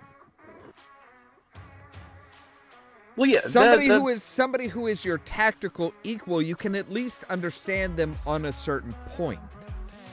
Whereas somebody who is completely the opposite of you, that you have no idea, you can't understand where it is that they're coming from. And I think that's why they always push the Joker as the nemesis versus Bane, because at least Batman's at least able to say, okay, if I as a tactician were going to face somebody like that, this is what I would plan. The Joker is just a complete wild card. And that's what I was getting at. You know, me and Sin were saying that the way we take it is that they've just been fighting for so long, they've learned to predict each other. But what I was getting at is that there are so many stories that go with the Joker is so insane that he can't remember his origin, blah, blah, blah. You know, is he faking it, is he not? But then they play him as a tactical genius to match Bruce and Bane. I'm like, but that doesn't make sense. If he is so scrambled that he can't think straight, how is he planning all this out? How does he know what's going to happen? Here's the big thing with the Joker. The Joker's end game is horribly devious. And it's actually kind of similar to Batman's to a certain degree. The Joker does not care if he lives or dies, provided that he dies at Batman's hands. Because he knows the one thing that is differentiating Batman from the Joker is that Batman will not kill. If Batman kills, that's going to open the door, and all of a sudden you have somebody who is a tactician, who is properly martially trained, who is just an absolute genius with technology and all of this stuff, who is also completely open to the idea of murdering anybody. DC's already got that character, though. Yeah, the Batman who laughs. Oh. But he's Stroke. But he's not a hero. He's not he's not the pinnacle of heroism. He's not that shining beacon that everybody looks up to. She's going for Harley. Yeah, I guess that kind of makes sense. I mean, Harley Quinn is a fantastic character, and I am very glad that that a lot more media is exploring Harley apart from the Joker. that was the one thing that I always bothered me with Harley for the longest time, was she was so codependent on the Joker. Mm-hmm. Well, I wasn't. Go ahead. I always Oh, liked okay. Harley. The newest Batman that came out. All right, I see what she's saying now. I always So found I it- always liked Harley. Well, I can get this out real quick. So the version of Harley I always liked was from Injustice Unlimited, where she actually became kind of an anti-hero. Yeah. Yeah, That was really entertaining, and it was neat. It was a neat twist on the character.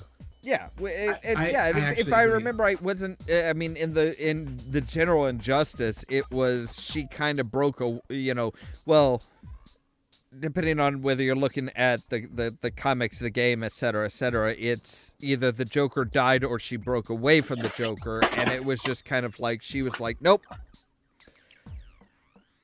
I'm doing my own thing. I am the head of the organization. We're doing things my way.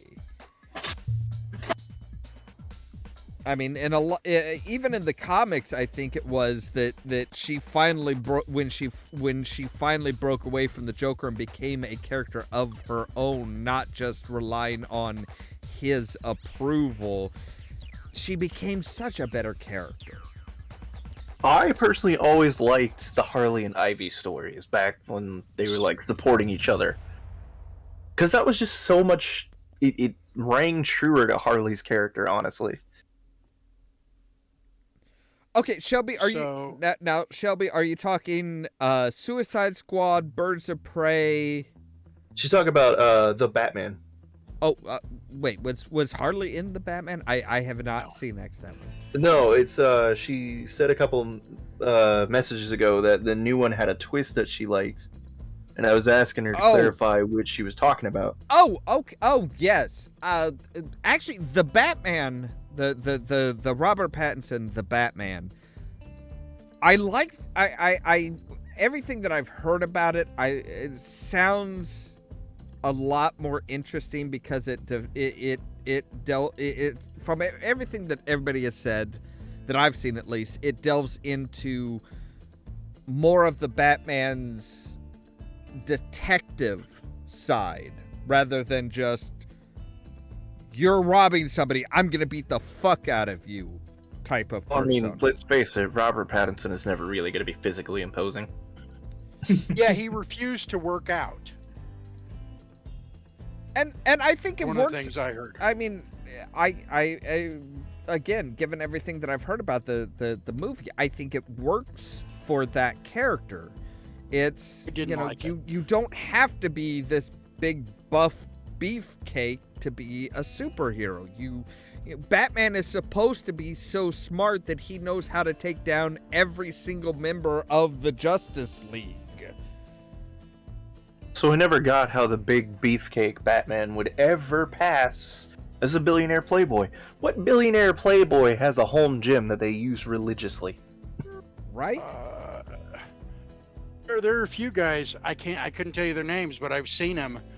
They have YouTube channels where they just talk about, basically they just show how amazing their life is, and they're all, well, at least beefy fuckers. Yeah, I couldn't tell you their names, but I mean I've seen them. Okay, let's rephrase that. What born into money, never had to work a day in their life, orphan, billionaire playboy philanthropist with a secret identity is going to not get discovered if they're running around looking like they could bench press a train? I gotta say that's one of the things that the MCU does better is Tony Stark. Tony Stark versus Bruce Wayne. Robert Downey Jr. as Tony Stark makes sense. Yes, he's fit, but he's not, he's not muscle on muscle type of fit. Thought it was appropriate He that they got doesn't need to RDJ just because of Tony Stark the alcoholic and Robert Downey Jr. So Robert Downey Jr. has always kind of looked like, at least comic book wise, he he's always rather looked like Tony Stark also. Stan Lee Yeah. has actually said in Q&As there's a lot of conventions obviously that happen in Canada, likewise, like everywhere else in the world. And Stan Lee has done Q&As in Canada, and one of the things he did bring up in a Q&A was that when he originally came up with the idea of Tony Stark, he had Robert Downey Jr. in mind. He actually did say that. I think So- it's interesting that Believe that- yeah. Certain extent, other than the fact that when Tony Stark, Iron Man originally came out, Robert Downey Jr. would have been probably maybe like 3 or 4. I'm not talking about the She's just original. talking I'm talking about the more modernized Iron Man. I'm not talking about the original gray suited Hulk. Hulking Iron Man. I think Robert Downey Jr. has I mean, getting sober was probably the best thing that Robert Downey Jr. has ever done for his career. Not only because he's more focused, but he was cast as Tony Stark. Part of that character arc is Tony Stark getting sober. And that's exactly what I was getting at. And he also did Sherlock Holmes. Yeah. I feel which like is he the same arc.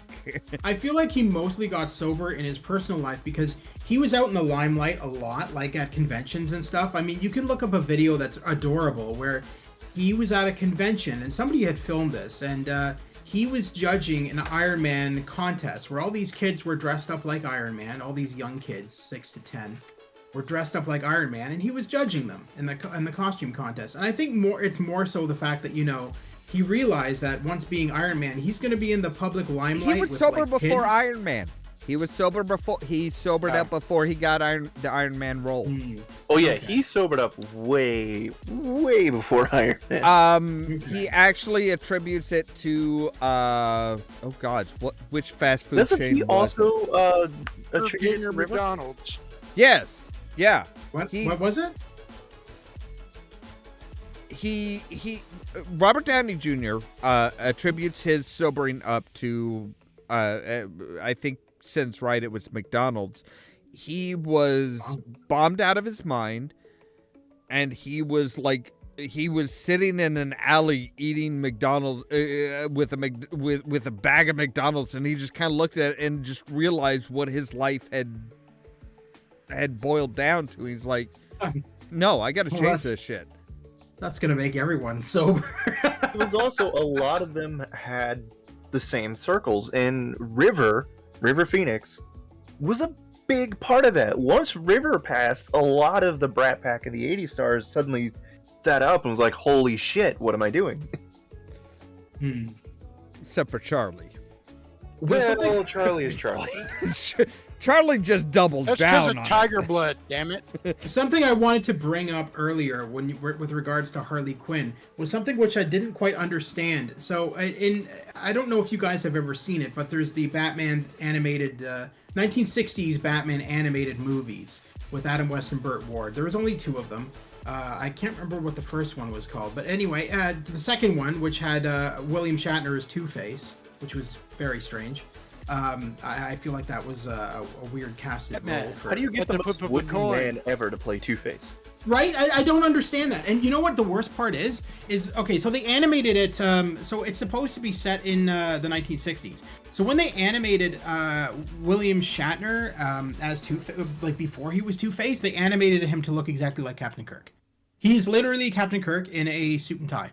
Animation Captain Kirk. It was really weird. But anyway, aside from that, so there's a scene in that movie where Harvey Dent is at some science lab, and the scientist is working on some machine that apparently allows him to go into people's minds who are criminals and extract all the bad parts of their mind, pull it out, and make them good people. It's very typical of a 1960s live-action Batman episode. But the stupidest thing, which I didn't quite understand, was that scientist had a lab partner, and her name was Dr. Harleen Quinzel. And I'm like, It's impossible. And that's what really pissed me off. I'm like, now what's going on here? Now suddenly we're in the 60s Batman universe and Harley Quinn exists in that universe now all of a sudden. I was just like, okay. Harley Quinn was not a character until Batman the Animated Series in the I know. I'm not saying now, anything to that's I mean, it sounds like it was, hey, they just, yeah, it's so stupid because she even sounds like, I think she was even voiced by, anyway, no, not Margot Robbie. Margot Robbie has long since retired. She was, or not Margot, Jesus, you're getting me confused. Margot Robbie is from the Suicide Squad movie. No, I was thinking of Arlene Sorkin, who was the original voice for Harley Quinn in Batman the Animated Series, but it's not her either. I don't know who it is, but it sounds like Tara Strong almost. But I just found it funny because I'm like watching this, and she even sounds like, you know, Harley Quinn. She's got that whole, well, Mr. J. She's got the whole. I'm just like, okay, this is getting really weird. The thick Brooklyn accent. Yeah, she's identical, Brooklyn and Jersey, that's how you knew that they were going for Harley Quinn with that whole thing when they introduced her as Harley Quinzel. At first, I was like, well, I'm gonna hold judgment until she talks, and we'll see, because I thought maybe it's just a reference, but no, sure enough, she has the whole damn voice and everything, and she's a ditzy blonde scientist, and I'm like, okay, this is stupid. That's it makes it worse because William Shatner as Two-Face was already stupid enough, but then to add Harley Quinn to a 1960s Batman universe. That's I don't know. That's one of those. Yeah.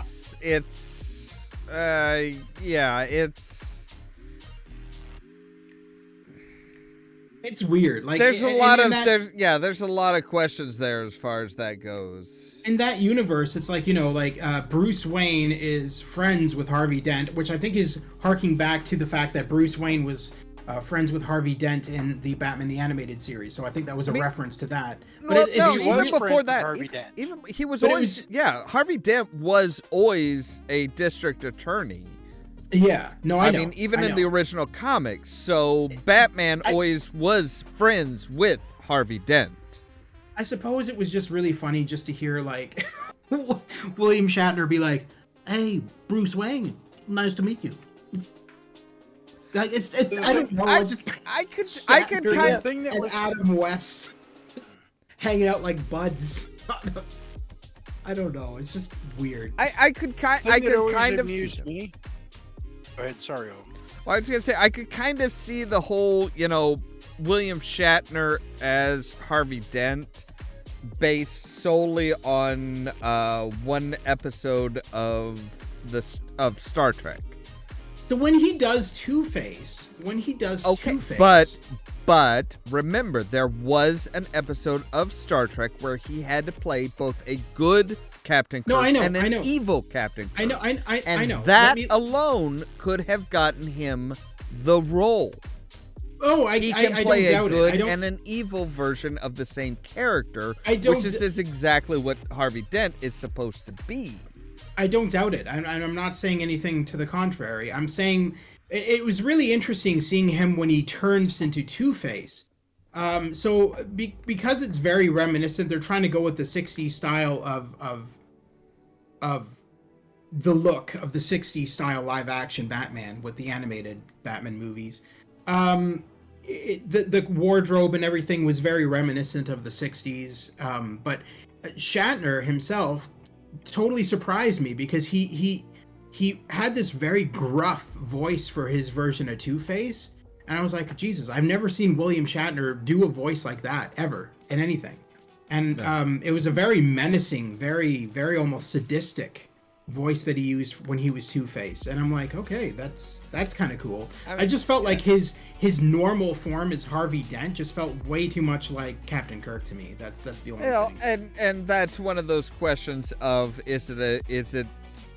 that's one of those odd dynamics of anything anything of that sort, where it's is it the actor or is it the directions that they were given? Yeah. No, it most likely the was best the best actors in the world will turn out a shit performance if they're given bad directions. Reminds me of there's this video, I don't know if you guys have seen it, with Shatner, and he's being directed. It was like there's like outtakes of it that you can find on YouTube, and he's being directed by someone, and the guy who's directing him just pisses him off, and I can't remember exactly how it went down, but it's really funny. It's like Shatner starts like doing this wooden performance for this it was like a commercial for something or something. I can't remember what it was, but the guy's like saying, you know, talk slower or something like that. And so Shatner's like, okay, I will talk like this. And then the guy's just getting so pissed off at him, like, Jesus Christ. And it's not like a skit or anything. This is like literally something that this guy had to deal with Shatner. He was just acting like a child. Well, now, in Shatner's defense, I mean, there's the purpose of a director is to get the performance that you want. You have to describe it to the person. You have to describe it to the actor. I mean, just saying, well, talk slower. I mean, if I were to, you're talking too fast. Talk slower, Gamers Grotto. Yeah. No, I get it. That's not direction. That's me being a pissant. Yeah. So, we talked about the original Batman movie earlier. So, yep. Thing that I always thought was funny was he's a good actor. Billy D. Williams is Harvey Dent. He wasn't bad. I didn't mind him as Harvey Dent. I always want them to bring him back as Harvey Dent with no explanation. Don't comment on it. Just bring him back. So what? Yeah. Everyone would be so confused. And the thing is like, but every other Batman where Harvey Dent's in it, get it right. Yeah. I always just thought that was funny. I think the only time Harvey Dent has ever been properly played is in the video games. I haven't really seen him played very well, aside from a Billy D. Williams version. I haven't really seen him Tommy played. Lee Jones. No. Tommy Lee Jones was terrible. I like Tommy Lee Jones. Tommy Lee Jones does insane well. He doesn't do conflicted. Yeah, Tommy Lee Jones was, I mean, for what that movie was supposed to be, Tommy Lee Jones fit. Now the other thing is that Jim. Now outside of that movie, no, Tommy Lee Jones's portrayal of Two-Face was way over the top. It was cartoonish. It was also it ridiculous. took me forever to realize that he did not, in fact, lose half his face due to a cup of coffee. It was acid. Yeah, I know, but the shot, like, every time I go and rewatch it, that shot they show to show Tommy Lee Jones's Two-Face getting maimed is like, was that coffee? What just happened here? Yeah, because I mean, if you look at it, it's like he holds up a manila folder in a styrofoam cup, and the manila folder, nothing happens to it. It's like, the fuck? So like all you see is Batman burst in. There's a styrofoam cup that gets knocked over vaguely near his face, and then he holds a folder up to his face and rubs on it. Well, no, he's he screaming. gets Like, it. What just happened? It's thrown. Even in that movie, it is thrown in Dent's face. But it's like I said, it's like he happened to have a manila folder and he holds it up to protect himself, but only covers half his face. And it's like nothing happens to the manila folder. And it's like, is it selective of an acid, really? You know, Starbucks makes really hot coffee. I mean, the one thing I have heard is that when in regards to Batman Forever, I think it was it Batman Forever with okay. So Jim Carrey said that Tommy Lee Jones was one of the worst actors he's ever worked with in his entire life. Said that he was a complete asshole on set, bullied everybody around, and felt like he was the queen of the set. As a matter of fact, so all the actors went to lunch between takes, and so all the actors are sitting together at a restaurant, and Tommy Lee Jones is there, and he's got Jim Carrey said he's got a girl on opposite sides of him, and Jim Carrey went to go sit down, and Tommy Lee Jones glared at him and said, "What do you think you're doing?" And Jim Carrey's like, I'm sitting down with you guys to have lunch. He's like, "No, you're not. Find another table." It's like, what? What is...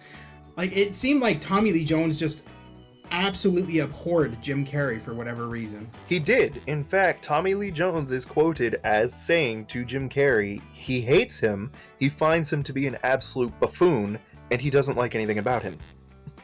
Interesting. I mean, Which is hilarious because everybody else that works with Tommy Lee is like, he's kind of a down-to-earth guy. Interesting. I can kind of see both sides of it. I really can, because it's like, I mean, on Jim Carrey's side, it's like, look, we're working together. Like it or not, we're working together.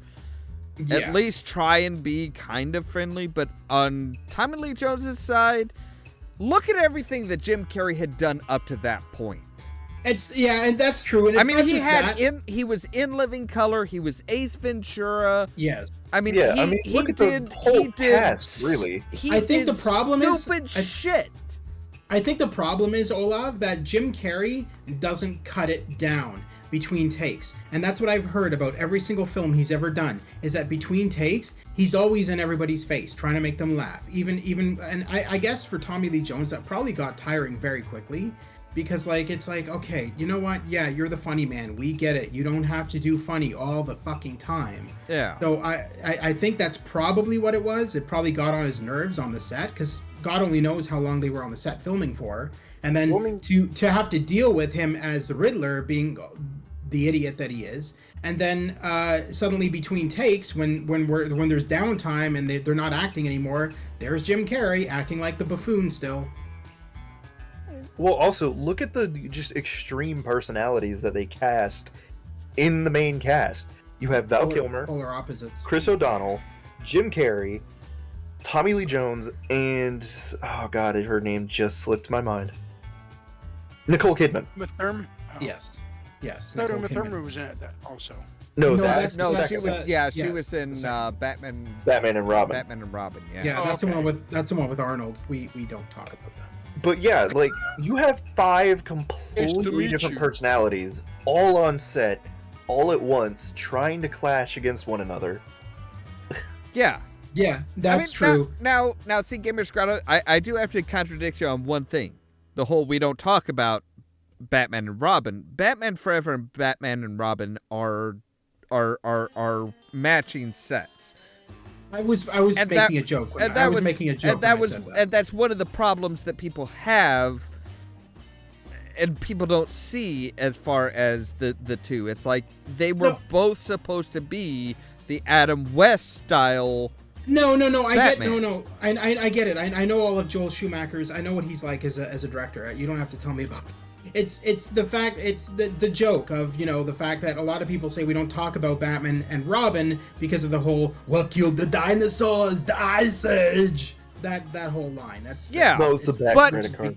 But Become a that meme. is Yeah, that the is fact pure 1960s Batman. Oh, I know. Yeah. I I didn't know. mind the one-liners so much. Yeah. It was the dumb shit, like the back credit card, which came out of nowhere. Or Well, just that- the and fact that... The back credit card was a reference to the 1960s Batman as well. I know, but I'm talking about, like, even before Ivy started charming them, if Bruce and Dick just talked...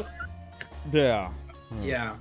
That's Well, true. it was a reference to the 1960s as well. Yes, but it was also, I mean, the thing that most people that criticize it just completely gloss over. It's like it's an Easter egg to the previous movie. Yeah. What does it say on it? Batman, the expiration date, forever. Oh It's shit! I fucking didn't Batman realize. Forever. I didn't even realize that. That's so funny. Exactly. Oh my It's God. like everybody's just like, oh, back credit card. It's like, did you not realize that all it says is Batman Forever. It's trying to point you back to the previous fucking movie. That's funny. So do you know who my favorite actor is to play Batman? Who's that? I hate this fucker, but I think he's been the best Batman that's been on the silver screen. Okay. Ben Affleck. I cannot stand Ben Affleck. To be he's fair, just- yeah, I can kind of get behind that because Affleck does kind of do both. He does do Bruce Wayne as the suave, you wouldn't really suspect him of doing any of this. You can kind of see how he's educated.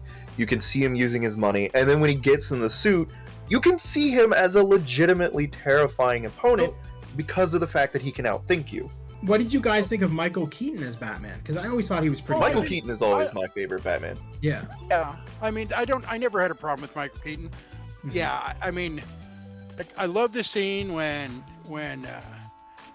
Flash and Batman are in the car and he's like, "It's your power," and he's like, "I'm rich," or something like that. I just thought that was funny as hell because Batman doesn't make jokes, and that was a joke, but it was a Batman level joke. Yeah. My favorite was but they took the bank. I bought the bank. Yeah. When he gets the Kent farm back. See, I'll be honest with you. I haven't seen the Batman movies with Ben Affleck. No, Should I watch haven't. I think he did good in the role, mostly because they let him be a much older Batman than anybody we've seen before. He is a Batman who has been dragged through the gutter, and he's not pulling his punches as much as he used to. So because they wanted to hint at the Batman vs Superman, and they finally did it. But you get that animosity between them because he's that Batman. He's done this for years. He knows the ropes. He knows what's going to happen. And then he sees Superman running around. And he's just like, "You can't do this. Yeah. This is not going to play out the way you think it is." What did you guys? One of the big things with the Ben Affleck Batman that really just grated on me was the whole, if there's a 1% chance that he's gonna turn bad, we have to take it as an absolute an absolute inevitability. And it's like, you really you're gonna sit here and say, if there's a chance that somebody could go bad, if there's any chance that somebody could go bad, we have to take it as an absolute reality. It's like, motherfucker, you are about 3 steps from being a mass murderer. So Shelby was saying she always wonders how Bruce wasn't outed just by his scars. That is actually addressed in a few pieces of the media, which is just, he's a fucking billionaire with extreme hobbies. They do. Yeah, because Christian Bale's was like, when he gets injured, oh well, he was in a he was skiing in Aspen, or he was he was rock climbing and fell off the cliff. He was base jumping. Well, and a lot of also that was covered because Alfred is a surgeon as well. Alfred does a lot of Bruce's, bullet pulling and stuff like that. Can we just all take a moment and appreciate Alfred? Which version? I Iron? actually Jeremy wanted to Irons? ask No. that. The character of Alfred, the former SAS agent who just doesn't take any shit and will absolutely unload buckshot into your ass. The Alfred that fucking took Superman down one time. He delivered a beatdown on Superman. Alfred motherfucking Pennyworth. I actually wanted to ask this earlier. What is everyone's favorite version of Alfred movie-wise? Like, who is your favorite actor for Alfred? The original. Cocaine? Michael Goff? Said Yeah. Michael Caine. No, I'm talking to Caden. Michael Goff for you, and you said who? He likes Michael Caine. He likes Michael the Caine. Batman. Michael Caine's yeah, not bad. the Christopher Michael Nolan. Michael Caine's not bad. Yeah. I mean, I also like the Jeremy Irons version also. I think they both did him and Caine both did a great job, but I have to go with Michael Caine just because He's Michael fucking Caine. Which how Jeremy Irons was in what the Ben Affleck one? Yeah. He was, Yeah, he was Batman versus Superman. And then yeah. in the newest one, it's Gary Oldman, isn't it? Oh God. Eh, I thought Gary Oldman always played in the not the newest one, not the Batman. Gary Oldman was professional. Oh yeah, Gary Commissioner Oldman he was was Gordon. Commissioner Gordon. Who is? I know the newest Alfred. I can't think of it right now. Let me look it up. Andy Serkis or whatever. Yeah, his name That's is. right. Yeah. Andy Serkis. Yes. See, like him, because I too. haven't seen it yet, I can't weigh in on it. But I think Andy would at least bring in that. You could see him being one Some moment the badass. polite, cultured butler, and then the next Isn't it- suddenly he's got that fucking shotgun. Andy- He's like, by the Andy way, Andy Serkis is in Gollum. Andy Serkis. Yes. Yes. that Andy Serkis. Yes. Huh, I interesting. also liked the guy who played Alfred in the. I think it was Gotham. I still haven't I watched don't know who he Gotham. Yeah, I haven't either. I watched I- like the first season and really liked it because it's less about Bruce and more about Gotham City falling apart slowly. But it's got Commissioner Gordon and it's got oh shit, I can't think of her name. Amanda Waller. No. Pretty actress. Was on Firefly. Was Copycat in the Deadpool movies. Are you talking about Kaylee? No, she played Inara. Oh, okay. Okay, that's a wait a second. Okay, so the guy who plays Alfred in Gotham is Sean Pertwee. Okay. And he is okay. He's also son of John. He is actually son He's of John got to be son of Pertwee. John Pertwee. Yeah, the second Oh, Doctor. that was one of the. No, Okay, third that's Doctor. what I was going to ask. Sorry, third Doctor. Yeah. That's what I was going to ask next. Yeah, same thing. When I saw the name, I'm like, is he really? Yes, he is. Okay. I think So, two Can't- things. Can't have a name like that and not be related to that guy. You know. I Yeah, mean, pretty Yeah, much. it's not a common name. So, two things. The first one that I wanted to ask everybody is who, those of us who haven't seen the Batman, who's putting money on what I call the Affleck effect happening with Pattinson, where everyone got on him because it's Robert Pattinson without having seen it, but then once they actually see it, they start to appreciate it. Yeah, I absolutely. Well, I think Sin was saying earlier on, maybe not tonight, but he was saying that he really didn't like the Batman movie. if I'm I right, couldn't right? stand it. I Yeah. thought it was terrible. I mean, there were parts of it I did like, but for the most part, hot garbage. 3 hours But- of hot garbage. Okay, so the movie overall you're saying is a hot garbage, but what is your opinion of Pattinson as Bruce? I like the suit.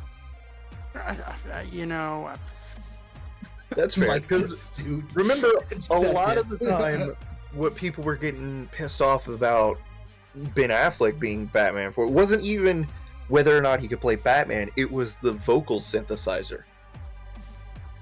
Like, that was a lot of what I heard about, was like, oh, he's not even using his real voice, they're dubbing it. I was like, yeah, and? That Yeah, completely that's- goes with Bruce. That's yeah. to disguise. That's part of It's the a disguise. disguise. Come on. Yeah. That makes sense. can't do the Christian Bale Bale Like, okay, bullshit. As much as we hate Green Lantern, they did pull the ultimate joke, which everybody has wanted to see since superheroes became a thing. Why the fuck do you think I'm not going to recognize you if you're just wearing a domino mask? Yeah, the fucking domino mask was the dumbest shit. It's like, oh, I never understood Superman. After the death of Superman, when he came back and Superman suddenly has this long hair and Clark Kent's wearing a ponytail, they come back in the same. How the fuck did nobody be like, wait a Was that a still during minute? the era where he's subliminally hypnotizing everybody? It's Oh, yeah. So I can't hate on the Green Lantern movie no matter what. Just can't. Were you in it? Oh, Ryan Reynolds, man. Ryan Reynolds. Ryan Reynolds But is see, one of that's the why few. we can hate on it. Ryan Reynolds hates it. Ryan Yeah. Reynolds is Oh, one of the that's- few Canadians that Sin actually likes. It's Ryan Reynolds and Gamers Grotto. I have my doubts about me. But okay, the second thing is, I'm switching back to Marvel for a second. Chris Evans. I want to see Johnny Storm Chris Evans again. I like him better as Cap. Well, no, I'm not saying that he's bad as Cap. I'm saying I want them to let him let loose and just be goofy again. Honestly, I would love to see a movie with Chris Evans as both Cap and Johnny Storm just to see what that clusterfuck would be like. A few Don't think- a few scenes as a variant. A few scenes as like part of the whole multiverse. Chris Evans. That could work if they did the multiverse angle. Yeah. Yeah, that would be He's- fun. So I think Chris Evans is now too old to be Johnny Storm. Well, again, if it's a multiverse. Yeah, that's from the point where the Sony Fantastic Four original Fantastic Four started, they just kept going. So Chris Evans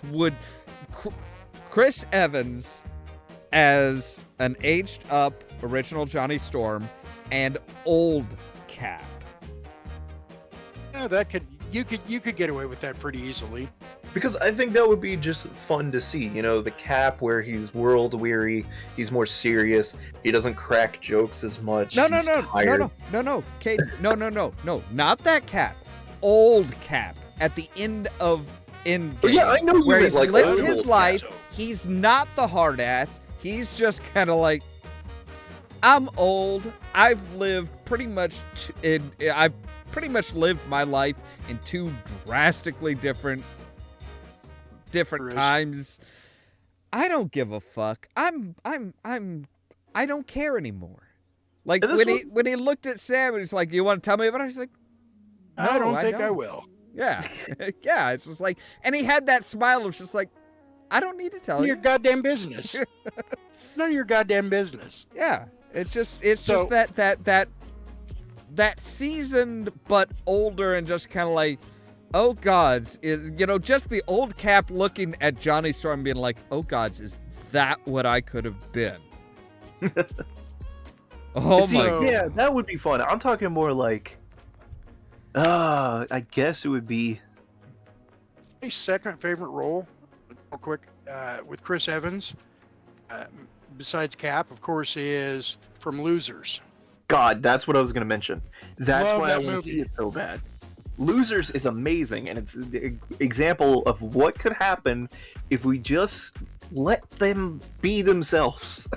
Yes. The worst casting for Chris Evans, I think. The worst casting for Chris Evans. Knives Out. Nope. Christopher Blair, Wing Commander. Yeah, I can see that. Yeah. Never saw it, so. It But, was he was too young for the role. He I was want, too young of an actor for the role. It was an abysmal portrayal. Wait a minute. I thought Freddie Prinze Jr. was. Was it? Yeah. Oh shit! Freddie Yeah. Prinze Jr. was in one of them. Yeah. Yeah, it's Freddie Prinze Well, Jr. that explains a it wasn't, lot. It wasn't. Yeah. It wasn't Chris, All right. Chris Evans. For some reason I thought it was Chris Evans. No, it's I Freddie don't know. Okay, Prinze. but It was you- Freddie Prinze Jr. and All right, the guy from Scream. The Yeah, guy who plays in Shaggy. Scooby-Doo, Shaggy. Matthew What? Lillard. Yeah. Yes, Matthew Lillard. Matthew Lillard Yes. Like him. was Maniac. But see, yeah, God. Old Cap would be fun. Oh my god. but I those want two- like, No, Freddie Prinze Jr. and Chris Evans. If you go back far enough, those two actually do look a lot alike. oh yeah. Oh my god. No, actually, I'll get to this in a minute, but I don't want to finish the thought.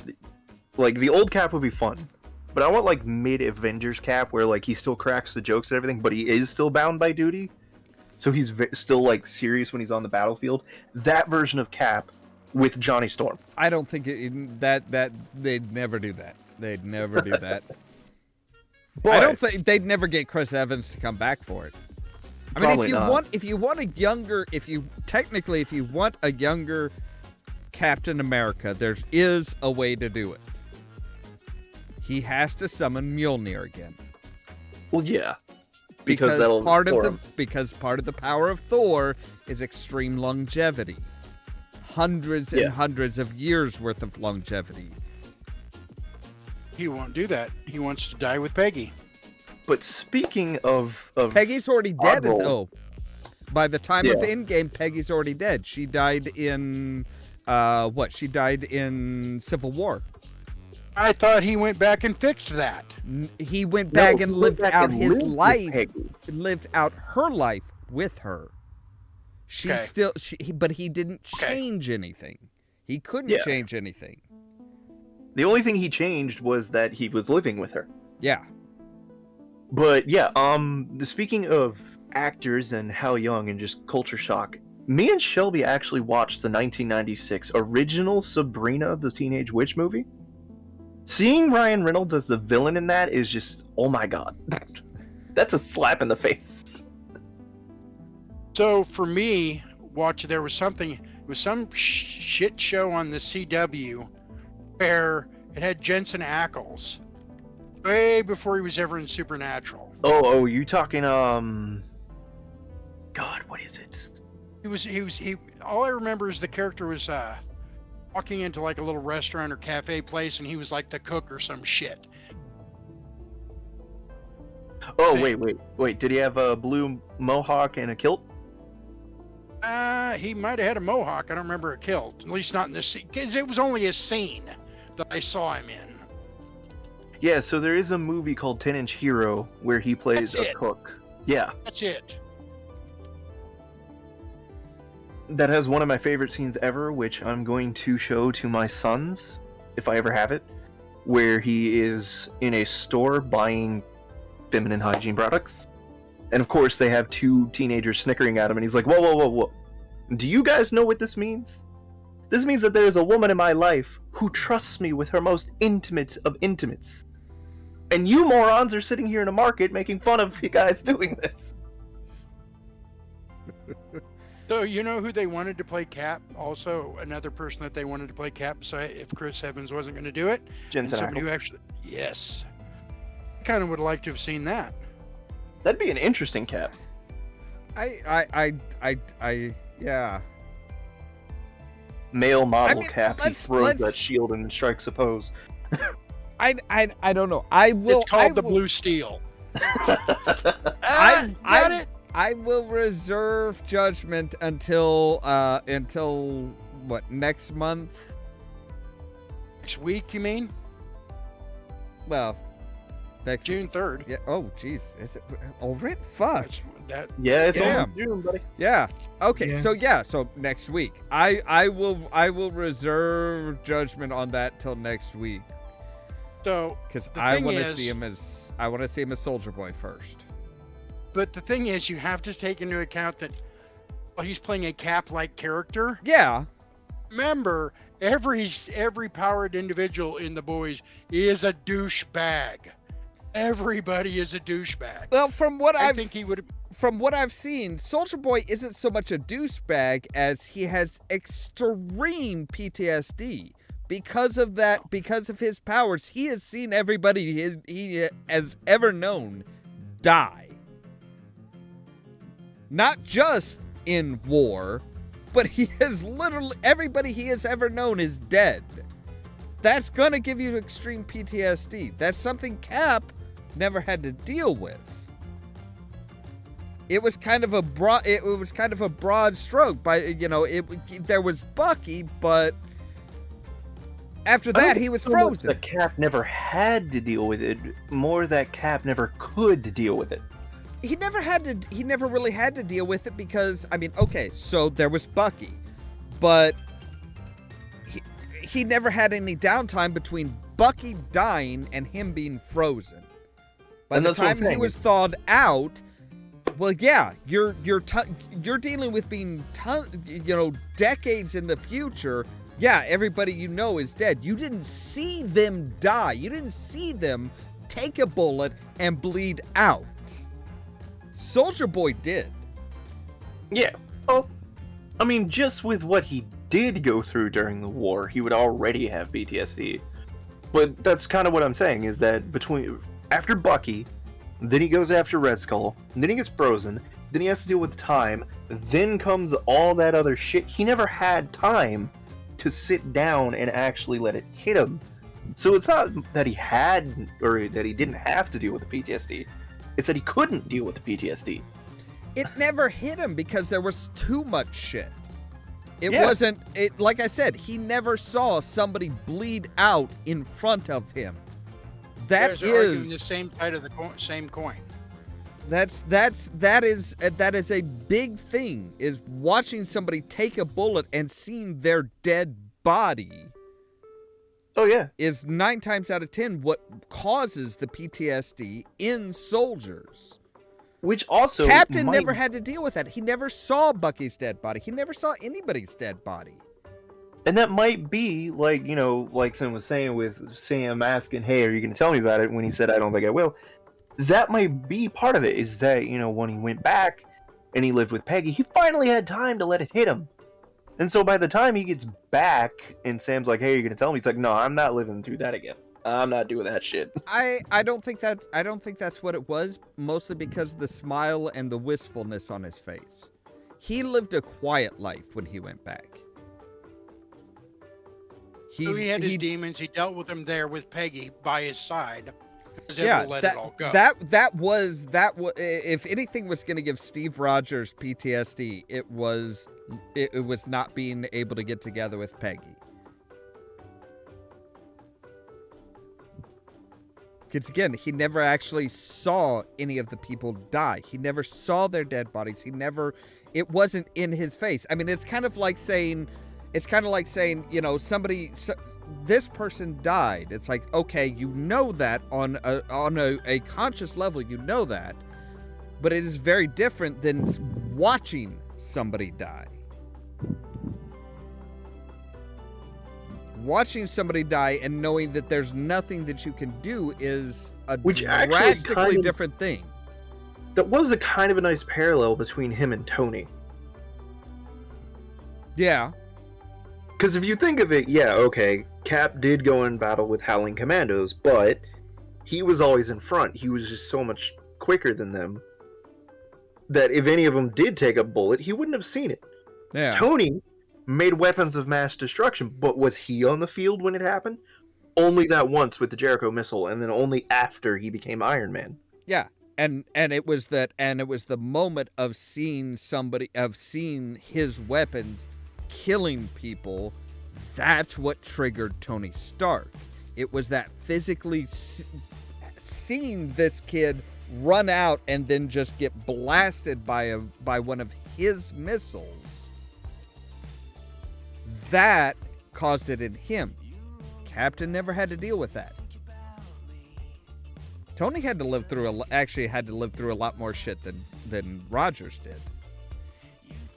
It's always one of his biggest resentments was that Cap is always held as this hero, this war hero, this icon of soldierdom, and he was a icon. He was an idol.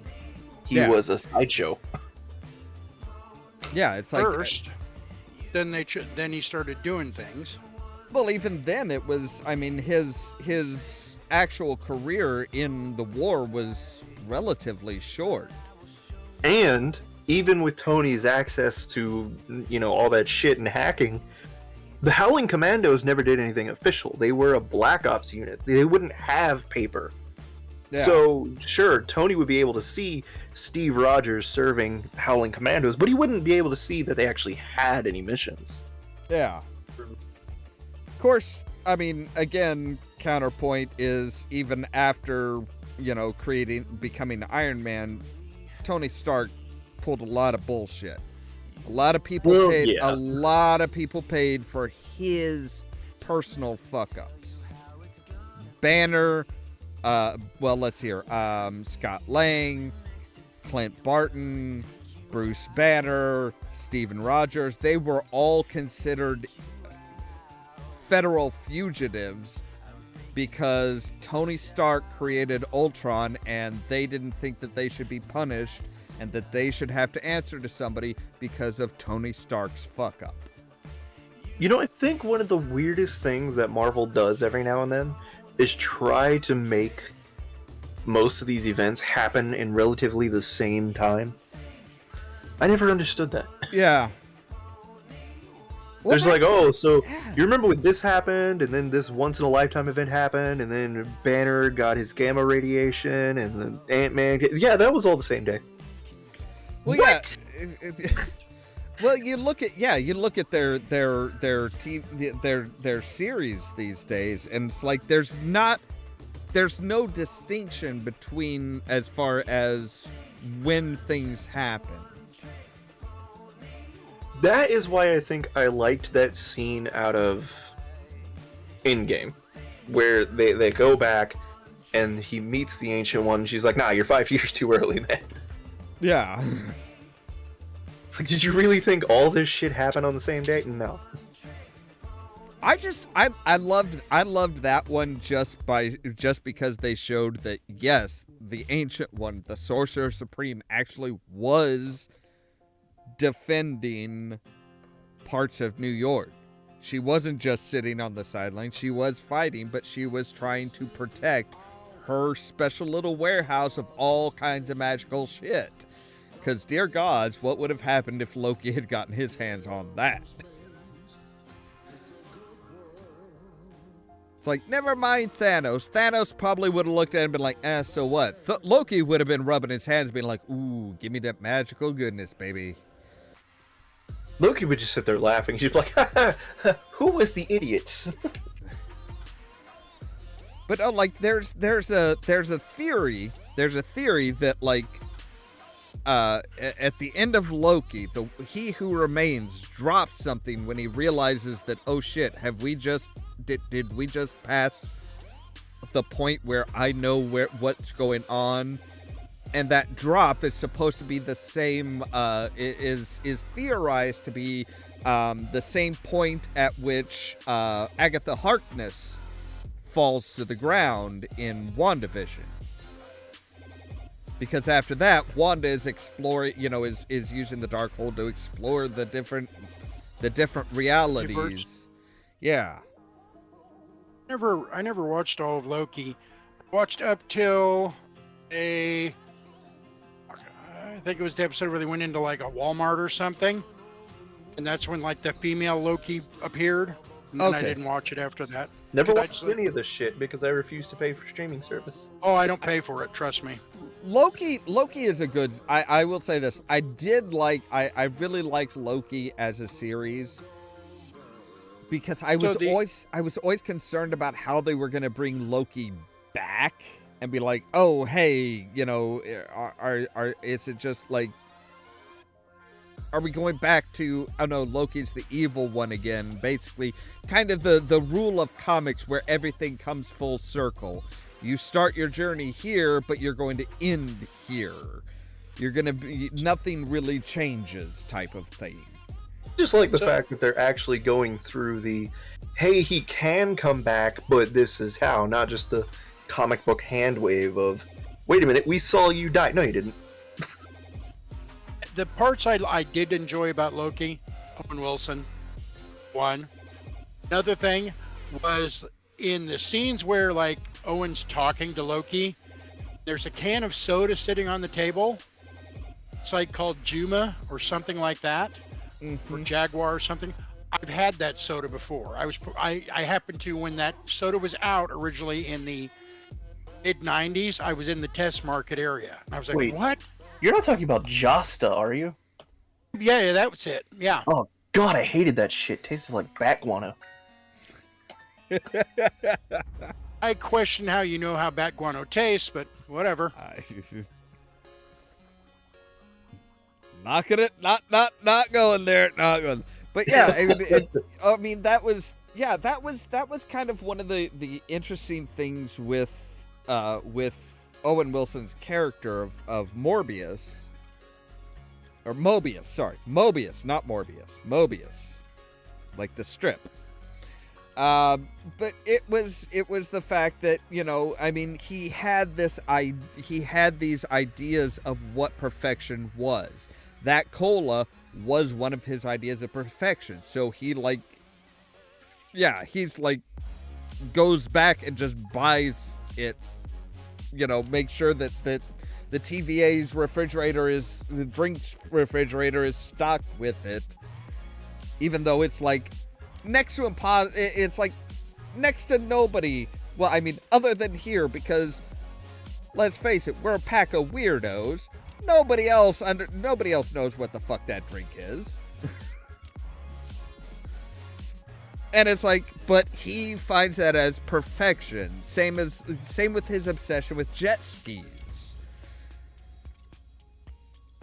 It's like that's not really much of a that whole jet ski fad lasted pretty small. Shelby, why are you comparing them to Shakespeare and Stoker?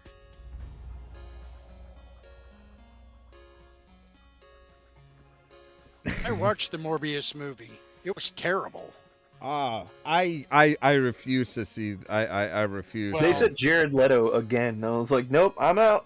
Yeah, that was kind of where I checked out on the whole idea. It's like Jared Leto. It's like I have a feeling he's going to become a running gag on the stream. At first, I was like, it was like Jared Leto. It's like, oh, maybe. Then I saw a couple trailers, like, oh, We're going with that Leto. Okay, nope. yeah. I watched it up until. Oh, go ahead, Sin. I watched up until he fought with Doctor Who. I was like, fuck this shit. This is stupid. I can't watch this. As dumb as I am, I can't afford to lose the brain cells any further from watching this shit. Shelby, go to bed. I was gonna say I am kind of with Shelby on that. I need sleep as well. Yeah, I was going to call it back when she texted me and she's like, hey, you guys are talking about Jensen Ackles and I'm falling asleep. I'm like, well, that's a bad sign. I was planning on calling it about an hour to an hour and 20 minutes ago. Yeah. See, that just speaks to how well we get along and how fucking raging we can get in these geekdoms. Yeah, and I agree. I mean, we can disagree, and we don't, you know, we can disagree with one another. We can, quote, I suppose, argue with one another, but we don't hate each other. We don't. It's not personal. We stick to the times points. where we've gotten heated. You and I have screamed at each other a couple times, but it's just because, you know, we're so passionate about the shit. But we always stick to the topics. I think that's the important thing is it's like, yeah, we may get heated about it, but we're still on topic. We're not like, oh, hey, you Dream, Shelby. Yeah, we're Right, not. Chubb? Yeah, we're not yelling at each other as far as personal stuff. Yeah, that's what I was about to say. We don't take it personally. It's like, okay, me and Sin don't agree on a lot of stuff, but that's on that stuff. Me and Sin are still okay with each other. Yeah. Yeah. I think that's due to the fact that we're both passionate in regards to, you know, our opinions. And I also think, just like you stated so long ago, we're very much alike. Yeah. I mean, yeah, it's one of those things where we're passionate on our opinions. As far as the stream goes, we are passionate on our ideals and our opinions, and we will defend those. And I think that's why we make such a good crew, is because we're all sitting here, and we can all come together on some points, but then the points that we don't, agree on, we don't attack, but we're solidly going to be like, alright, this is how I feel, just don't come around this space. Yeah. I mean, it's like, you know, I mean, we disagree on something, but it's like, you know, we both present our sides, and it's kind of like, okay, I understand I understand your thought process. I understand your opinion on it. I don't agree, but I'm not going to sit here and tell you you're wrong. Like, you just explained why you see it your way, I explain why I see it my way, and then we're just like, alright, Yeah. that's cool. Yeah, it's mutual respect is very important as far as anything like this. Mutual respect is sexy. I don't know It's a how little sexy. fucking weird. I don't know how sexy it is. I don't find it particularly sexy. I mean, it's an admirable quality. I will agree with that. It controls ships. I don't want to have sex with anybody and everybody who shows, mutual respect. No. It's not the person that's sexy. It's the concept that's sexy. That's fucking weird still, dude. Sorry. I'm fucking weird, all right? I'm one of those that will unironically say that consent is sexy. I agree with that wholeheartedly. I mean, come on. I won't say that I disagree with that. I mean, as far as, I'm not a rapist. I am a weirdo, but I'm not a rapist. I'm fuck's sorry. sakes. Anybody who says that they want to have sex with me, I find that person, that increases that person's sexiness by a lot. I'm Well, just yeah, gonna I go hope out there and so. say it. I hope you wouldn't just be like, I want to have sex with you. Nope, you're weird now.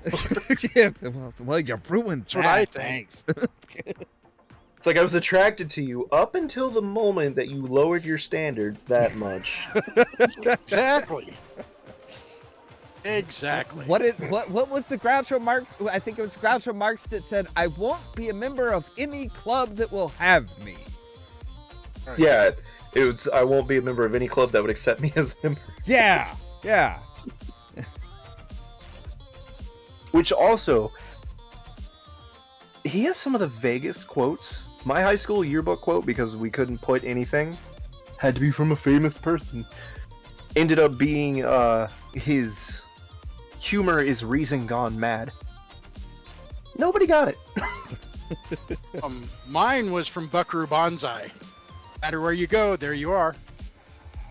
We couldn't put shit like that. That's what I hated about my high school. I They mean, were like, nope. I mean, that is. Oh, I don't know. It's true. Oh, come on. That had. I mean, that was a quote from a famous person. Yeah, but they're like, nope, it has to be a historic person who has existed, and you can prove that they said it. Was like Buckaroo Banzai did exist. The Weller, actor, man. Peter Peter Weller. Weller. He was RoboCop. He was iconic. I was like, would you prefer that I quote Andrew Dice Clay? I can. Hickory Oh. dickory dock. This bitch was sucking my cock. That's right there with the one. They were like, are you sure you want this to be your senior quote? And I was like, no, I actually want George Oh. Carlin, but you pretty much struck everything. Oh no, I can think of some much worse Andrew Dice Clay. Oh. Honestly, no. I think if I could put any yearbook quote, because we were like, oh, inspire the new generations, my yearbook quote would definitely be George Carlin's, think of how dumb the average person is. And then realize that half of them are fucking stupider than that. Yes, that is one of my favorites from him, because it's like most people will try and argue that. Most people that I know I've literally had people argue that with me. And it's like, no, that's literally how averages work. Well, I mean, it's that argument that you and I have to bring up all the time, where people are like, no, people are inherently good. No, But they're not. are inherently stupid. People are cattle. Well, okay, now we're going to go with the Tommy Lee Jones quote. A person can be smart. People are scared, stupid.